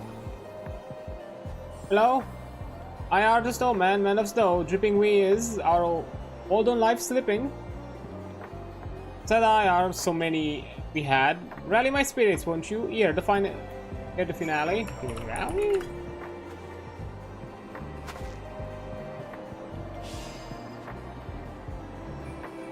Profane you do our pain with a rally so mundane. As to shelter with a booth, my housebound heart will soothe. Eh.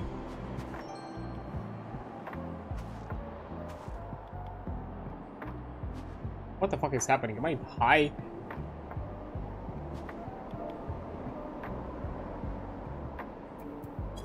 Oh. Didn't target the snowman. That. Willing I are to take the top billing, a battery of gallantry from the artillery of flattery.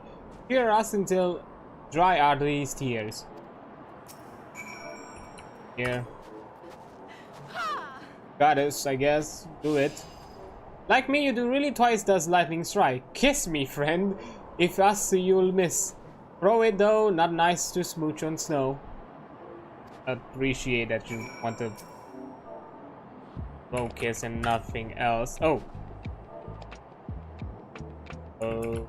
Yes.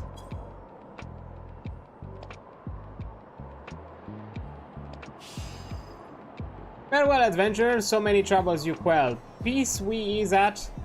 Drunk we have life to the lees. Bye bye. Word, all that lives must someday die.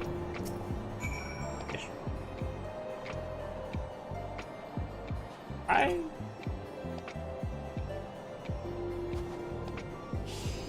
Must someday die. Huh.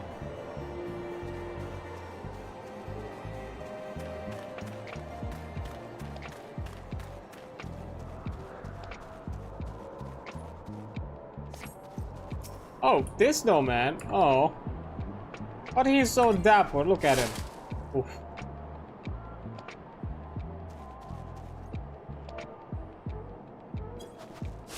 Closer? Oh, there we go. Aura is throwing. Should I eat? Maybe I eat. No, I eat dummy dummy. Dummy dummy throw like 0. Only become yummy yummy if you throw like hero. The fuck? Aim is yummy yummy. Still much to fear though. Hero not here. Throw to me again. What the fuck are these snowmen? Finally, a throw over hero. All yummy, no dummy. There's snow on my boots. I'm happy now. No task hero made. I tired, need to sleep. Don't worry what they say. They'll call you crazy. Revolutionaries always get called crazy. What?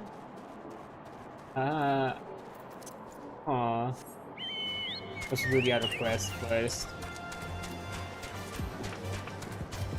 What just happened? Did I just not talk with one, but 2 snowmen?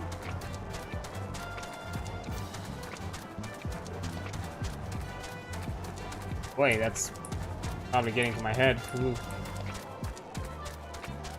Okay, let's see what beast.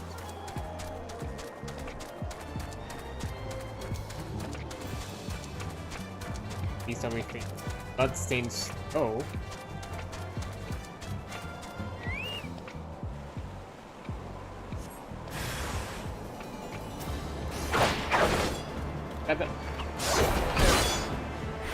Wait a minute. Is this a Monty Python reference?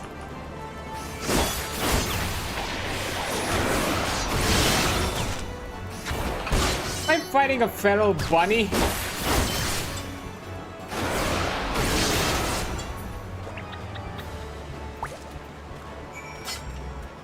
What are the quests of this place?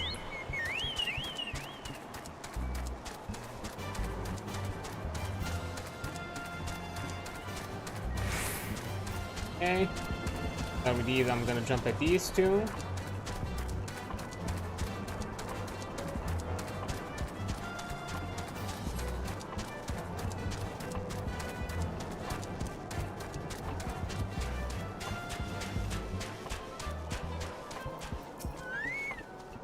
Did you find out what who was talking?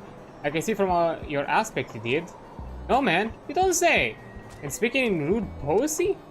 I see now. Someone's having a little bit of fun with the both of us. Like some youngins, huh? I'll rest easy now, I can tell you that. I get.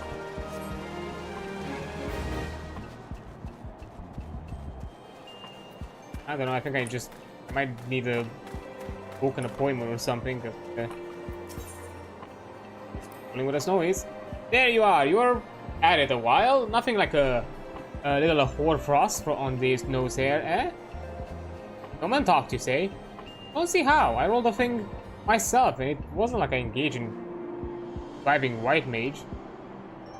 Now, you go lie down a spell and don't go say nothing to them inside. They'll figure you're winter drunk for sure. They might even put you in for a leeching. Come by for another snow toss when you're feeling less fanciful. This damned winter can't last forever, but if it does, maybe I'll start the snow toss tourney.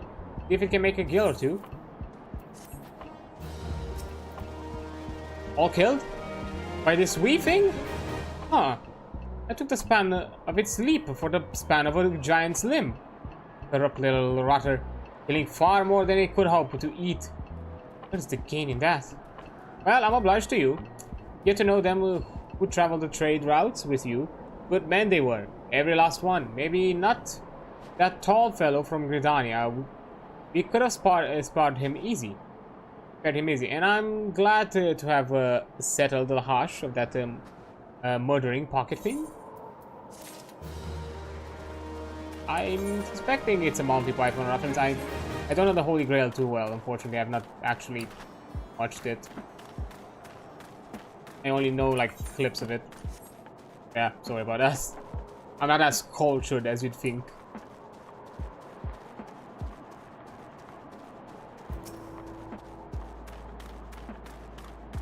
Okay. Right needs a favor of you. And the chagrin caused him almost payment enough for the job. It galls me to ask for the help of an adventurer, yet I cannot leave the fort. Not now, damn it. You are eager to do us service, is that not right, adventurer? There is some urgent need for firewood, and you would gain much by assisting us. The area around Skyfire Lock never lacks for firewood. Collect 8 bundles and deliver them to Stephanot on the West Hill. Guessing he goes to the M. Can do that.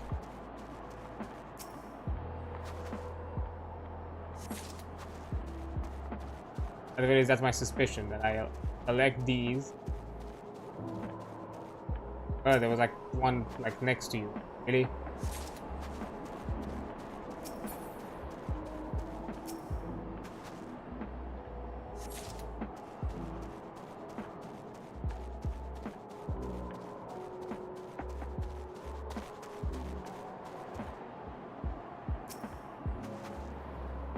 Oh, that's more here.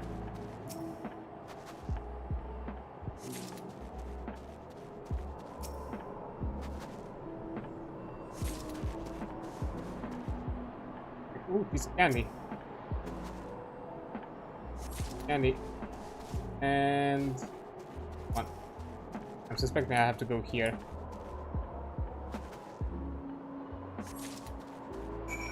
Yep, I was right.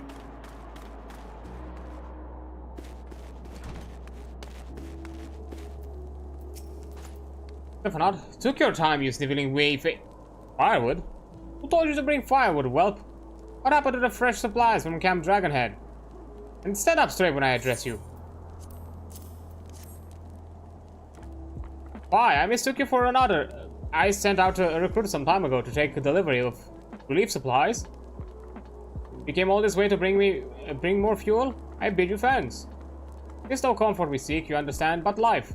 The cold is too relentless to go long without fire.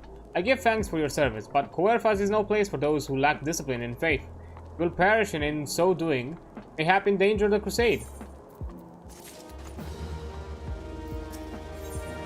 Stephanot has no love for adventure, but beggars cannot be chooser, and your help is urgently needed. He should be back by now, even if he had to wait out the worst of the storm. Could he have wandered onto the North Road? Way roam feral crocs? Adventurer. I sent a runner to Camp Dragonhead, but he is many hours overdue. I fear he has lost his way, green recruit that he is. I would prevail upon you to fetch him back. Okay. And Sylvaintel? Many died. A man may die of want.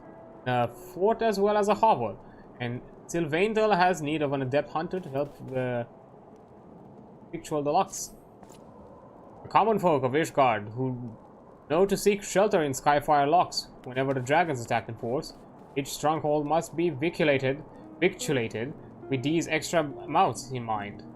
Will you help me secure meat and sheepskin from the caracoles that roam the snowy plains? Thick stockpiles will mean the difference between life and death for the helpless folk.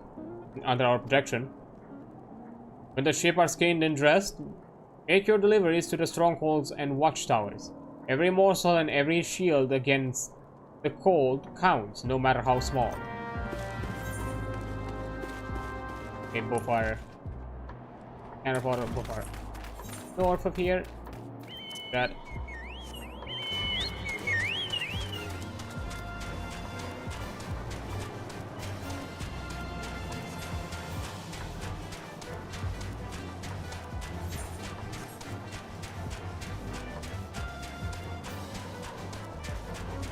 Magic blade, okay.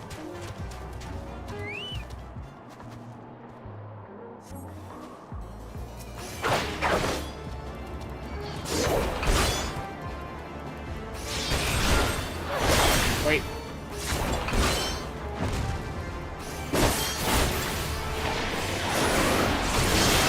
You're a weird looking croc. Got him. Time to collect some sheep.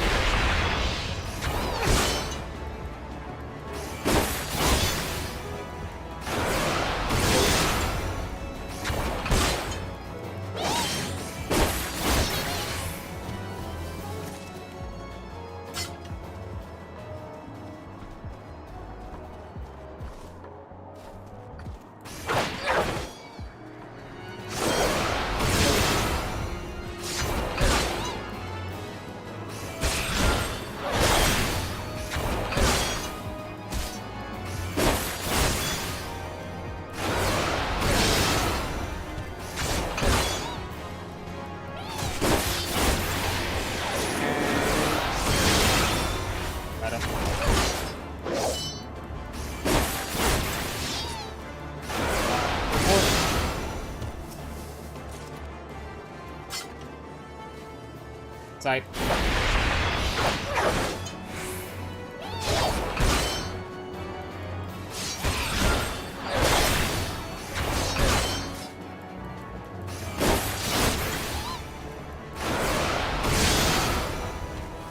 Okay, got 4. 4. Here. Oh, I see. See the buggers.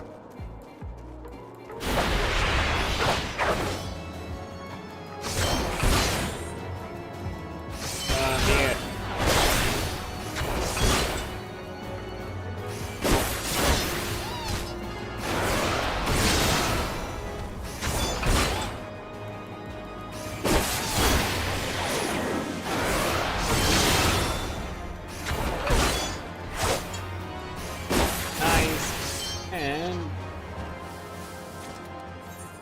Here.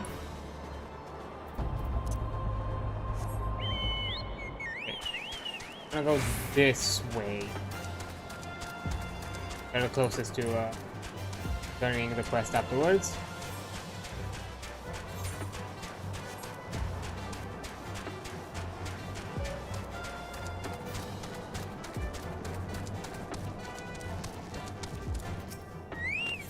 Galas, hey. Wall. What do you expect us to do with this such paltry? Forgive me. I speak out of turn. You have done your duty and great service it is to us, for we are short of men.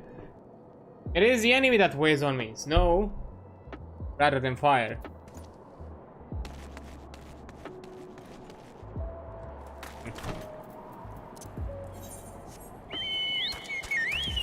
Why are you all ungrateful of my help?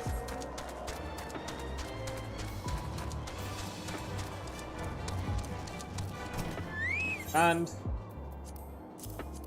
here, take. Thank you kindly, Adrian. We are without the men we need to lay in extra supply. So thin are we stretched by the terrors of this winter. Adventurers such as yourselves were sent by Helone herself. The other commanders saw the truth of it. Let's some appreciate.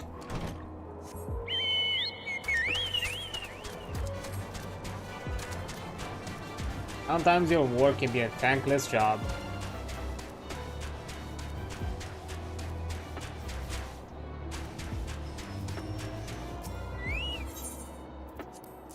Here. I thank you for these. 'Tis miserable work dressing so many beasts in a cold such as this. Would that this meat were for a feast to celebrate a victory. I hear the unbelievers grow bold. Hampered as we are by the snow, I pray that we are not defeated by cold and hunger ere we can meet the dragons in battle.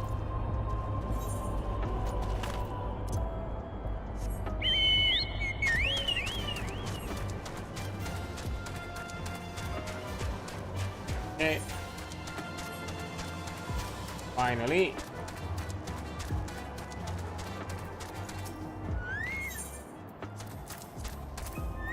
Over.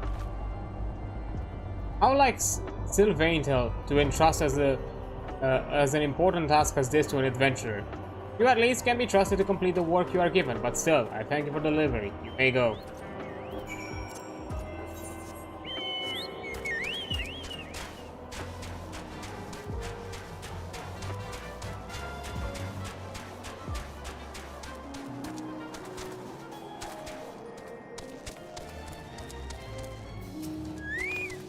High gratitude, adventurer. The rocks upon which Ishgard is built are less stalwart than we could have ever have thought 5 years ago. There has never been such a time as this. The shadows gather with alacrity, and we must make whatever preparations we can.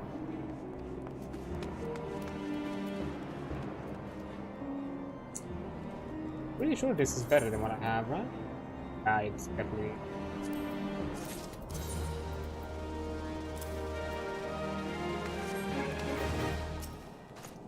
Ah, adventurer.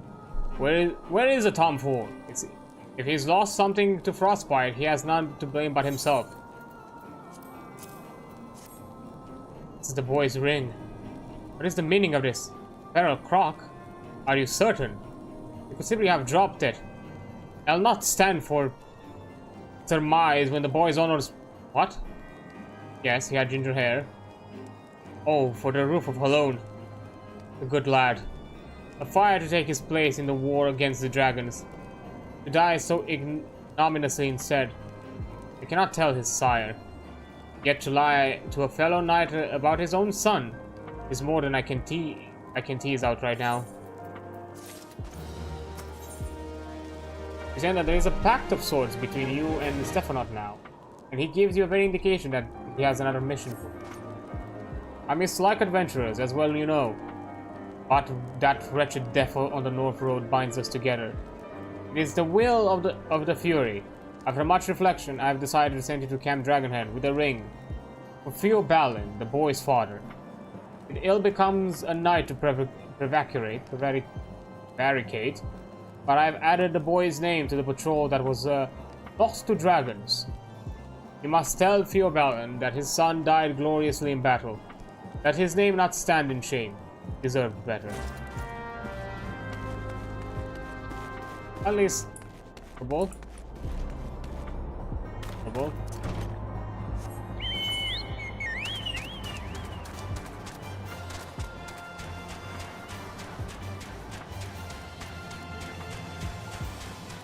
Get back to the road.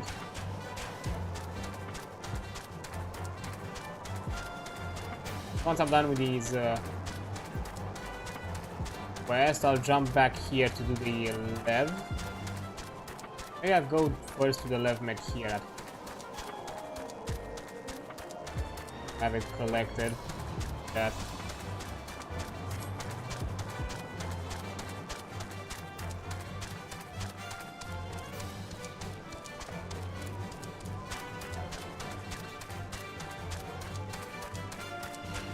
Okay, he's above.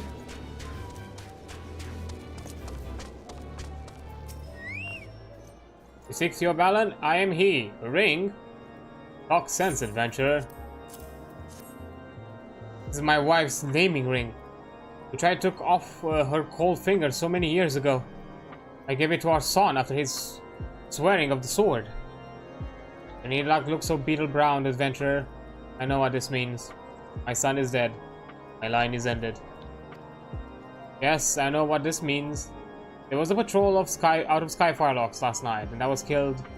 The last man. Was he one of them? Ah. Then he died well. But I heard they brought down 2 dragons before the fire came from them. Every generation of my family, at least one son has died in the crusade. I scarce remember my father, who fell manning the ballista at the locks. I am the last of the 3 brothers. I had 4 sons and a daughter. 2 of the boys did not live to see their first name day. My wife died in childbirth with the 3rd. Sickness took my daughter along with her babes. Yet our honor is intact, for my son gave his life to the cause. Would that he had known more days, fought more battles, ere he fell. That is my only regret. Thank you for the message. You lack no courage to make your way to Coerfas in troubled times. Dude, fucking sad.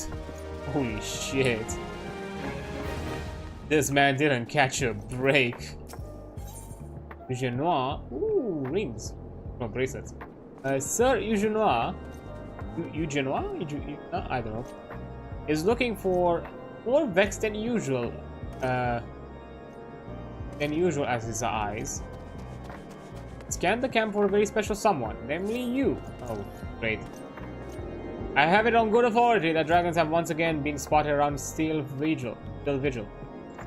Yet it will not serve to send knights to the area, considering the entirely disgraceful hurly-burly Overlord Francel. Will you investigate Still Vigil in our stead? Okay.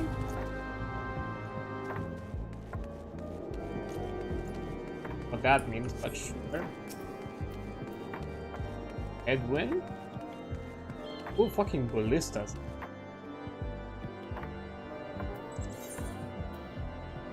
Ooh, pants.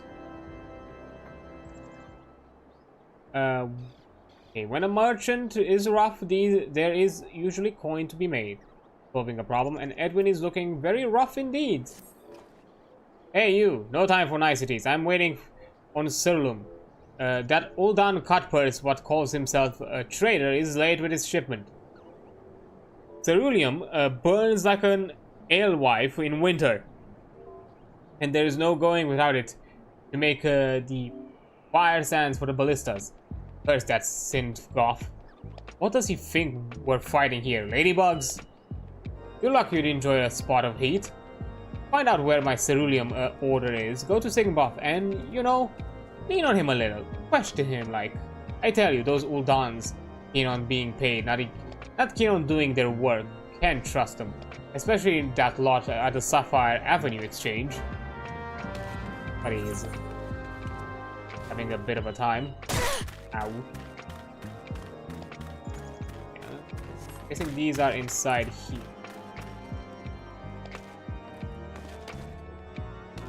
here.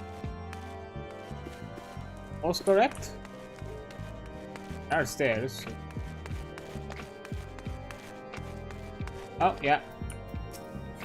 Lean. Ooh.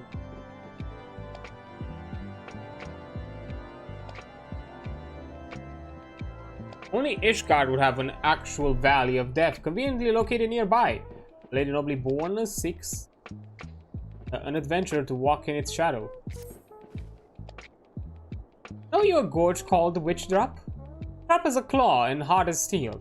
It is there where those suspected of heresy are judged by the Inquisition.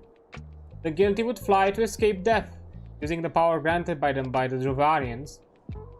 And the temple arches would put an arrow through their back to their black hearts. The innocent would break upon the gorge floor, their purity proven.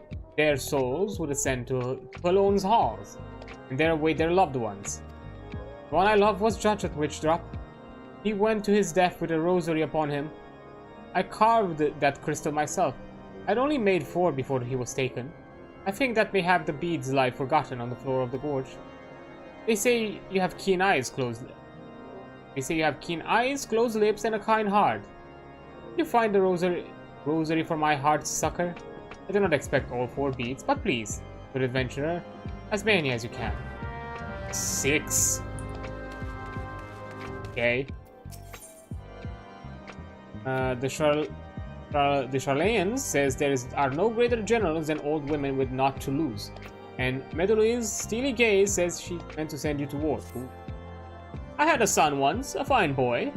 Maybe if he'd lived, he would have found a fine girl like you, and I'd be dandling grandchild on my knee.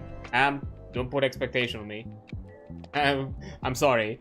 But he wandered into the ogre's belly in a blizzard, and one of the beasts in there killed him. I'm neither a knight nor a maid, but I tell you, my heart cries out for vengeance. Nay, justice. Even after all these years, I won't go to my grave knowing that the creature will blight another life as it did mine. Take all that I have left, but slay the Gorgotar. Here, this bottle of caracal blood, pour it out and the scent will draw the creature. It doesn't care what kind of blood it is, you see? Once it sees prey, it'll be ready, won't you? Okay, Granny.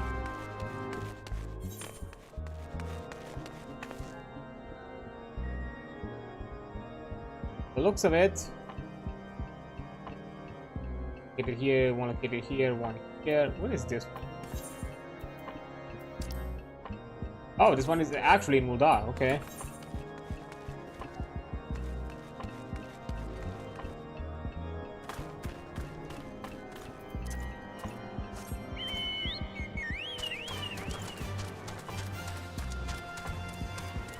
I'll go here, then here.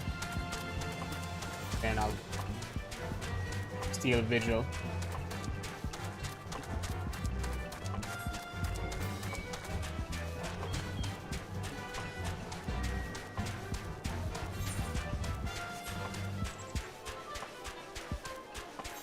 Oh, so maybe this won't be enough to level up. Although I have a suspicion the Levs might be.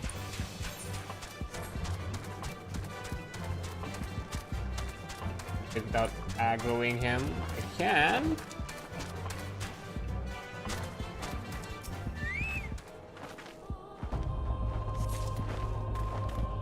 Oh, there was one right behind me.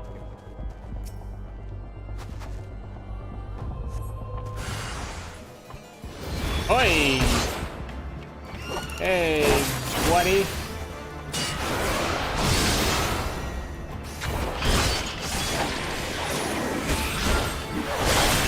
I stopped my combo royally, but still getting you, Kelly man.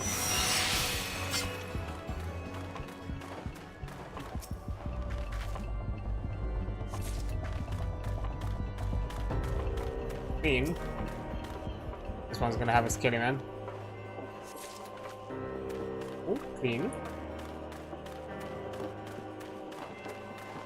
This one.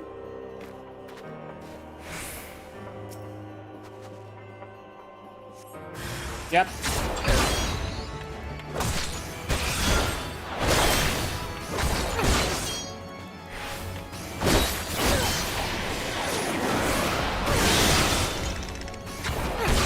I love how he shatters.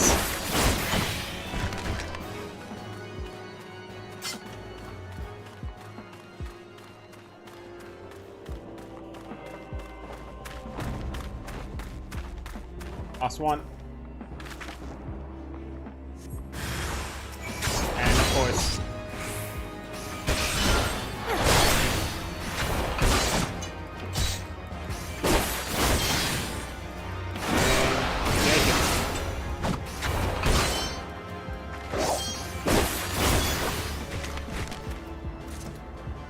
There we have it.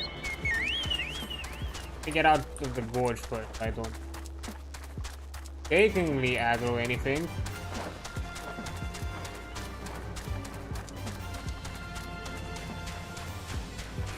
Okay.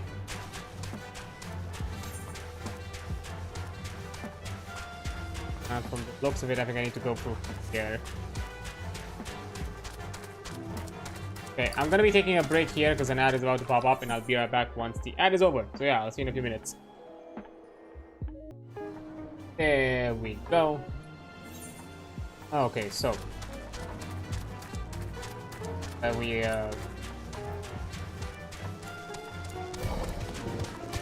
can avoid them. We're out of the break. Let's continue with these quests. At the very least, I would like to push on.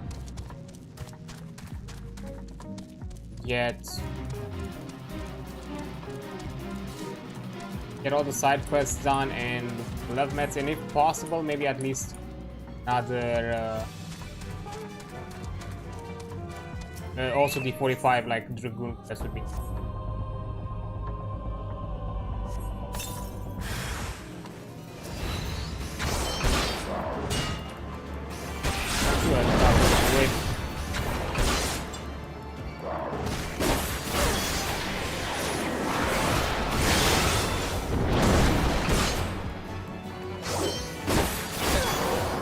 Got him.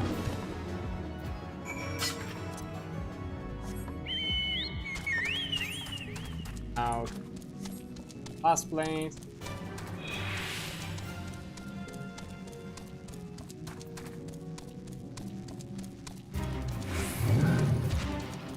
Wait, no. I'm interested in you.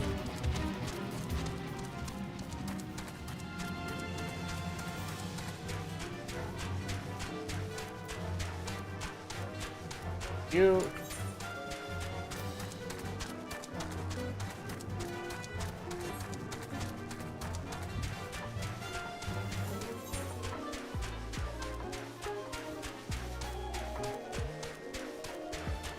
Yeah.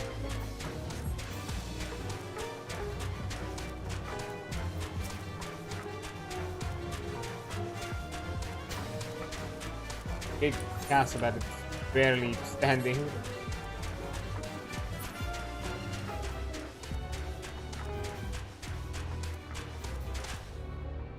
How's it going for a cool place? I like it. Oh?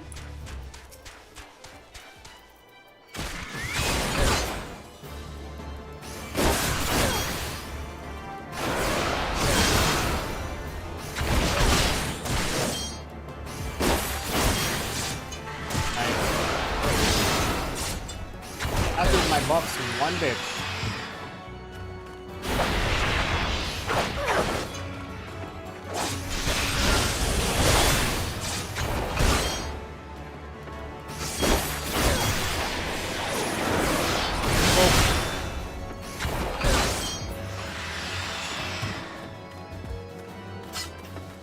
Oh, it is that Lancelot. Okay. I think I missed it and I didn't realize.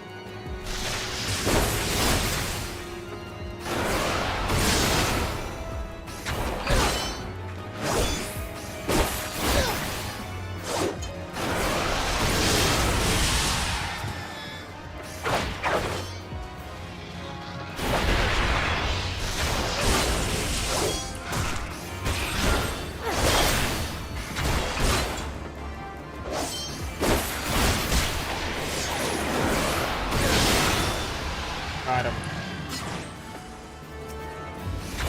Dragonfly. Okay. You out of here.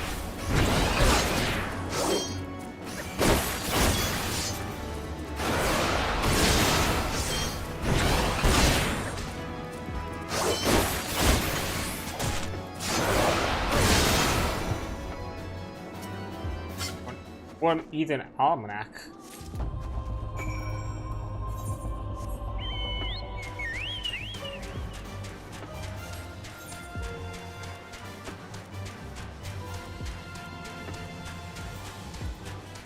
Oh no, I still have some stuff for Air Plus.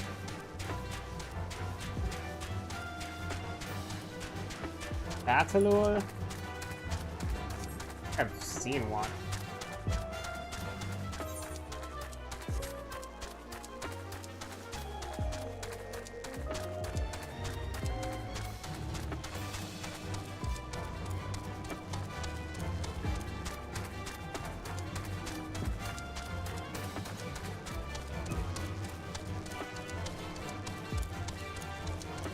Up.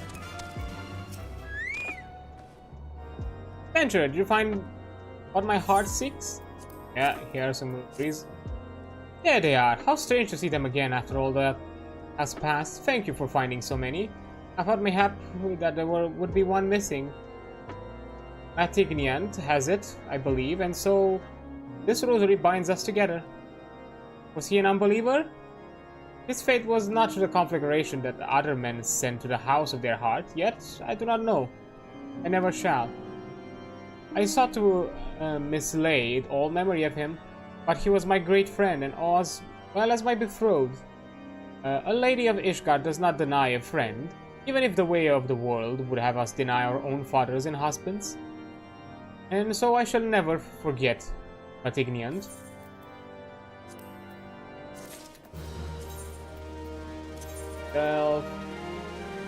Armor. Oh wow. Kinda looks like better armor. Fish.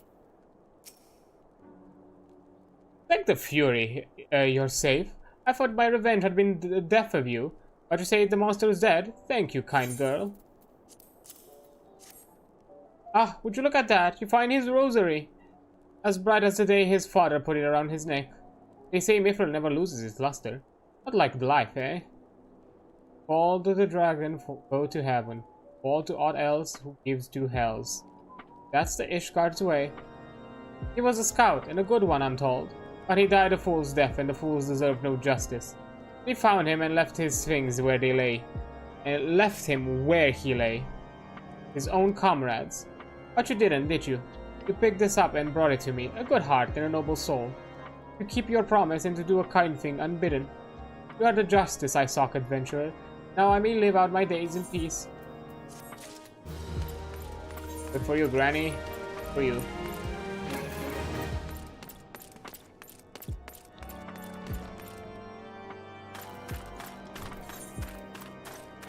Now, alright, this Bub.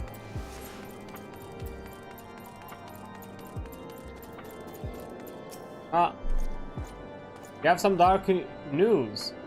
It is writ large upon your aspect. Come, speak. Home, it is notorious. Forbidden by the Holy See, of course. Frequent trophy in the Inquisitor's raids on unbelievers.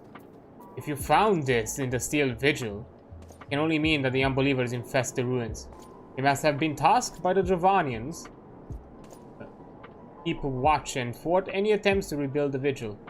Traitorous to their blood, I would not that they had but one black heart.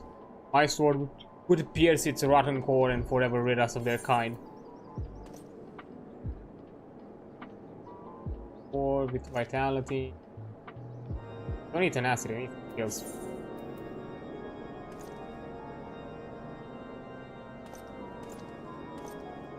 Tenacity is for yeah.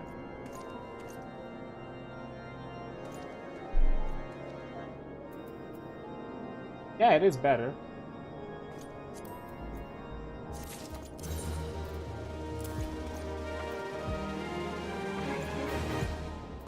Let's do that. And now let's go quickly to Ul'dah.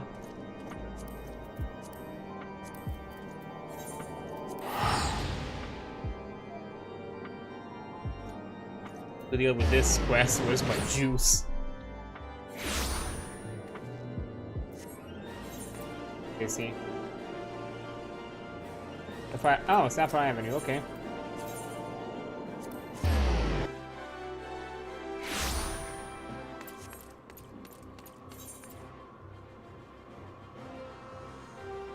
Honor before death. Okay. Out.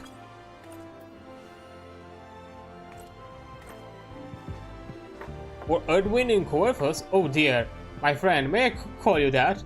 Oh well, then, Adrian, there is a problem with the ceruleum, and if you think Edwin is vexed, you have no idea how difficult this is for me. Okay.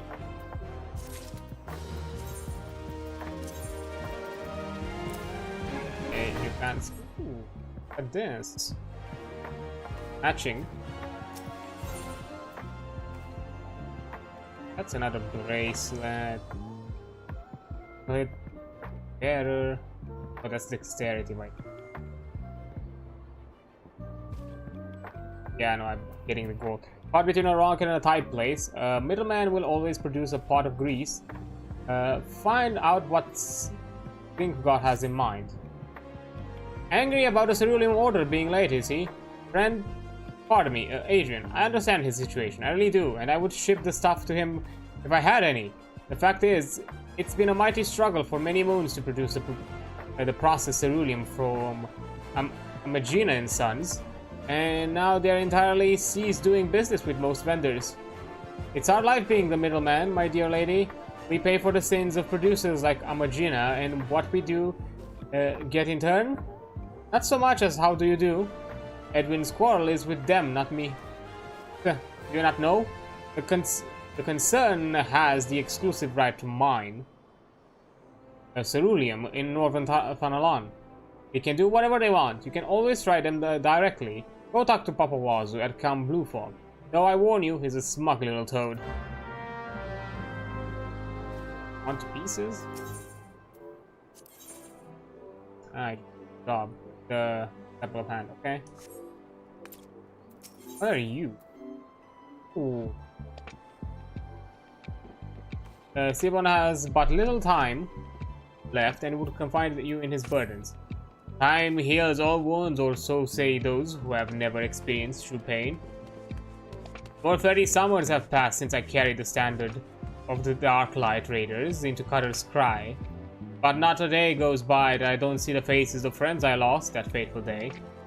Gerbald the Red and his loyal second, Aubriest, Stillwater, Simon the Sweet, always armed with a jab and a jest. Our ever-ireful mage, Kiran Zabran, as quick to cast as he was to temper, for Moen Rosengil never has there lived a man with a tighter grip. Bear it on his sword or his coin, and let us not forget one Ailson. Though it's hard to fathom now, what will all the adventurers scampering about like rabbits in the spring? There was once a time when bands of mercenaries were who the city-states turned to when in need of blade. The Dark Light Raiders being the biggest of them, the best bands Ishgardian funded for forays into Hellpits and into hellish pits like the Aurum Vale would earn us a king's ransom in a matter of days. Though it would not only take a night of devil's play at the Mirage to see it gone from our purses, but so was the life of a raider. That is, until we took a job at Cutter's Cry. My brother and I stood against herds of giant buffaloes on Ogomoros Nurble infestations on the Pearl, legions of cold-blooded Sahagin from the abyssal depths of the Indigo Deep, but none of that prepared us for the horrors we would face in Hell's Brood holes. None of it prepared us for the Chimera. The bards still sing to this day. Think of the day 7 of the realm's finest warriors set off into the bowels of that forsaken place, but only saw one in return, Sybil the Stoic, spared by the beast so that he may warn all others who would be foolish enough to attempt to despoil the Chimera's lair. My apologies. Did not come to hear my guilt-ridden ramblings of an old man, but if you have a moment, I was wondering if I could ask you of a favor. The final wish of an ailing soul seeking peace with his past before departing on his journey for the 7 gates. In each of the 30 summers since escaping from the maws of that terrible beast, I've returned to its lair to pay the proper respects to my fallen compatriots.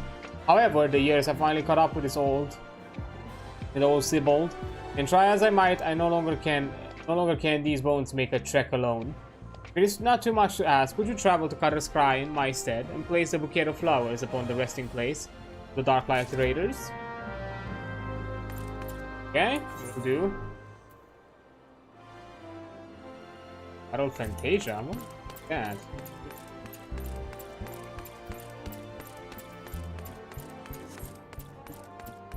Finding a ton of things.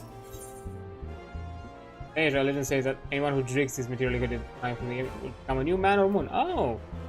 Medicine merchant sneers at you, his smiles unnaturally wide. Well, hello there, lass. You have to take some easy gill. You'd only deliver a file of my wares to a customer. I'll make it worth your while. Is this one of those swindles I'm supposed to report? Heavens, no. This is a perfectly legitimate job. And I would never lie to you. It simply isn't my nature. Now that we understand each other, take this to the gladiator waiting on the steps of Knob. Once you receive his due, bring them straight back here. Rest assured, you'll know if you're even a guild short. I'll know if I'm even a guild short. Okay.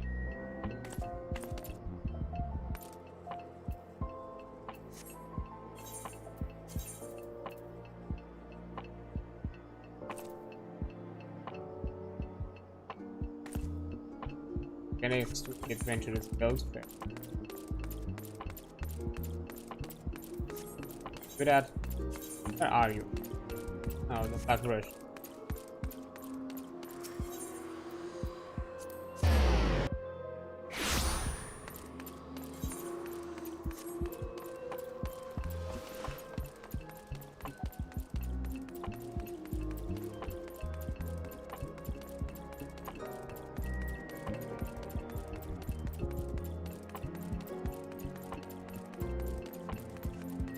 Gladiator, here you go.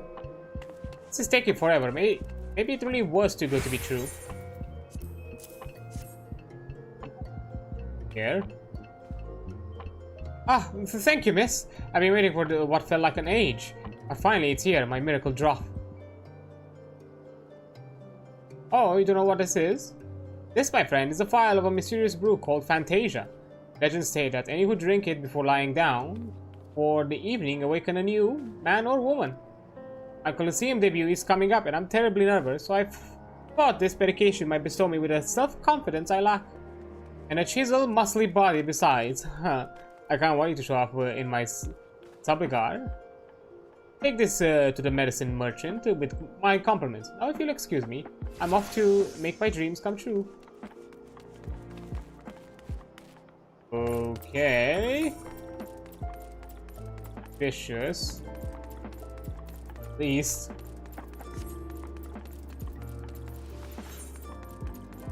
But yeah, basically, be a way to kind of put it in lore that hey, this is a drink if you want to respect your not respect that in case you want to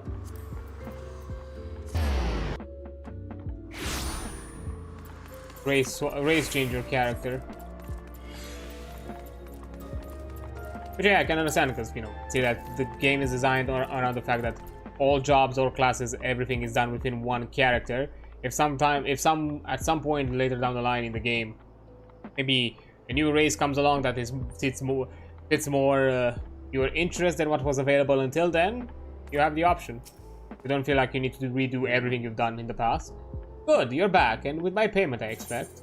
Yeah, here it is. I haven't taken anything.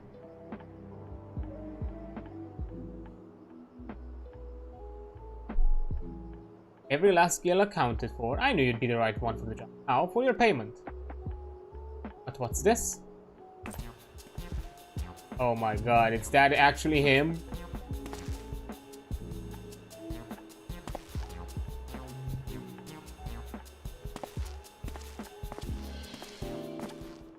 Aw. Friend of yours? I can't say I recognize him. My client? Ain't that little Lalafilin gladiator? Well, isn't that what your medicine does? You are a scammer. Who's to say? I have no way of proving that man was indeed my client. But if you'll sate your curiosity, I believe I can spare you a file of your own experimentation. Great. Now my business here is done. We'll meet again someday, though whether we recognize one another is less certain.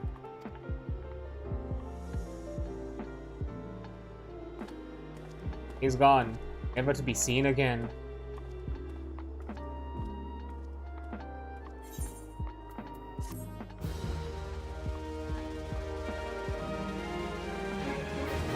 Now I have Fantasia, I guess.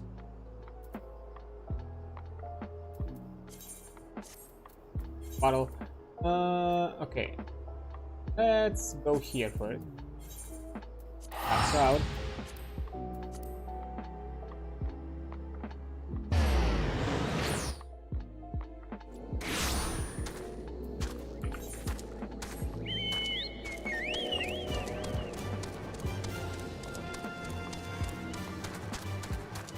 Ah, and another thing here. Oh, wait.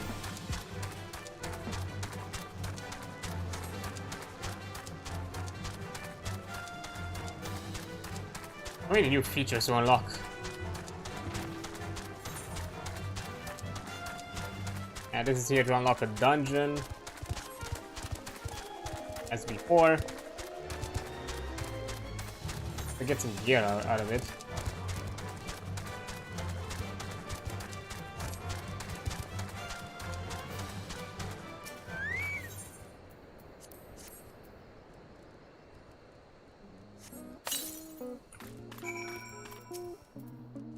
This is Cutter's Cry, a labyrinth of sand-ridden caverns, and you hear that? That sounds like the whiffling snort of when a fire catches. That's the Chimera. Now that I've seen it, sure, go right on in, if you're that certain of your ability to make it out in one piece. Just don't expect me to go trotting in there after you, no matter how hard you wail and holler. Oh, and you promised old Silbok the Stoic, did you? Here's what's called a man of principle. A little too much principle. What's wrong with him with wanting to live when you're a wife, when you have a wife at home big with child?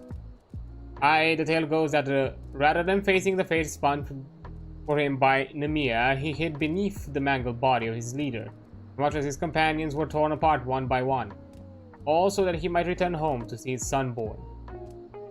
Should he have died a hero rather than lived a coward? Was being able to see his son worth having the boy grow knowing his father was a craven, a disgrace to his friends and family? Should I ever find myself faced with a similar decision, would I have the courage to walk the righteous path? Now you know the true reason I will never step into that cave. Hey. Got a helmet. How does it look? Honestly, not bad. A little bad. Keep it.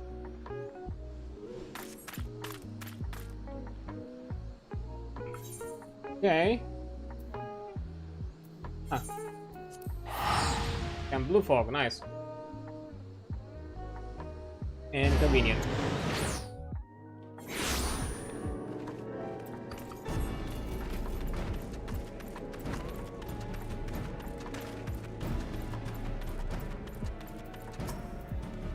And who are you? Adventurer. No, I don't remember ordering any. And I would remember something like that, seeing as I'm the employee of the moon for the 9th time. Thank you. Gosh, now, I'm listening to the scruffy lady. An inquiry about the processed ceruleum shipment from Simgoth in Ul'dah? Interesting.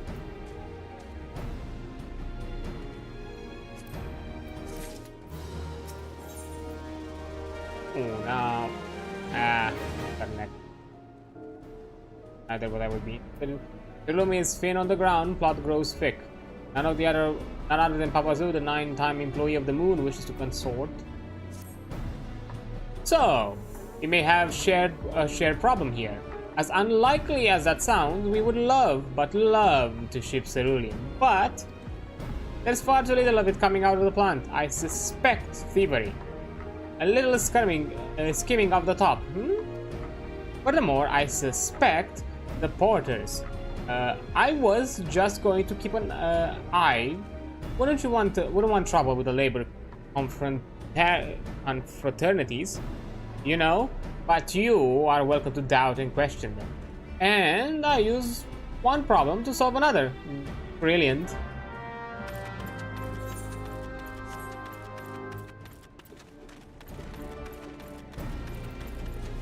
Not like, oh no, here.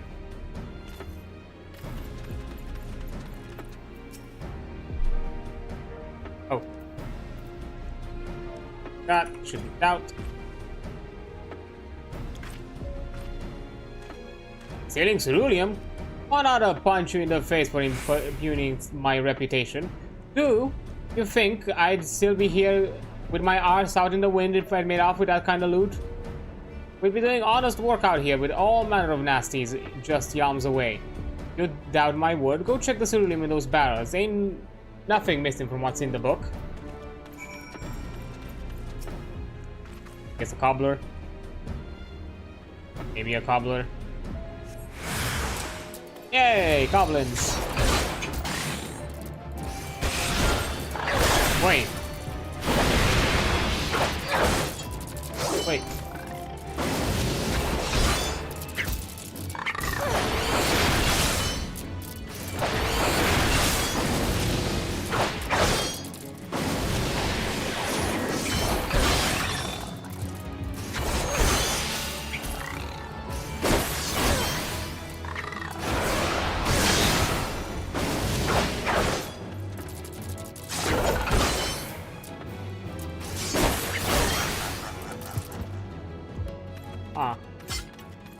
Oh no, there's more of them.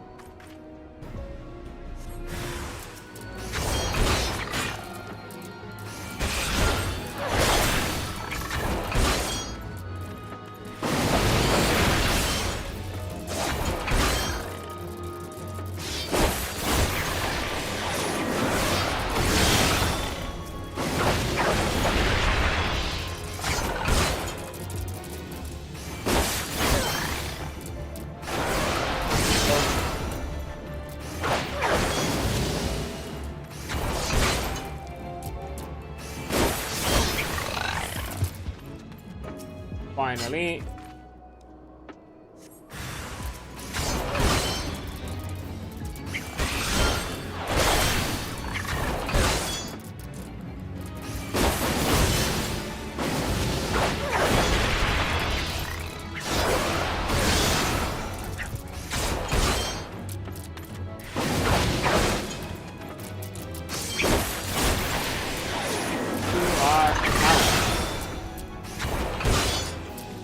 Stop.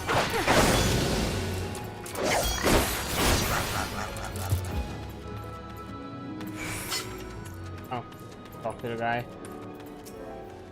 Goblins? Drinking ceruleum? I've seen everything.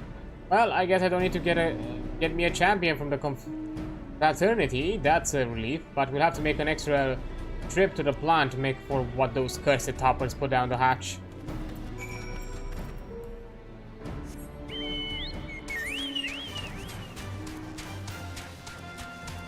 I guess you'd be glad to know. It was thievery, kind of.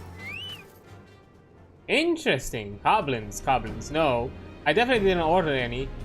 We do sometimes, though, for business reasons. Everybody does it. Shush. You can now stop talking.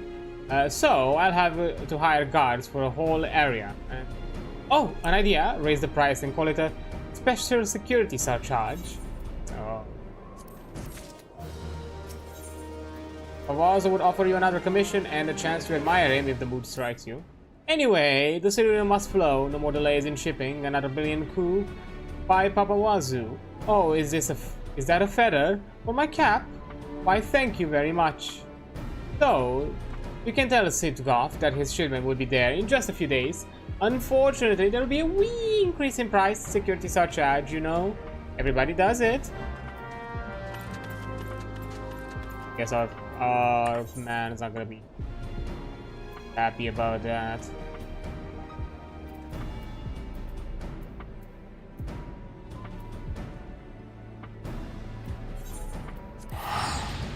Not in any way too happy.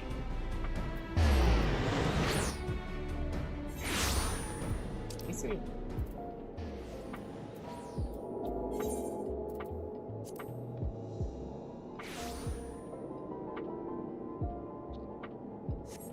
Ah, okay, I'll check that out.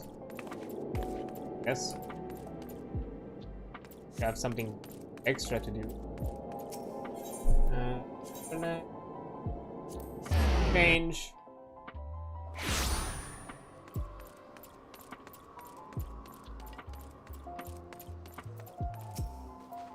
Welcome. What am I discerning? Oh, it's you, Adrian. Dr. Papa Wazoo? Really? He said a matter of days. So, my dear lady, you're telling me they're shipping what's owed to me, but charging more of it? I wish Amagina and all his sons the joy of my guild. I hope it gives them fugout. I do appreciate you sorting this out, and with that product Papa Wazoo, no less. A discerning middleman such as myself will certainly remember you for future commissions. Middleman is the pepper of commerce, useless alone, excellent in moderation, pernicious in excess. Whichever one Sivgoth happens to be, he has a task that may Thanks to you, I'll be able to make the shipment, this Arealium shipment to Corvus. That's a load of my mind. A middleman has not but his name, you know.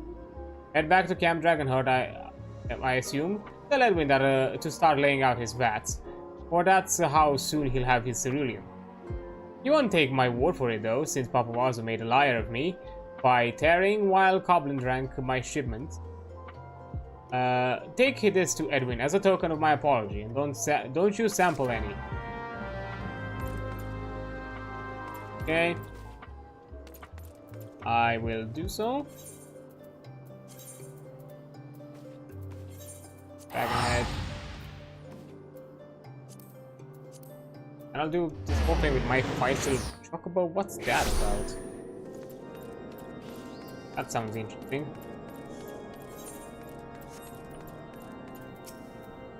Back are you? Took your time. Hope that means something good coming to my ceruleum. Well now, that is good news. And what's this? A gift from that tight-fisted Singoff? And a handsome one it is. I'll have to forgive the wretch. The Furies smite me if I lie. Quite a tangled skein you unwound there, and well loose too. Thank you for your trouble, and just... You see, those ballista will save your hide someday.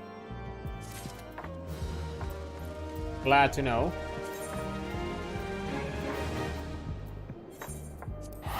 At Camp Tranquil. Now I'm a bit curious. Is there like a Chocobo upgrade or something?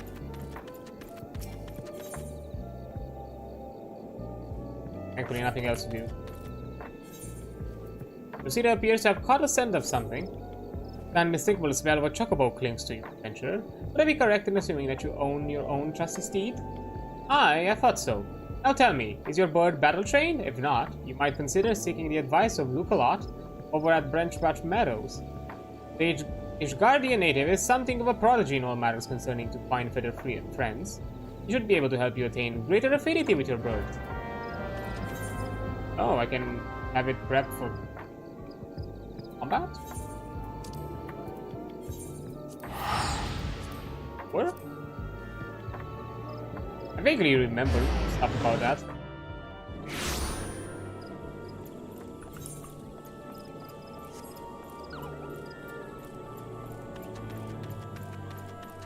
Hey, look a while. It's been a while, friend.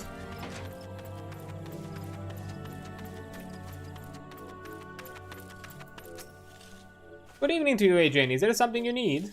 You should have your Chocobo trained in combat. This is no small request you make. Writing your word is one thing. Asking it to take birds in your name is quite another. I will help you train your Chocobo, but on the promise that you will never unduly expose it to danger.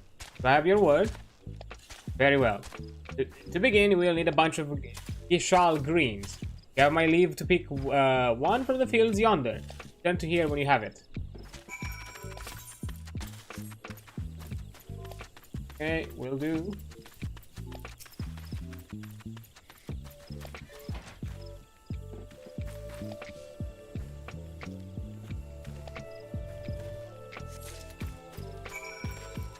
Got it.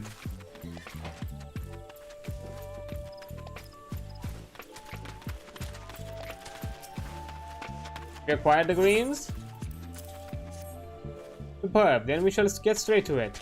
Doubtless you already know this, but Chocobos are highly fond of Gishal greens. They love the leafy vegetables so much, in fact, they will completely forget their fears in face of danger. Thus, by feeding your bird the greens, you can prevail upon it to fight beside you, and then once called, it will be up to you to direct its action as you see fit. You will find that your Chocobo is innately responds to a number of general commands. Give bird an order and it will act accordingly to the best of its ability. This simple yet effective methodology was developed by the Fortems family, one of the most foremost houses in Ishkan. And that concludes your lesson. Of course, it's not enough to merely hear about practice. One must venture forth and attempt it oneself. Summon your Chocobo with a bunch of Gishal greens, and together make your way to Sorrel Haven. The brood Z's that prowls the area ought to be a suitable challenge for you and your companion. Put down 3 of them and return here. And lastly, by way of advice, I would recommend you keep ample supply of Gishal greens on your person at all times. Our resident vendors will able to provide you with such as you carry. Okay, Chocobo can purchase in stores. Someone just use the greens, gain the... Okay.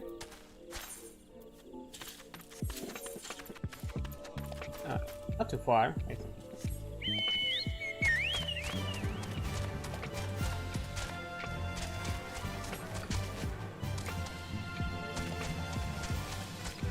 Okay, will do.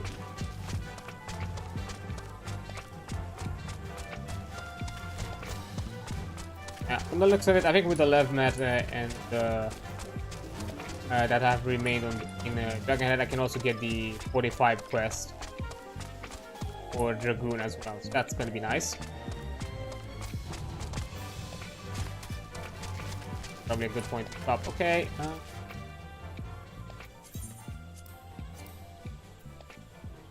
Time.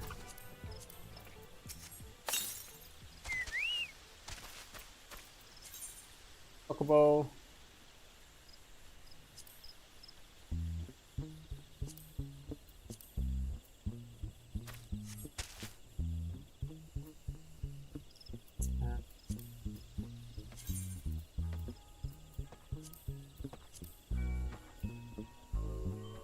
I have like a bar for this?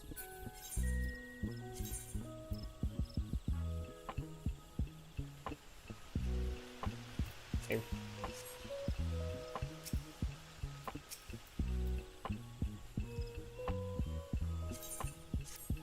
Okay. He's unoccupied to make his own decisions in battle.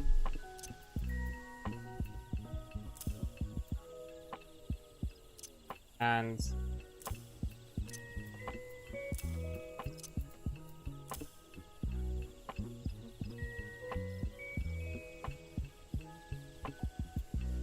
okay.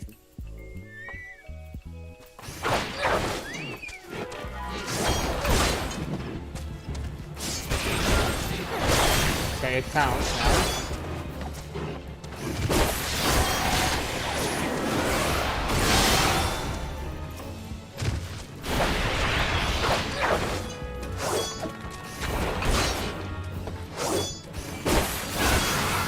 Alright.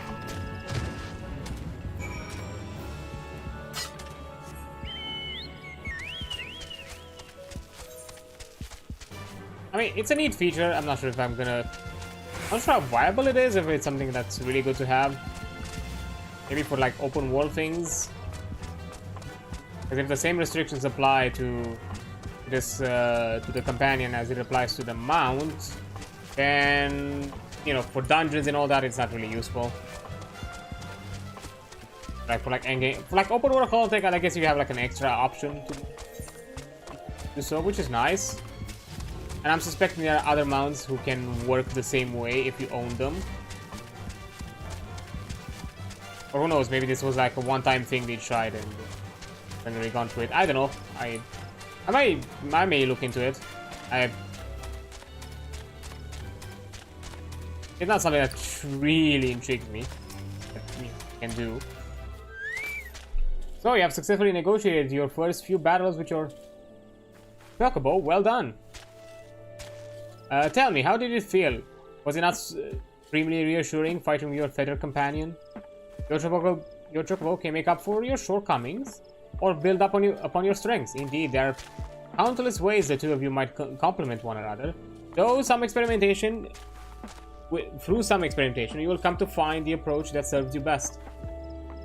Ah, before I forget, I have one last parting gift. A saddlebag for your Chocobo. Carrying Gishal greens about can be quite cumbersome, after all. And there should be sufficient room for your personal belongings, should it need a rise to prey. I pray it serves you well on your travels. Okay, you can now access your Chocobo saddlebag. The inventory storage can now be accessed selecting Chocobo the character.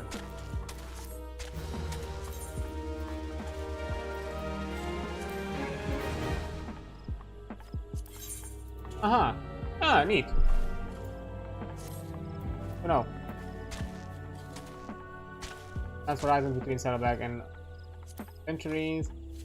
Does not need to be summoned to access the saddleback, however, it cannot be opened while in instant dungeon. Okay.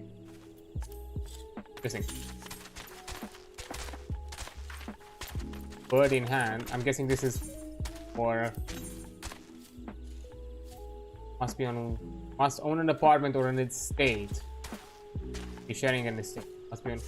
Okay. Now, let's back to Kofi.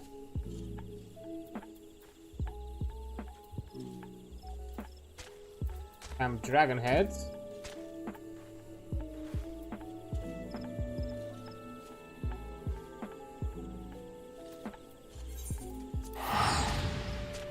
Still have a few more things to do.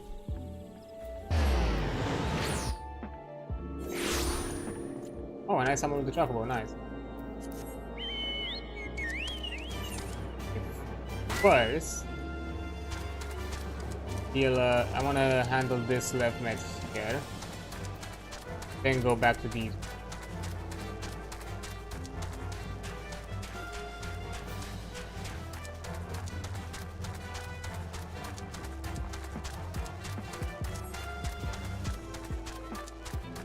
At least those will be nearby.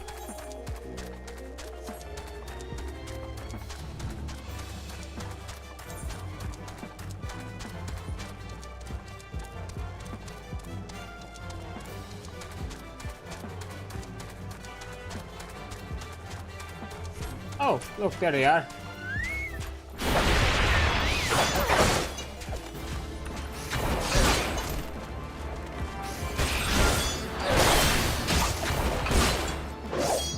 I guess I'm suspecting actually that I'm gonna level up with these boys, so I'm probably gonna go directly to the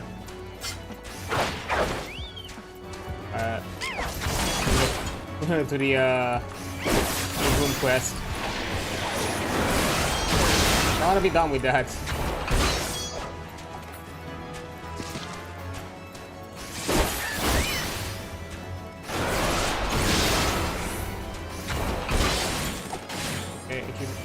Buddies.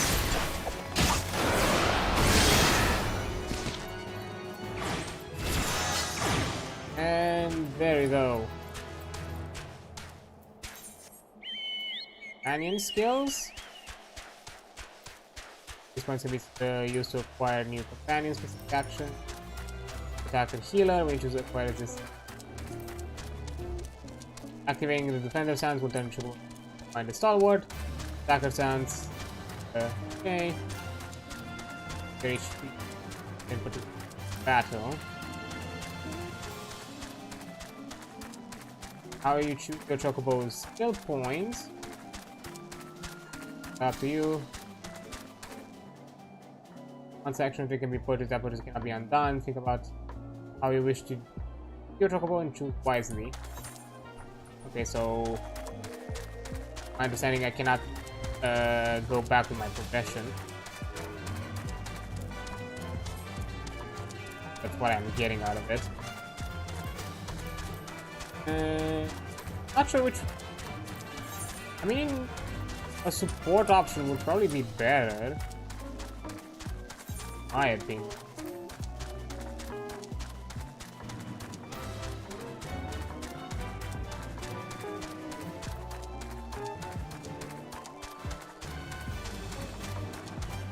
Orders chocobo to Grand Legion. Potency. Fine. Companion strength.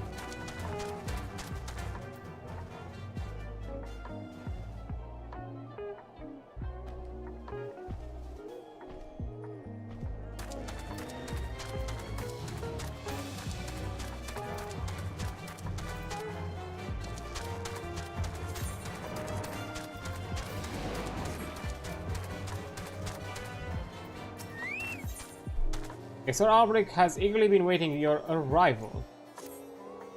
Impeccable timing, Adrian. A message arrived from Estien's battle for a moment ago.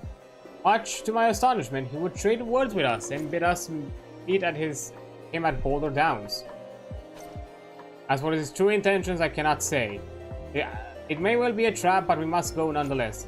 I trust I can count upon your companionship. Okay. Oh.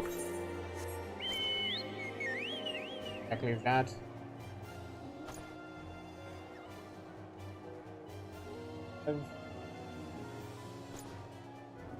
Oh, nice.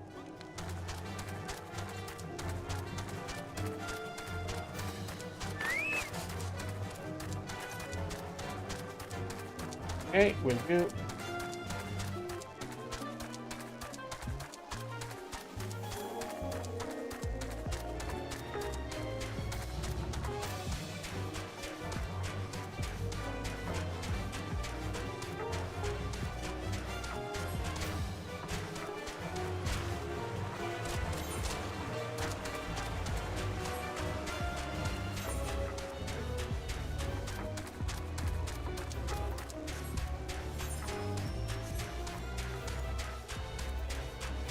Never goes around.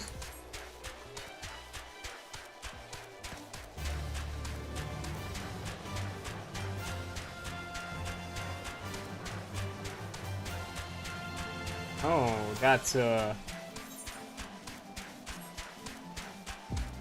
back. Giant logger. Wait.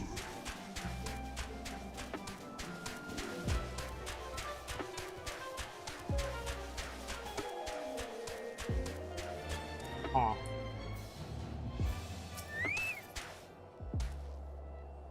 Getting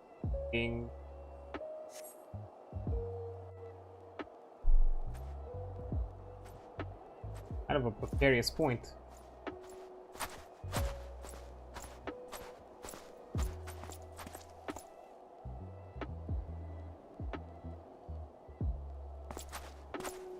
Hi.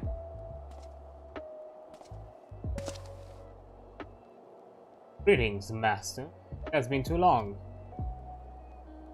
I shall end this folly at once. You must know that each second the eye passes outside Ishgard's walls brings us closer to repeat the tragedy of 20 summers past. Surrender yourself and the eye and return with me to Ishgard before it's too late.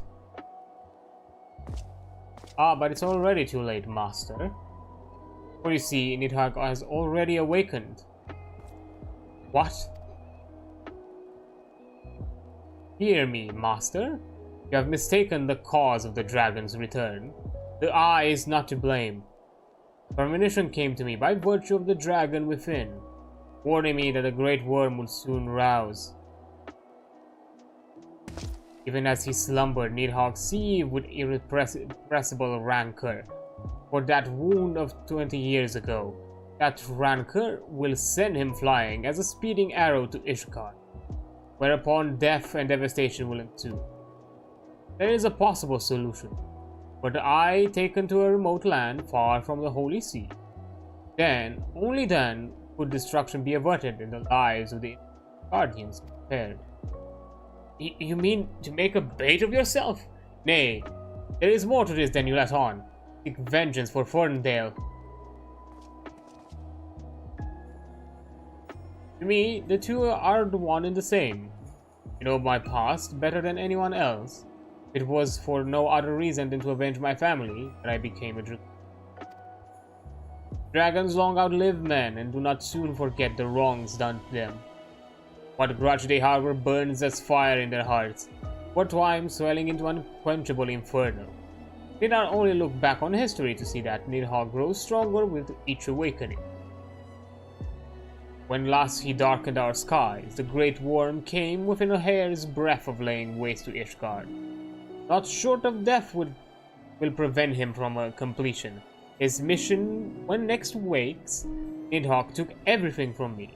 Now I shall take everything from him, even if it means my life. The eye works in ways men can ill comprehend, but this much is plain. Choosing two Azure Dragoons in one generation, it means for us to join together in a common cause. Adventurer, you have heard my resolution. Now I ask you to lend me your power, the power of the dragon. The long and proud history of Ishgard, never before have two Azure Dragoons risen in the same era to fight as one. Our best, nay, our only chance to send the Great Worm to eternal slumber. Behold my armor. This is the Draken mail forged in the lifeblood of dragons. As blood calls to blood, so too does the armor call to the dragon within, redoubling the wearer's strength thereby. If you would realize your potential as an Azure Dragoon, you must needs clad yourself in the same. Clad so you will inherit techniques passed from Azure Dragoons to Azure Dragoon, down through the generation, then, and only then will your training be complete. But first, you must win the Draken Mail, as I and Sir Albrecht did before you, by proving yourselves worthy in the ultimate trial of the Azure. A series of battles so harrowing as to send the unworthy to an early demise. Master, once the adventurer acquires the armor, precisely to it she learns to harness the power of the dragon in full. Icinian, wait! Save your worries, I do not mean to make myself easy prey for dragons. I take my leave of you.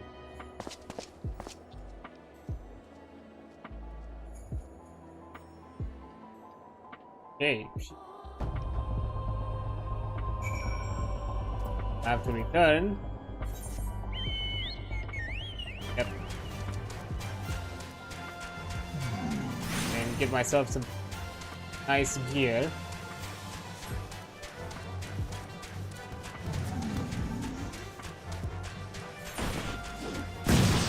Ow.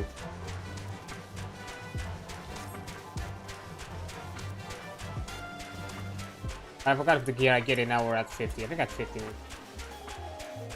I remember there was like a delay. Like you got the quest, tell you like, ah yeah, you're gonna get the gear, but wait for a bit, and until then, do your thing.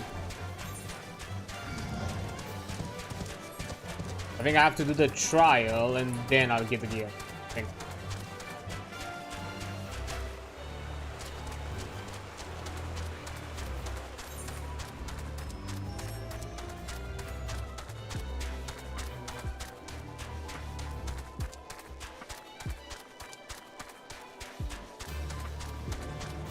Let's see.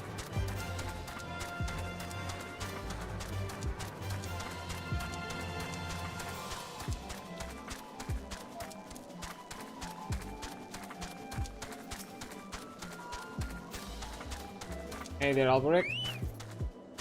Icinian. Forgive me, I was deep in thought. Now then, as to acquiring the armor which Icinian spoke. At first, it was my intention to bequeath mine own armor to you. I am an Azure Dragoon no longer, and its powers are wasted on me. It would be simple enough to hand it over to you and complete your training right here and now. But as Icinian said, Dragon armor is no ordinary set of mail. It strengthened the rise from the dragon blood whence it came, blood's power resonating with the soul of the weaver, or the wearer. Though I can no longer draw upon my own armor's power, its bond to me was forged years ago. When I bestow it on you now, I fear it would offer but a scintilla of the protection it afforded me in those bygone days. Icinian has the right of it. Must claim your armor as he and I did before you. Must complete the trial of the Azure. That power of the dragon blood, yours and yours alone. The Ogre's Belly will be where you'll find your final test begins. I shall dispatch Search Brucemont there, pick him upon your arrival. Okay. Belly is there. Well, the thing is, I want to be done with the quests and all that, so I think I'm gonna extend the stream a bit longer till I finalize this quest, and probably because of the extra time, we might also jump into quickly do them. So next stream we go back to the MSQ. Yeah, I'll be taking a short break so the ad runs through. I'll be right back. A bit. Okay, back. So let's see this whole trial through. clear out some remaining quests around here, and then be done with it for today.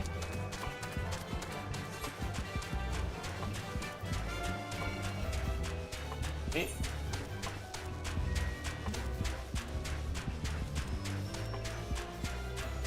It's around the entrance where I was before. That's fine.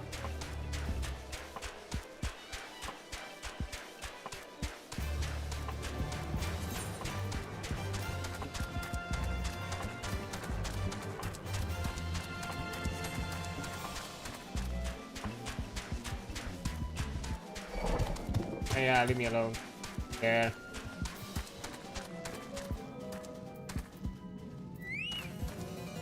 Fight me? I guess you are. Well, fine.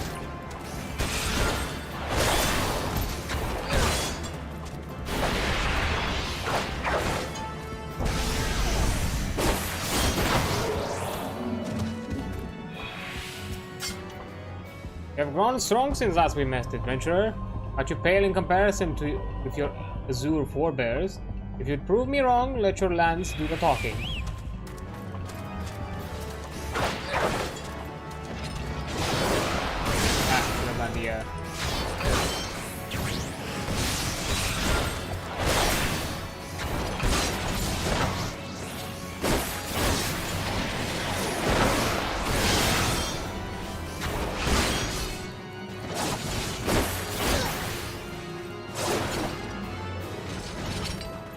Okay. Oh, speak with him again. I don't know why with these quests they don't appear. Once again, adventurer, you prove yourself worthy beyond my expectations. Take this, but know that your trial has only just begun. Next shadow lies in the chamber beyond. Sir Hustian awaits you there. Deeper in. Oh, you fucking fate is still here.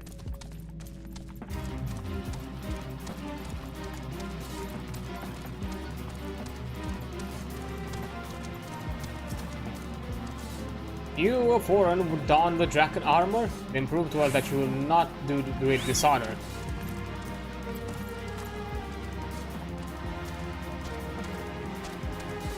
Oh, there you are. I'm confused for a second.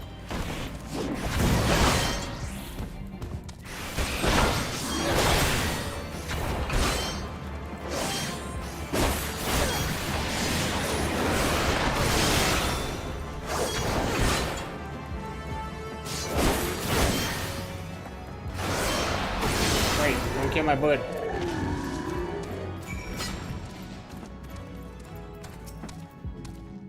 Sir Albrecht said the Eye had chosen you, and it would appear he speaks true. Armor is yours, wear with pride and honor. The trial is nigh complete, but be forewarned. Many before you have made it this far, only to fall at the final challenge. Do not your overconfidence be your downfall. Oh, wait.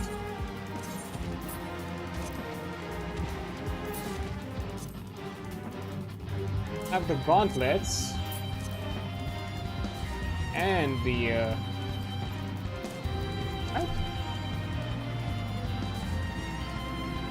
okay, I forgot I get each piece from here. Oops. Put it in.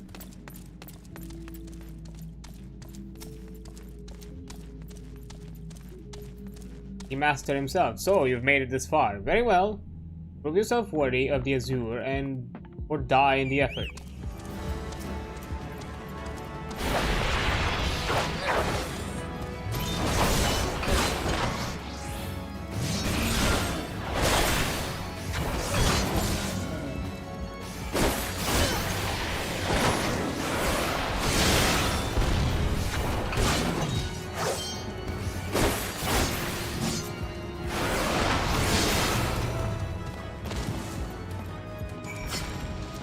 Okay. You have demonstrated your powers to me beyond any doubt. Aye, there is not an Ishgardian who would gainsay your right to don the armor of the dragons. I shall send word ahead to Sir Albrecht, and that you have passed your trials here. It is he who will present you with a 4th piece of armor and consummate your training. Go now, fellow dragoon, and deliver this land from the Great Worm's wrath. Hey, Drake and Bead. Boots. I have no helm. Just... I'm gonna get both. The helm and the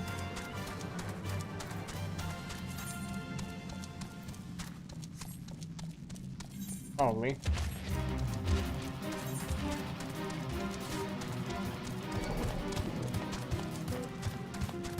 I love the purple vibes it has.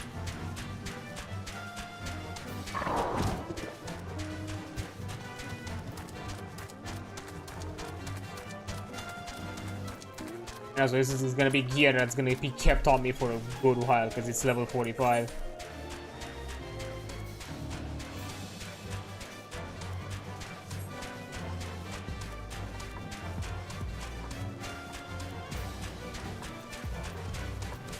So sad when it's not available. I'm not gonna be able to wear it anymore.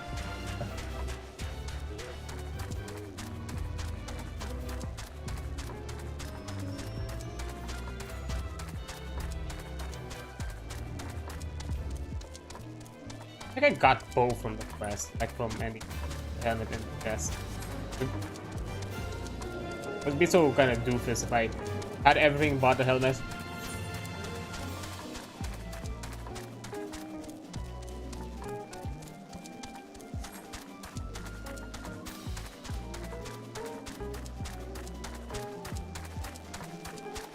Yeah, no, the armor was part of this trial. So then there is only left the levels 50? I think after that there is no more things to deal with. Was it up to 50 or up to 60? I think up to 50.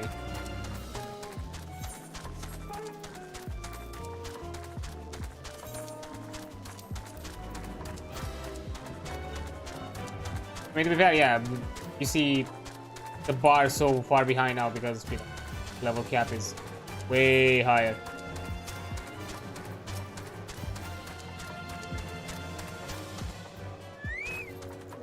I hear from Sir Brucemont that you performed most impressively. Yes, I stand more convinced than ever that you'll be the one to save our land.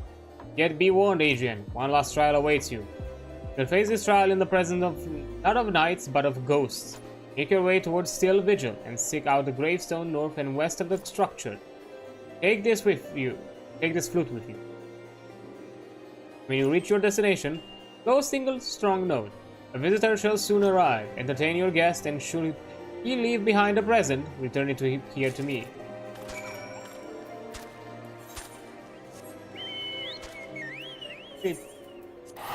Teleport to the camp faster, and I can buy it from there.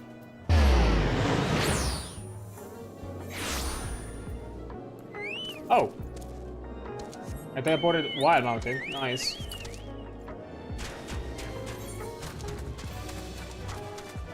Oh, I was faced the wrong way. My bad.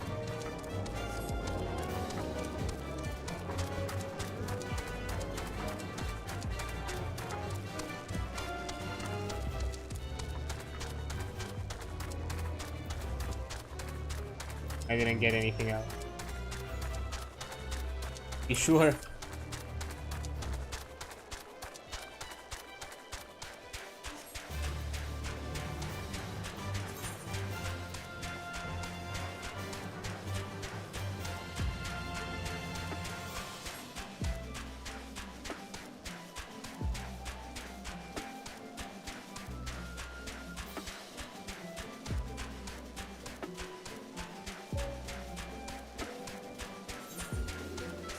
There.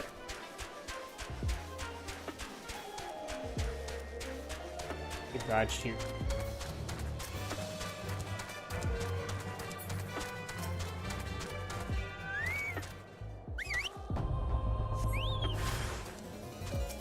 Oh, great wine?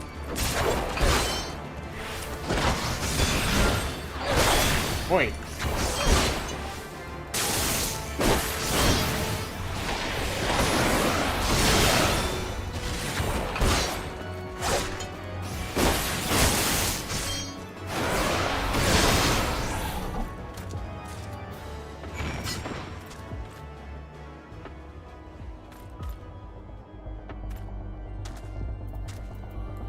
Behind?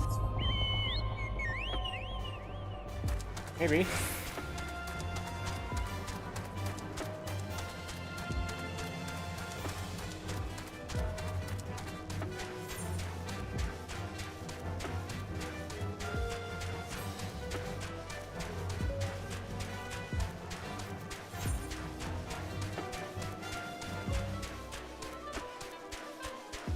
Wait, that's a lot of text. Have to slide back down. And why couldn't you have an ether right down there as well? I know I have a mount now. Definitely faster, but still.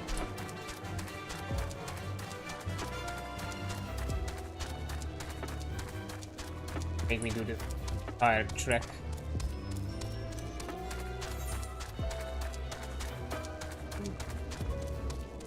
Oh, on.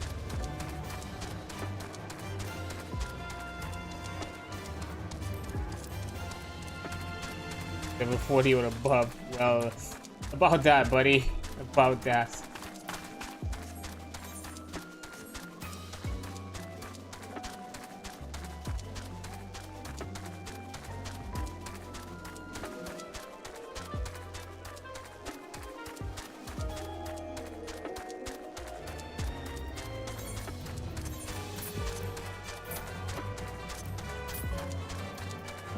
Catapult says, I'm still having this level 31 weapon on me. Yeah, that's a bit rough.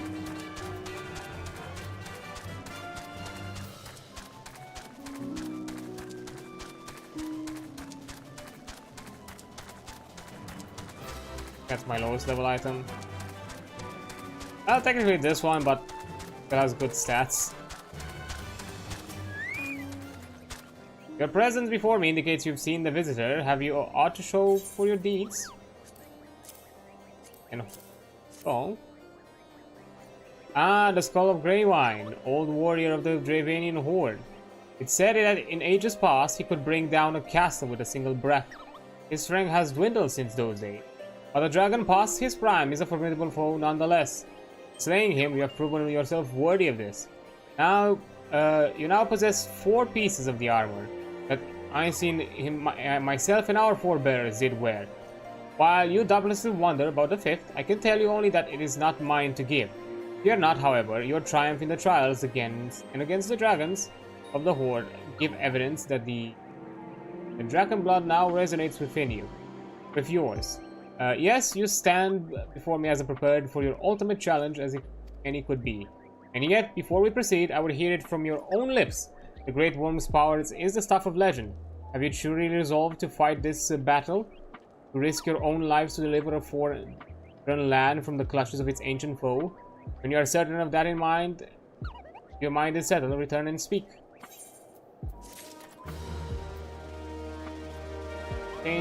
Dragon armament. Okay, so I got the helmet, but I've not gotten the chest piece.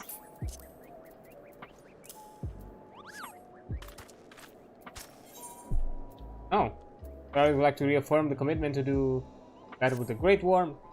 So, would you join your strength to Instians and that Ishgard might be free from the rage of the Great Worm forevermore?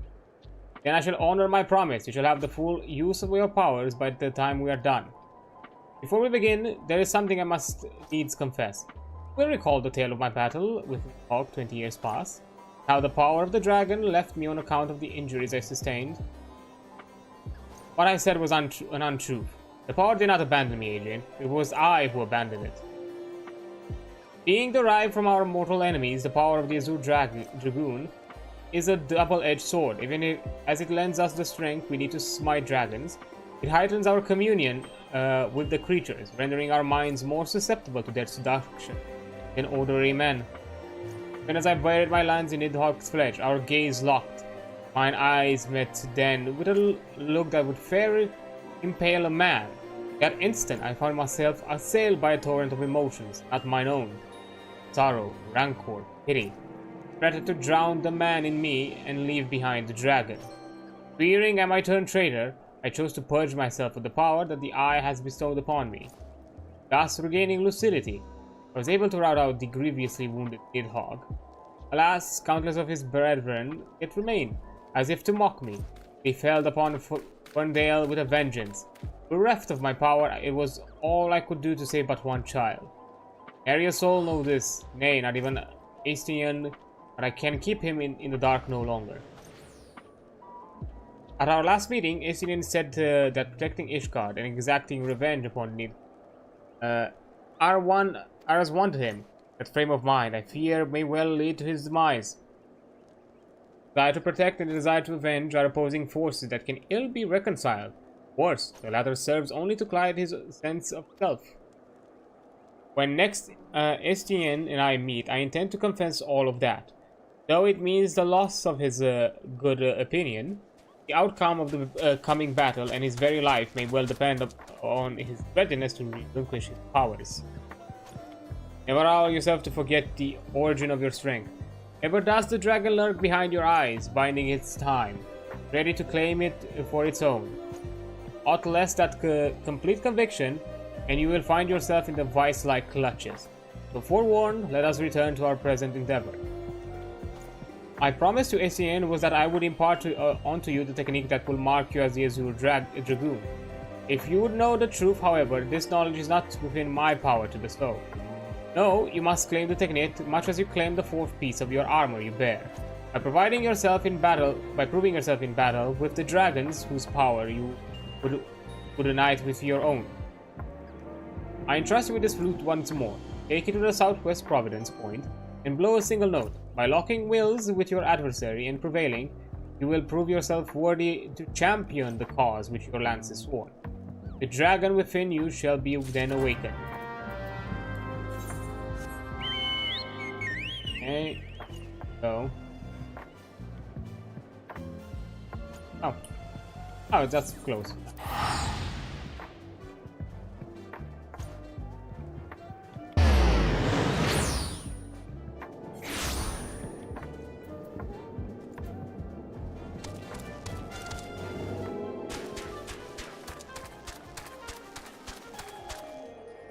Ah, it's to go around here and then.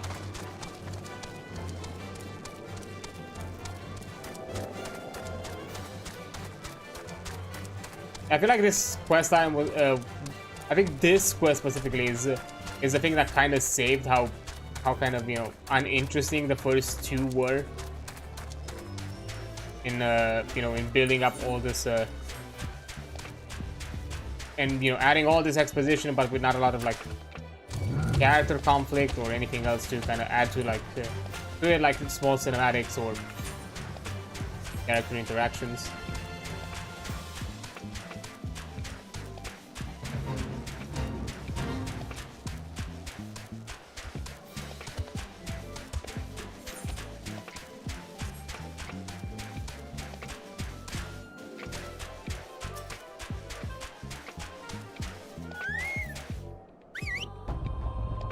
And boy, you're a big boy.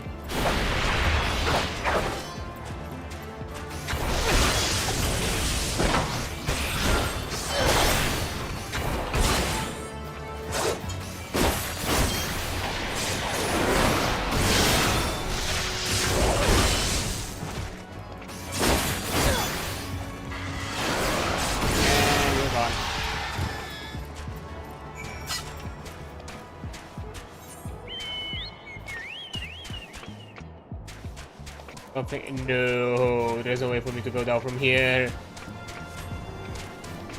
I have to once again use the mount.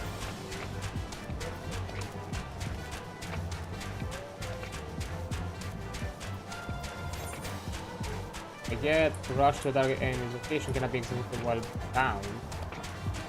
Oh, so this one is a close the gap ability. Good.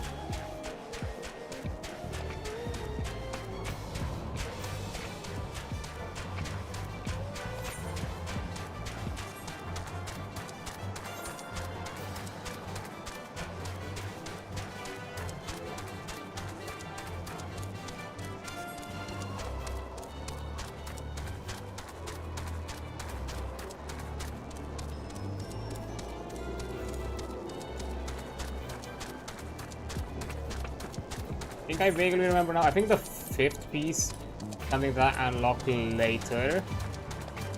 So until then, I'm just stuck like this, which is really annoying because you have this very central piece that is out of place to the rest.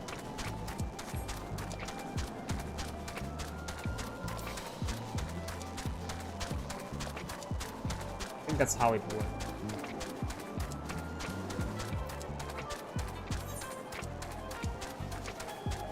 Because again, I've done, I think, if not the entire Dragoon quest line. Most of it. Like, I know I got all the armor by the time I was done, which I think is by the time you're done with the quest line. But yeah. There's been some progress on that end.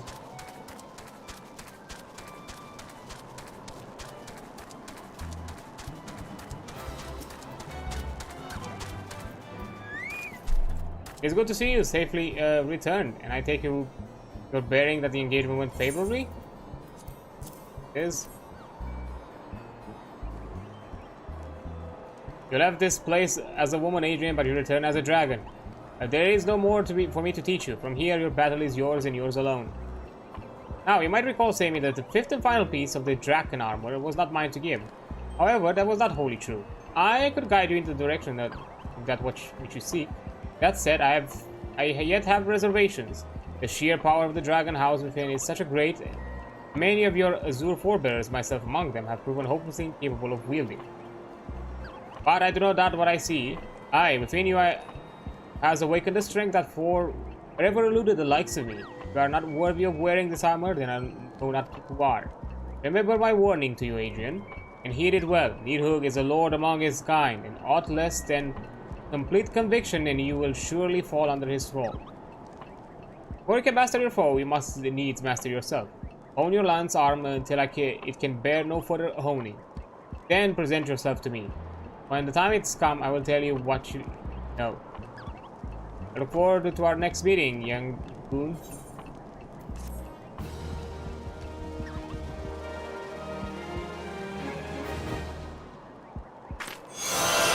Our inner dragons grow stronger. Did I get it? I don't think I did. No, yep. Yep, I was fucking right. I have to wait a quest before I'm able to actually do it. Fuck.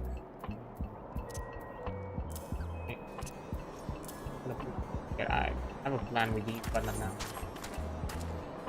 Okay then, that means that I can do these left meds that have remained upon us and be done.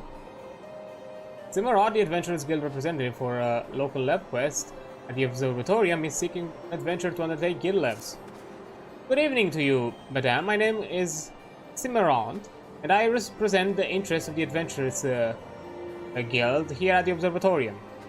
If I might be so bold, you have an interest in undertaking guild lab or two? I believe you'll find the experience most rewarding. But it pains to me to say that I should first administer a trial lab.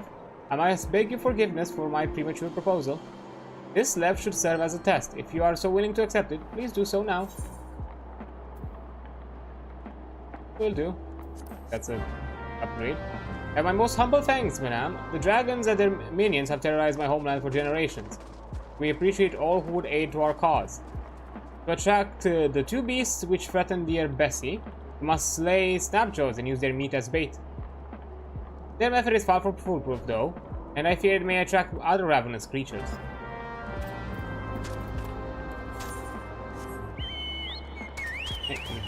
Area.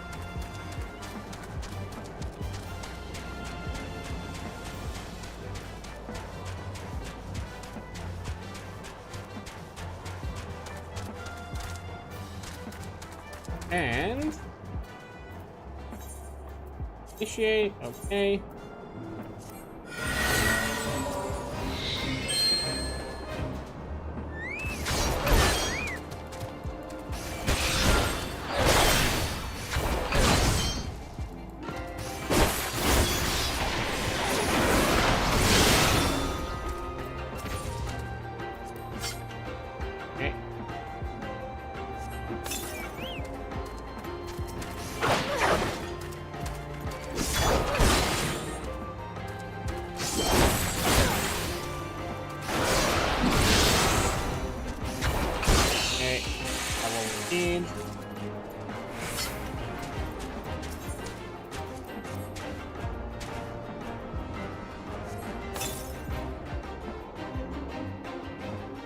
A red AV.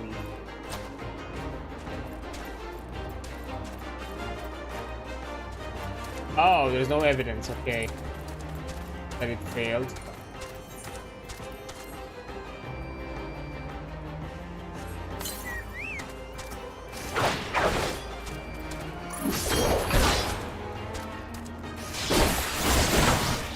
Oh wait.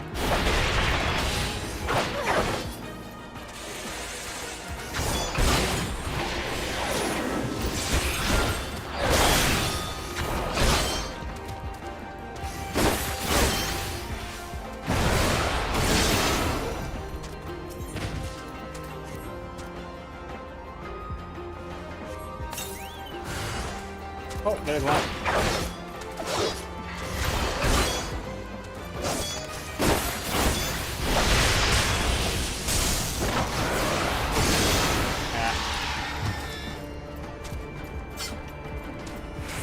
For prime location here.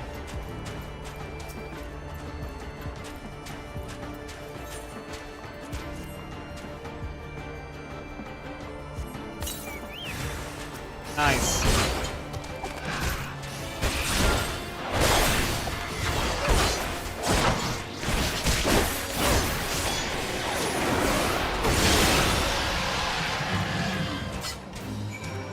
There you go. Oh yeah, I forgot I can teleport. I don't know why I wanted to mount. Yes, that.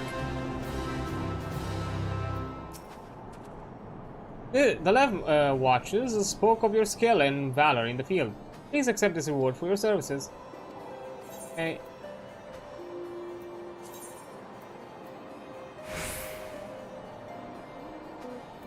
Exactly the same. Yeah, it is. It's been an honor and a privilege, madame. I pray we can count on your services in the future. Okay, I know there was like another one. It's tied to probably a dungeon.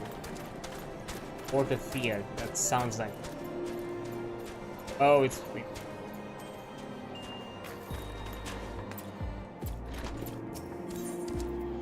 There are dark places that only adventurers may illume, and Sir Carilot is about to point the way to such pit of peril. I've heard much of your doings, and I think you the woman for this task. To the west is Desmael Darkhold, who was meant to serve as a new keep of Lord Desmael, ever a friend of the house Durandare.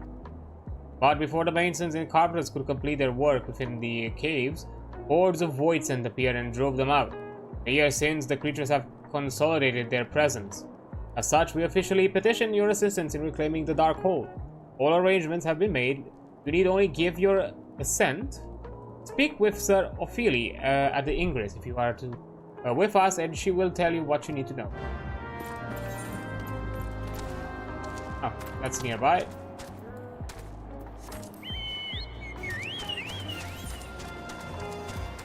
Also, the chocobo was about to be gone in a bit.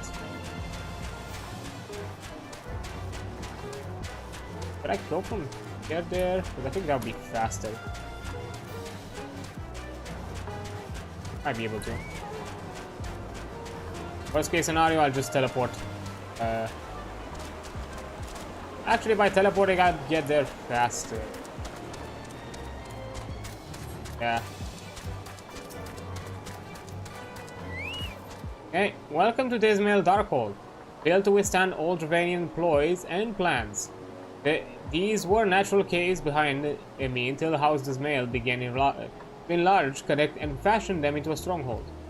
Alas and alack, the Void Sen struck, interrupting the work. Alas. Then, in the confusion, Garleans infiltrated the keep. Alack. All in all, 'twas a fine mess. Garleans were eventually forced to retreat, of course, but the Void Sen remained. So the fortress goes uncompleted, a home for abominations. Woe, woe is us. Yet the war with the dragon rages, and we have no nights to spare for this noble mission. When I am here strictly on a very long tea time arranged by Sir Carilot. Please see to these of divination, Madame Adventurer. Madame, I have much prowess with the paperwork should you require aid of that sort. Ah yes, a bureaucrat. The stoutest of warriors. Okay. Got a new duty. Now... and Dragonhead, do the final lev. And then we return... and we return to Britannia.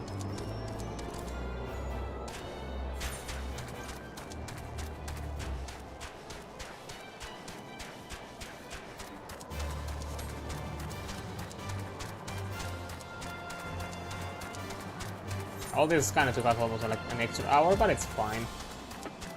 I just want to be done with it so we can focus again to our MSQ next time.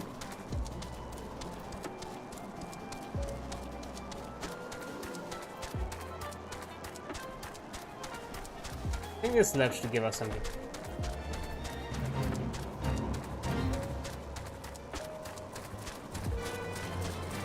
Definitely nothing to outmatch at the very least these gear slots. But anything else is gonna be welcomed.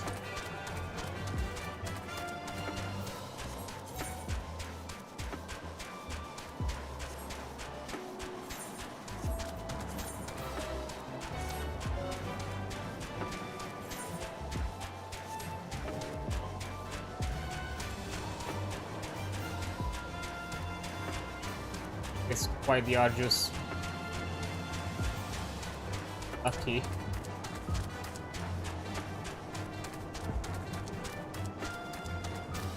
Water is died.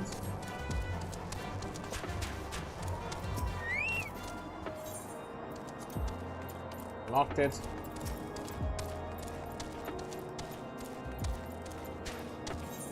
Okay, only on the Adventurers Guild representative, local left quest of White Brim Front is seeking an adventurer to undertake guild levs.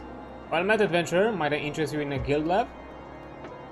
Ah, my sincerest apologies. It was presumptuous of me to assume you were an adventurer.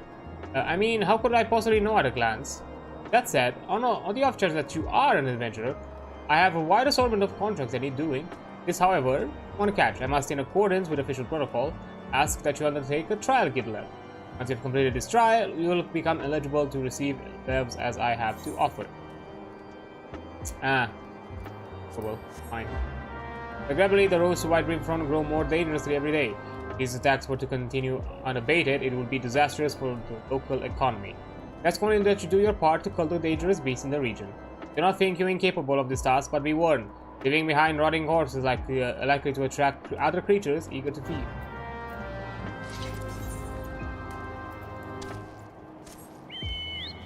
Okay. Go to here.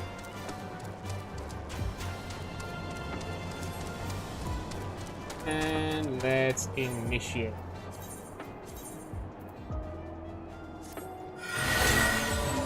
Hi.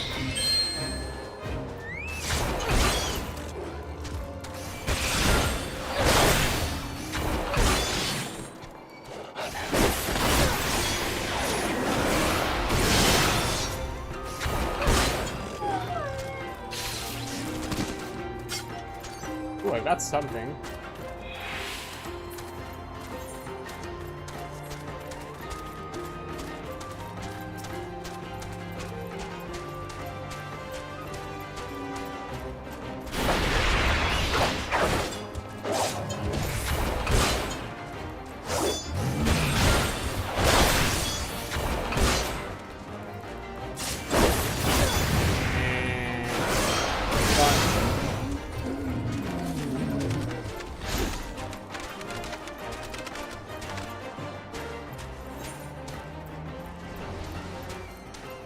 No, actually.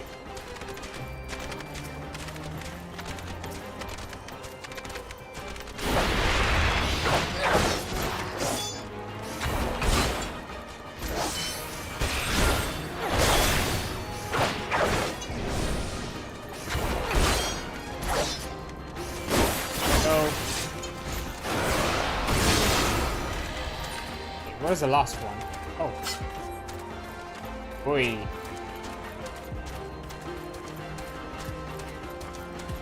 Big boy.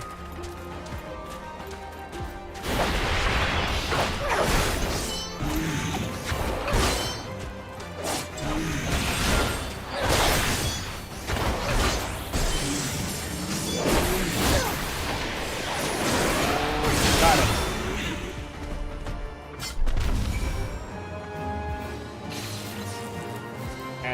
Back. Congratulations on a job well done. Here's your payment. Moments like these make it seem all worthwhile, do they not? Should you see fit to undertake another lab, may avail yourself to my services at will. Okay, what did I get? Gas, friction.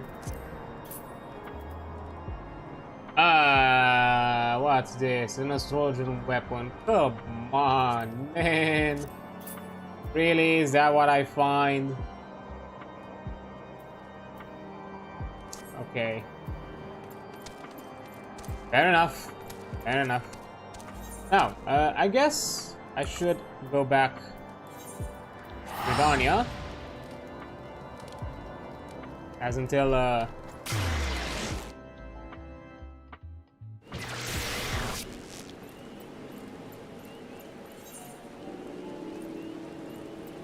until we get access, right?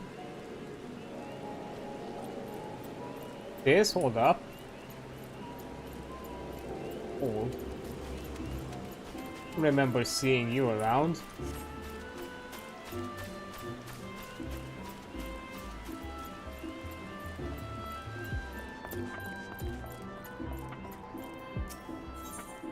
Galma wishes the patrons of the Carline Canopy would keep a closer eye on their belongings.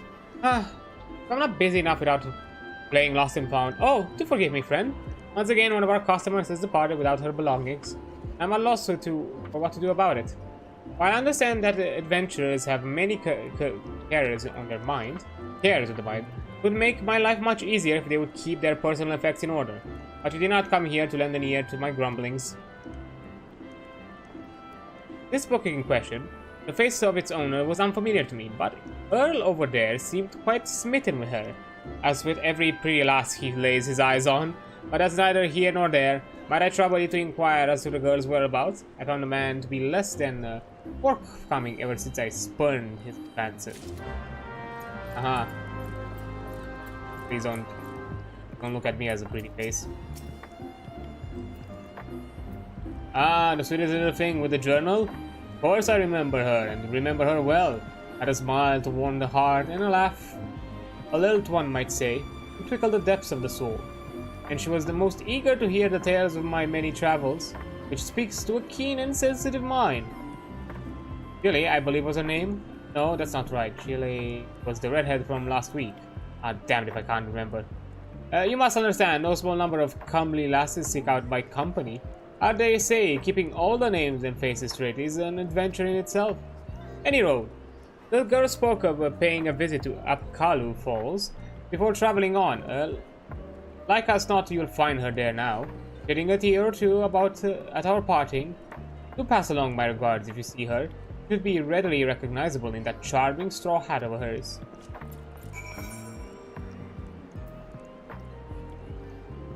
Where? Okay. Okay, going to the Lancers Guild should be a quick round. There's like another log thing that I... Oh, it could be the, because there is like another thing. About like sightseeing or like sights. And at the very least the name hints me towards that. Sight to behold.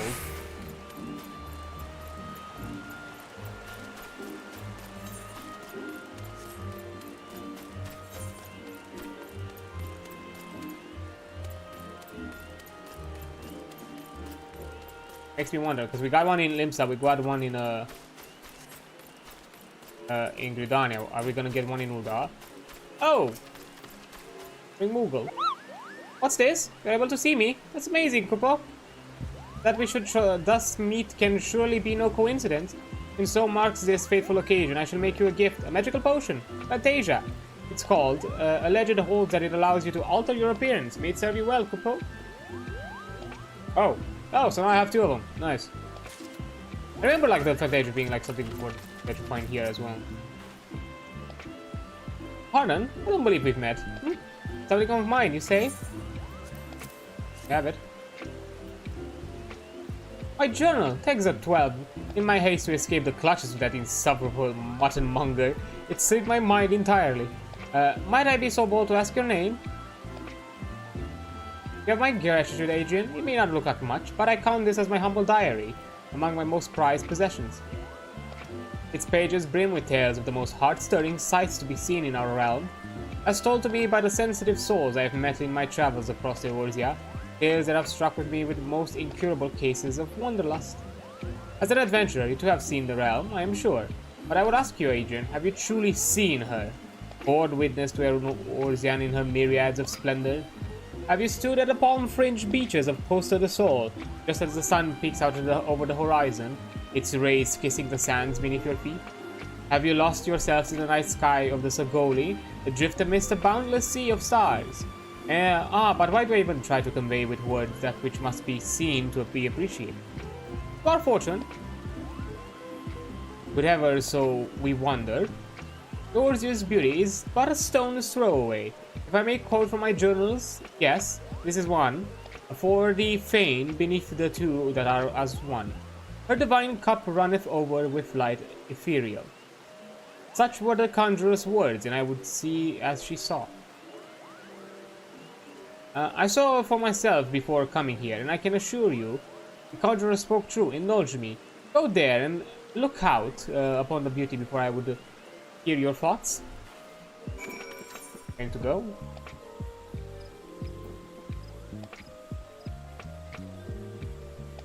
Adventure for hire. There's a quest there. Oh, it's here. There. What's your deal?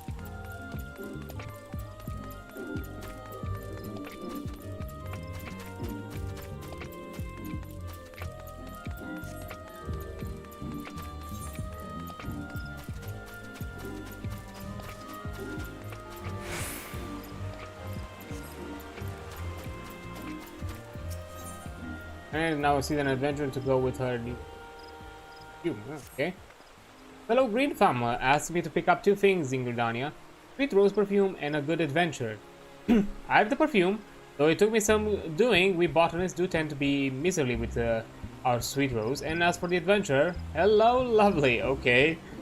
Well, that completes the shopping list. Adventurer, would you mind taking this perfume yourself to your land at Little Solace? Okay.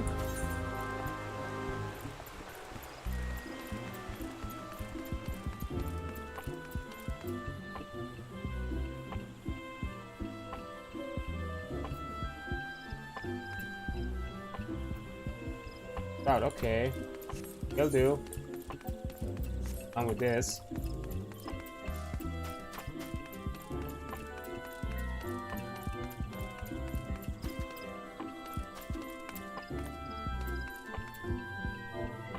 What?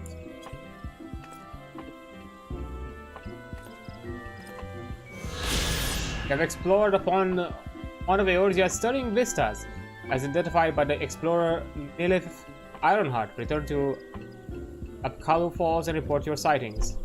Okay.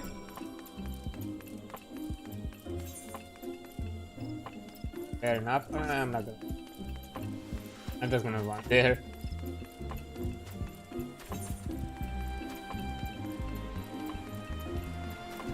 West.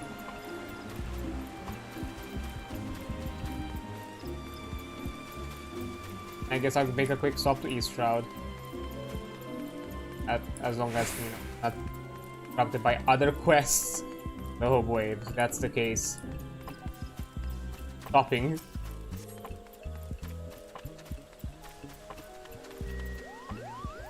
Welcome back, Adrian. I trust you were as moved by the sights as I was. The great stones that adorn the entrance of the Stiligate Fane is none other than the sky serpent's egg cast down from the heavens by Nafika the matron so long ago.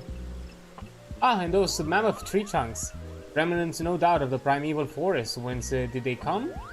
Why do the two great arbors grow as one? This I do not know, but what I do know is that the realm is replete with such beauty. If only we know where to look. This is what compels me to wonder, not the promises of power, glory, or riches, but a burning desire to bear witness of all the wonders around us, as wrought by gods and men alike.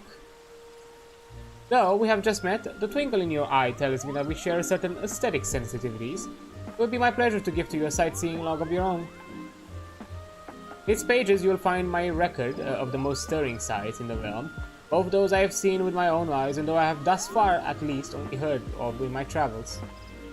No doubt your adventures keep you occupied, but this is not all the more reason to take in the sights as you travel, that both body and mind might enjoy a moment's respite from time to time. And who can say, perhaps you will discover glorious new vistas and that have eluded even me. With that, I wish you safe travels, Adrian. We have seen all there is to see. Pray return to me, or like nothing more than to share impressions with a fellow soul. And now we have sightseeing logs. From the similar information contained within, you can identify, seek out locations described, but that certain sites may not be properly appreciated at a given time of day or under ideal weather condition. From the designated mode, while taking in the sights and the entry, mark up with your sightseeing log in hand, go forth and see awards as few have ever seen before.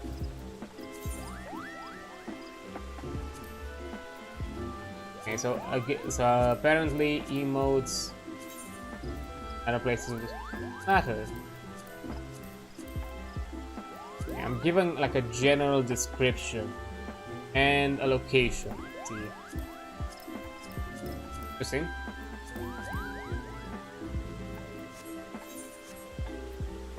We'll look for them at a certain point. Now, what is your deal? Please be no other quests around there. Please be no other quests.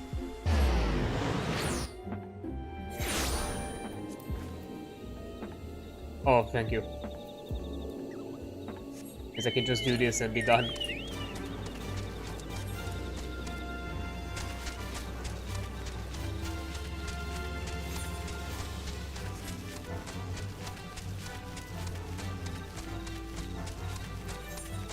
Although I'm suspecting there is a point to this quest being level 43.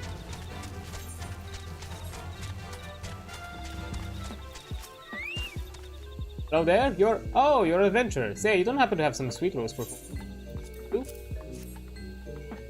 Selene's a good one, alright. Both the perfume and the adventurer. She knows how to get things done, that woman. What drives children to seek an adventurer's help? The sweet smell of success and the acrid stench of failure. My master sent me to this part to bring back the seeds of the Sylvian lily. But look, it's really difficult to find something in a place that you don't even know. So I thought I'd go to the Sylphs.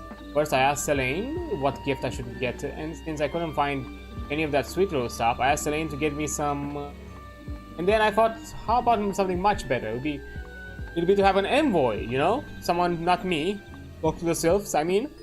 They're very strange, so I asked Selene to find me a good adventurer. Look, I'm doing the best I can here. Yes, I could be doing it myself, but then Master probably won't get his seeds. So, will you please give the perfume to the Sylphs and find out where the lily seeds are? That's all. When you are done with that, could you collect the seeds? Deliver them to Master Botanist Kane in the Sanctum of the 12? That's all.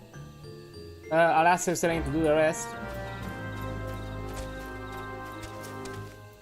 Gathering one does not observe common courtesies. This one thinks gathering one must learn manners. This one likes the scent of the sweet rose. The bottle makes a scented mist this one also likes. Walking one brings good gifts. Walking one seeks seeds of the Sylvan lily. Walking one shall find it in the large scale if lucky. Lucky in looking at the ground. This one warns walking one. Large scale is full of touched ones. Such one is not kind like these ones. Walking ones will be careful, yes?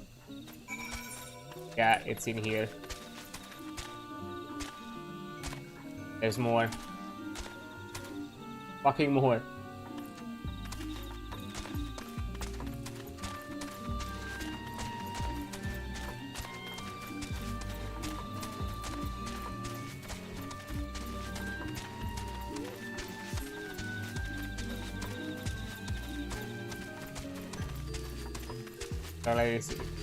Warding off attackers, that's well, how did you reset?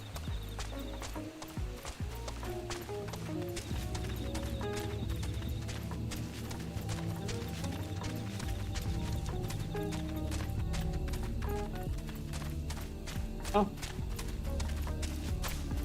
Fun.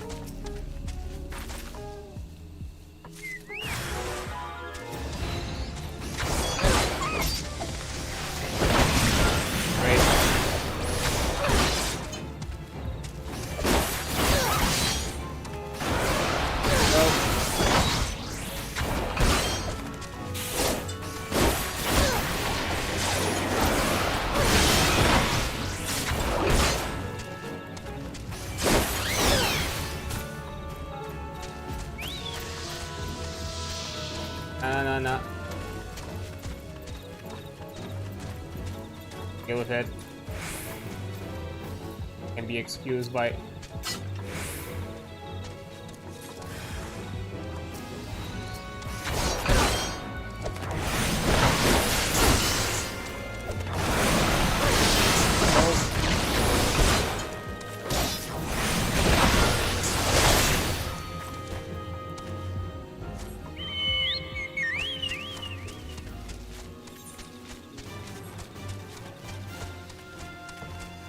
Final one.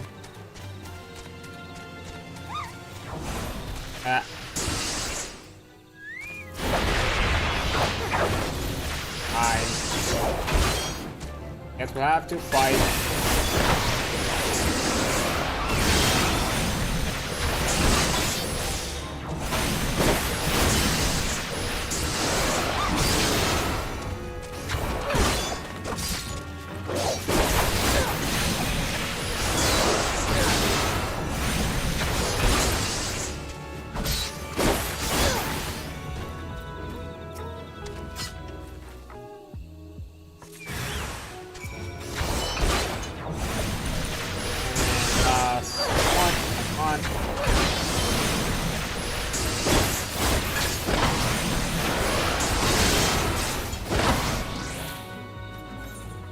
And there we go.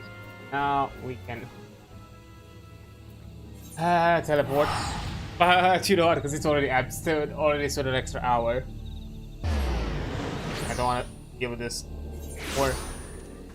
So I think I'm gonna do it this way. I think I'm gonna stop here. I don't want to delay it. I don't want to extend this any longer. I'll be fair. It's already late.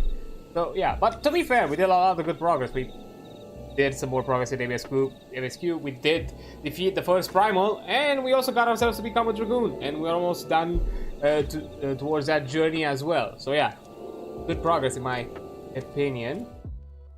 Yeah, we just myself back to the screen, and as per usual, before I go, I like to say hi to friends. Their places possible. Let me see if I can find somebody. Oh, the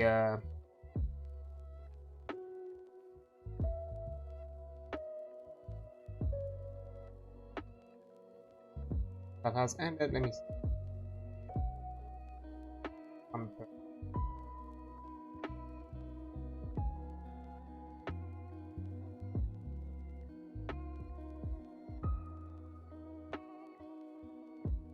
You know what? After all this chill time, why not? Let's have something more spicy. Classic, you could say. Say hi.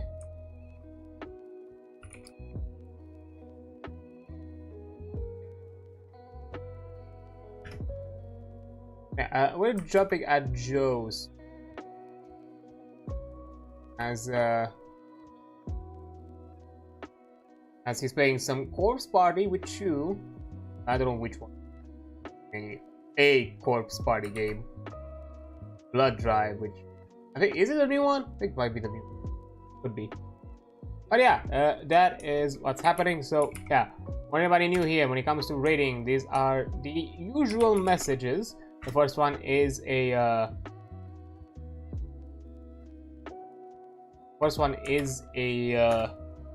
sub, a follower one, while the second one is a sub rated one. So options, or whichever one you wanna jump at. But yeah, that is the general idea. And one more other things if you want to jump to Joe's place as well. But yeah, that's gonna be it. Tomorrow there's gonna be like a special little stream in honor of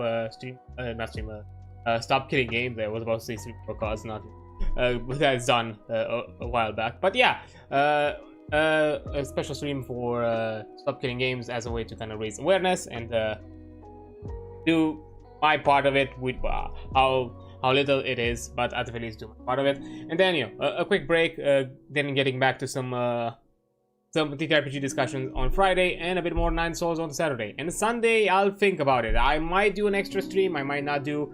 We'll have to see what exactly is gonna happen. But yeah, thank you all for being here. You're amazing. Don't forget that. I'll see you on the flip side. Bye.